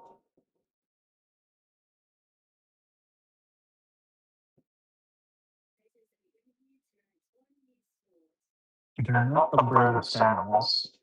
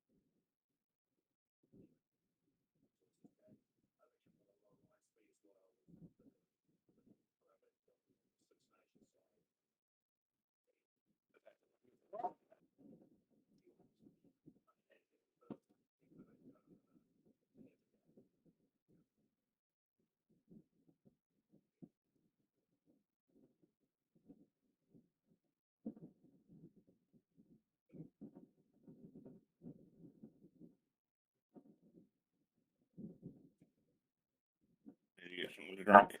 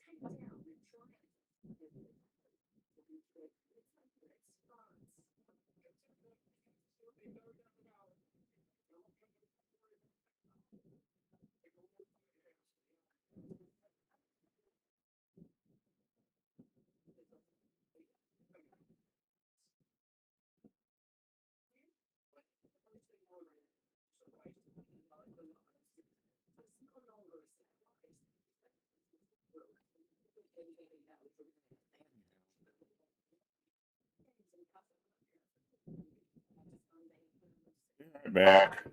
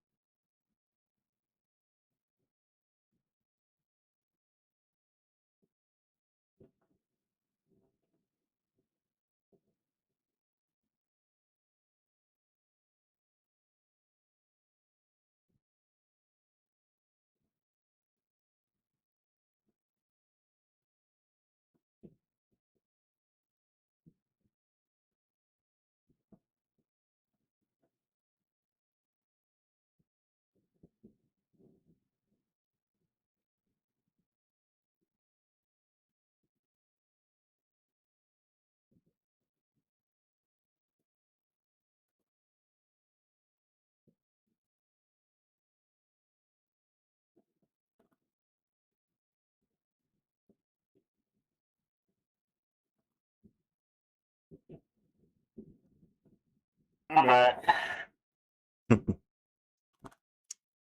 I made the mistake of helping someone I know build a computer.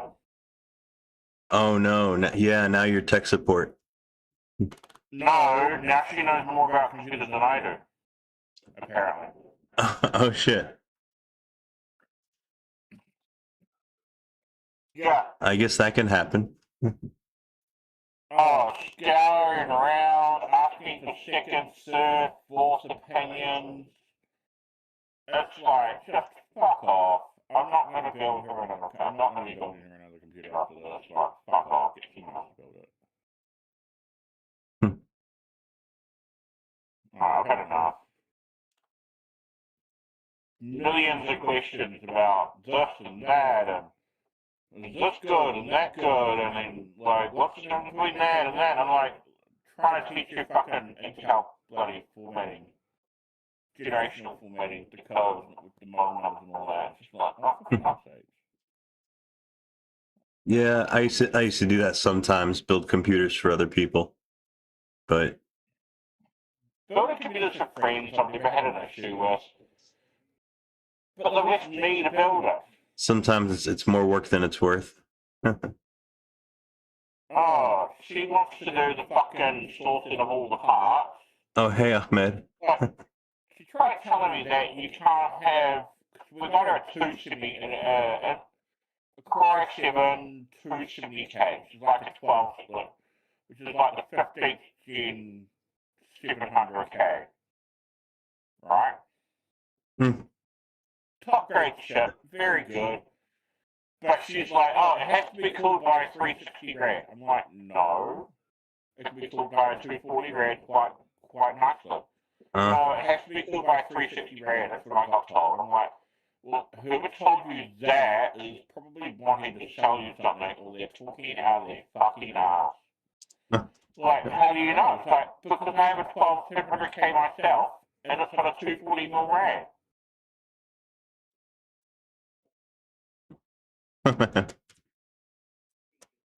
Same grade of process, it's just a couple of generations back, and it's like, oh, God.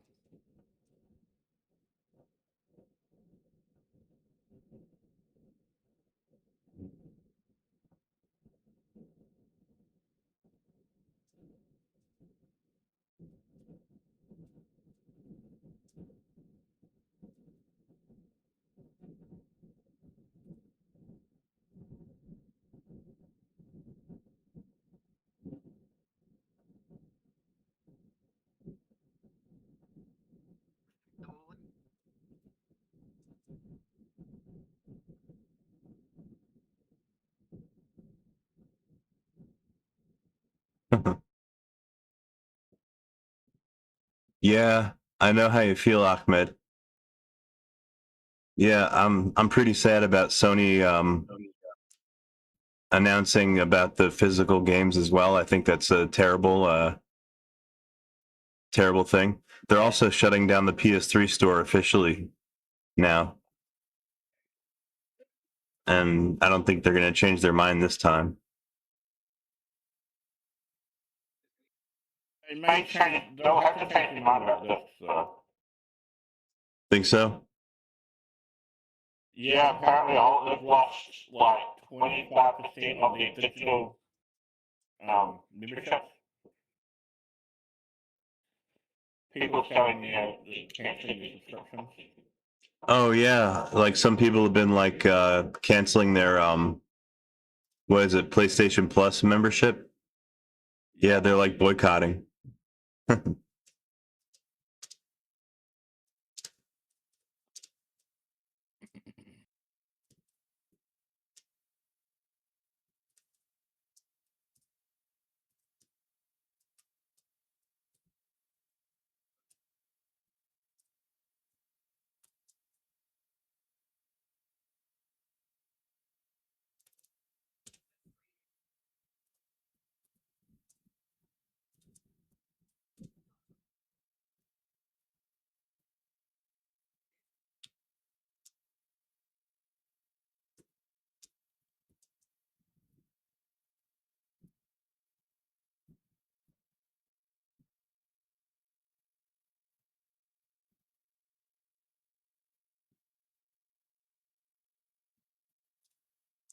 Oh yeah, 12 bob. Yeah, that's the other thing. I mean, how many gigabytes can a Blu-ray disc carry? Maybe what, 100? 25, depending on the type of disc, 25, 50, and 100. 25 to 100? Yeah, a lot of games these days are just going to be like too large for Blu-ray discs, you know, because they're so big.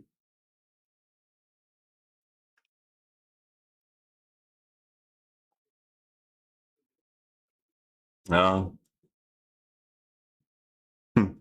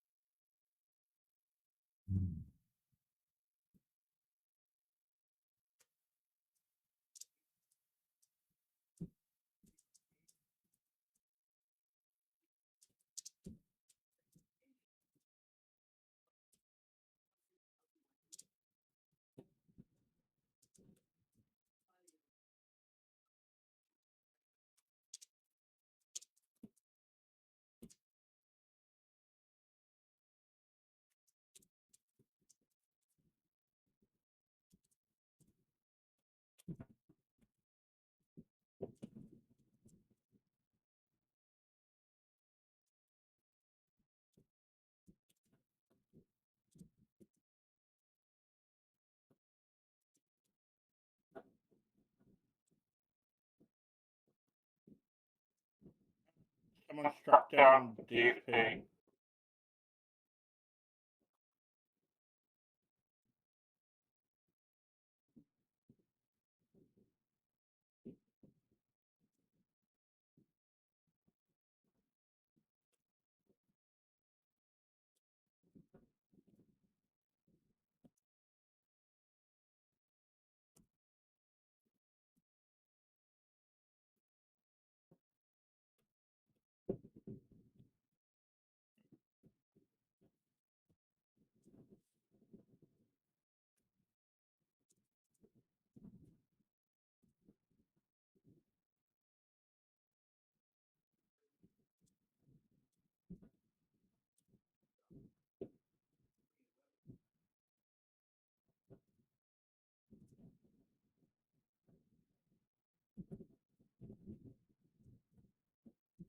Guys, watch new upload on InfoWars?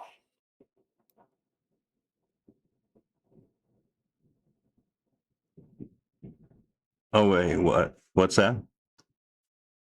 Have you guys watched the new upload on InfoWars? Infowars? No. You should. No, they got took over by the Onion. Yeah, they're giving us some hard-hitting journalism now. I know, it's probably fucking hilarious. And it's the truth, man. Like, did you know that JFK did not get hanged in his prison cell? He was shot in the back of a car. Oh God. Well, yeah. Now, you may think he may have been hung from the roof of the car, but the top was down. Infowars has reported such. Yeah, Infowars is defunct. Let's see, PPC 64 and SRP.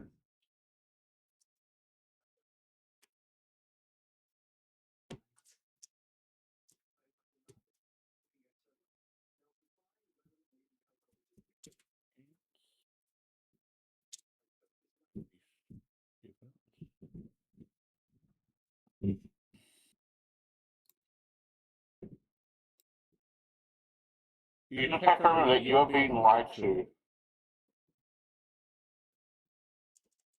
Oh, and Alex Jones blew up in his car. No, I'm sure he's still around. Nope. He blew up in his car. He went and brought several cheeseburgers and like full meals, and he ate them in the car and he blew up. Now, you may be wondering why he's still like doing stuff on his website.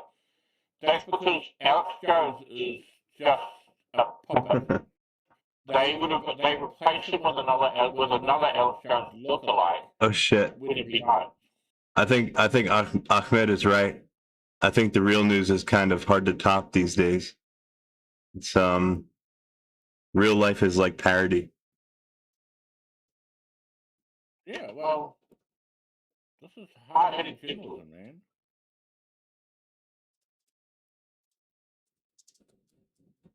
Yeah, he popped like a balloon in his car. I'm telling everyone, go to the real YouTube.com at Real Infowars. Oh.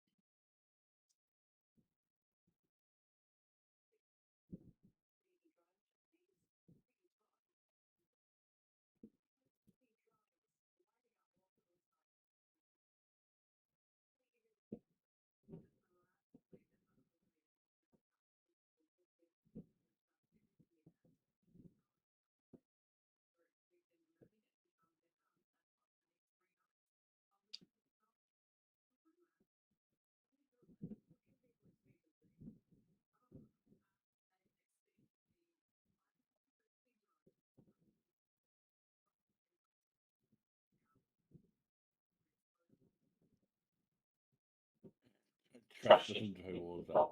No, you gotta trust him. He's the Infowars elf. He's the mascot.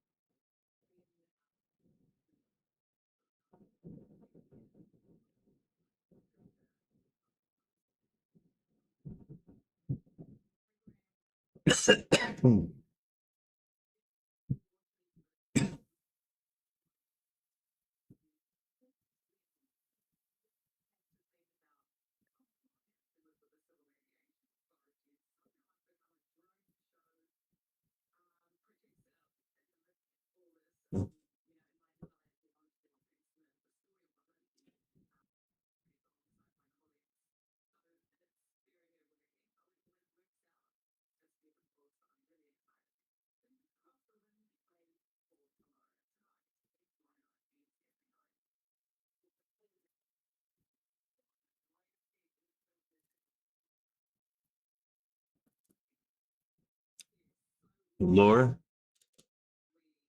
Yeah, I don't know what that is. Infowars elf. Yeah.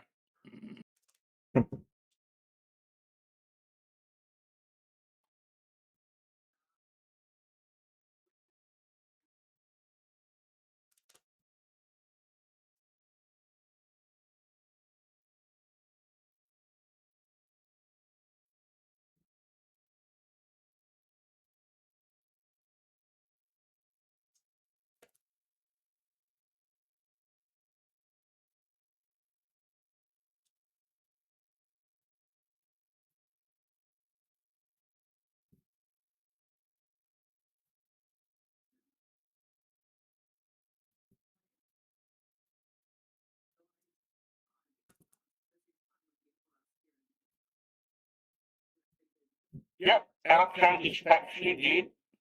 Infowars is reporting such. They've got he's been dead for a month now, apparently. Just over a month.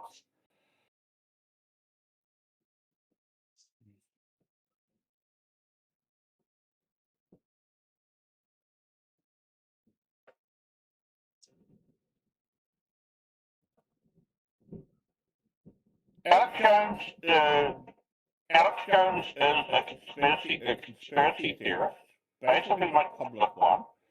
He built a website called InfoWars, and he basically stuck to his guns regarding the Sandy Hook hoax.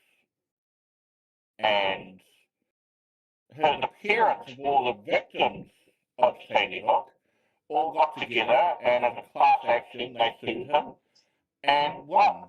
And they took him for everything he had, and they liquidated InfoWars, and it got sold, and it happened to be sold by, it happened to get purchased by The Onion.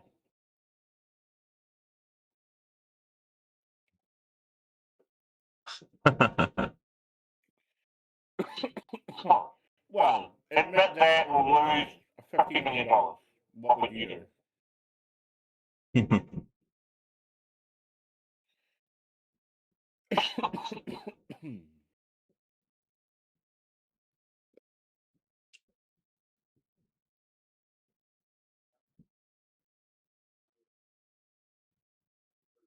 Oh yeah, I think he lost nearly a month. Like 70 to 50, no, 70 to 80 or something like that. All up. That's including InfoWars.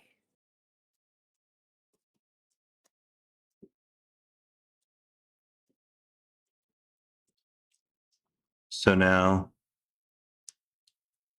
that I've uploaded my SPU binutils and PPU binutils packages onto my repo server, I should be able to install them from the command line, from just like this with DNF. So hopefully this works. Hey, network back. Hey, network.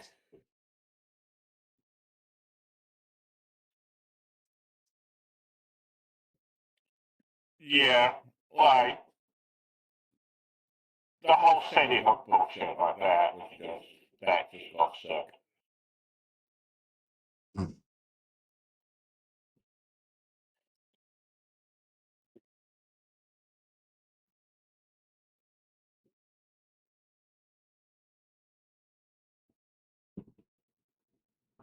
If somebody turned around and like, if the Onion started doing that, There they they wouldn't are. have a legal scandal, because everyone would know that the Onion is about satire, but the Onion wouldn't do anything like that. They've got, standards.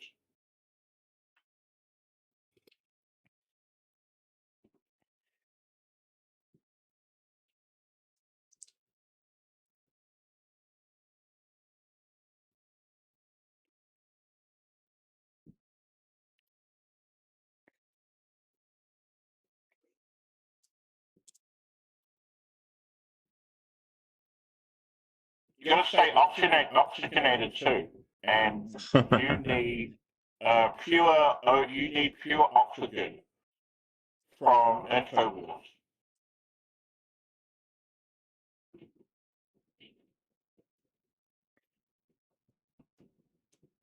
Yeah, well, the Onion is satirical, like, they want to joke, they're not about, like, denying reality.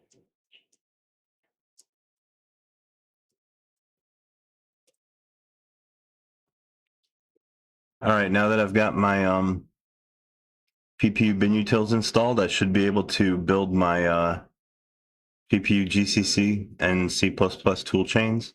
So let's try that out now.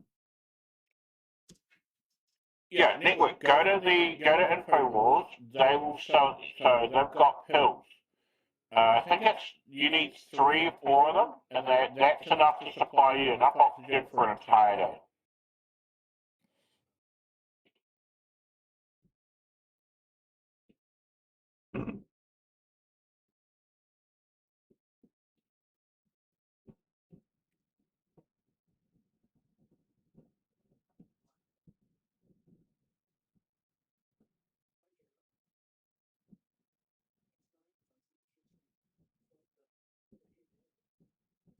No. You go to InfoWars. go to the InfoWars shop.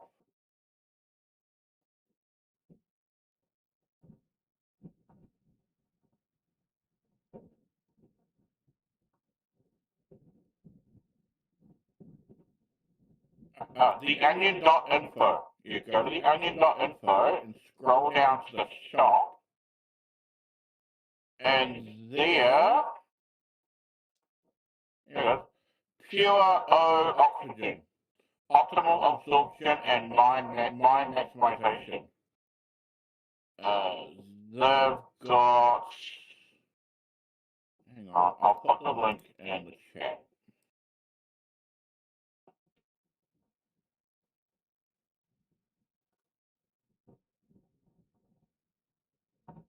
Yeah, you need to go there.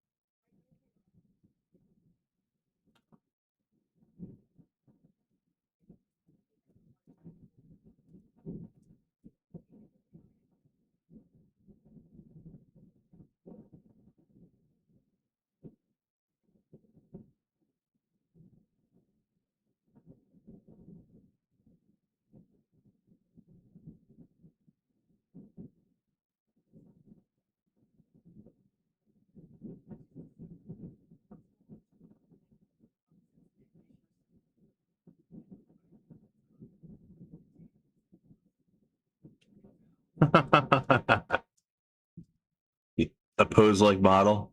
That's my Colossus pose.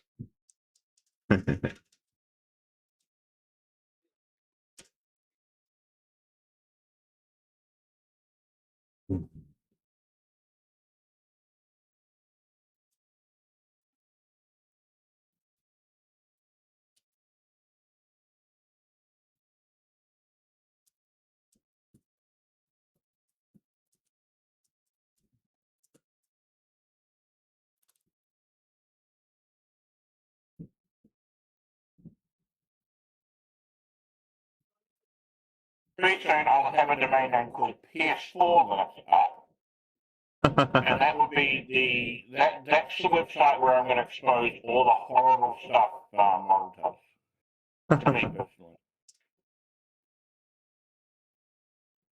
Physically.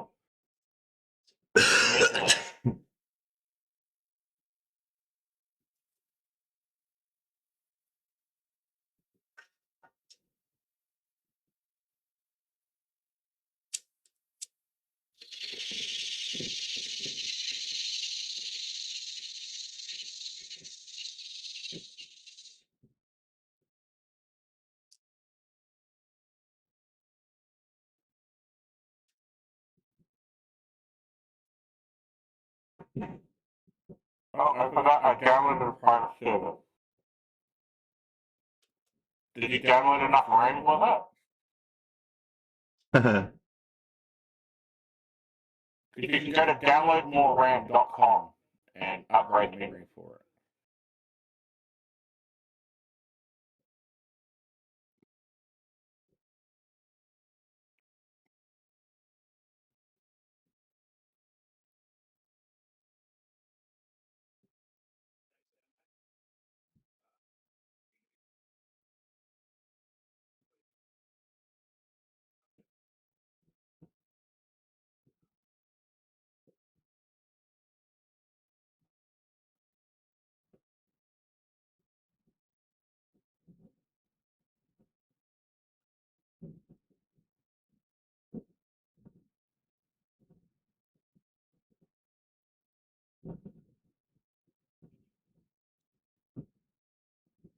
Oh, lordy, lordy, lordy. Okay.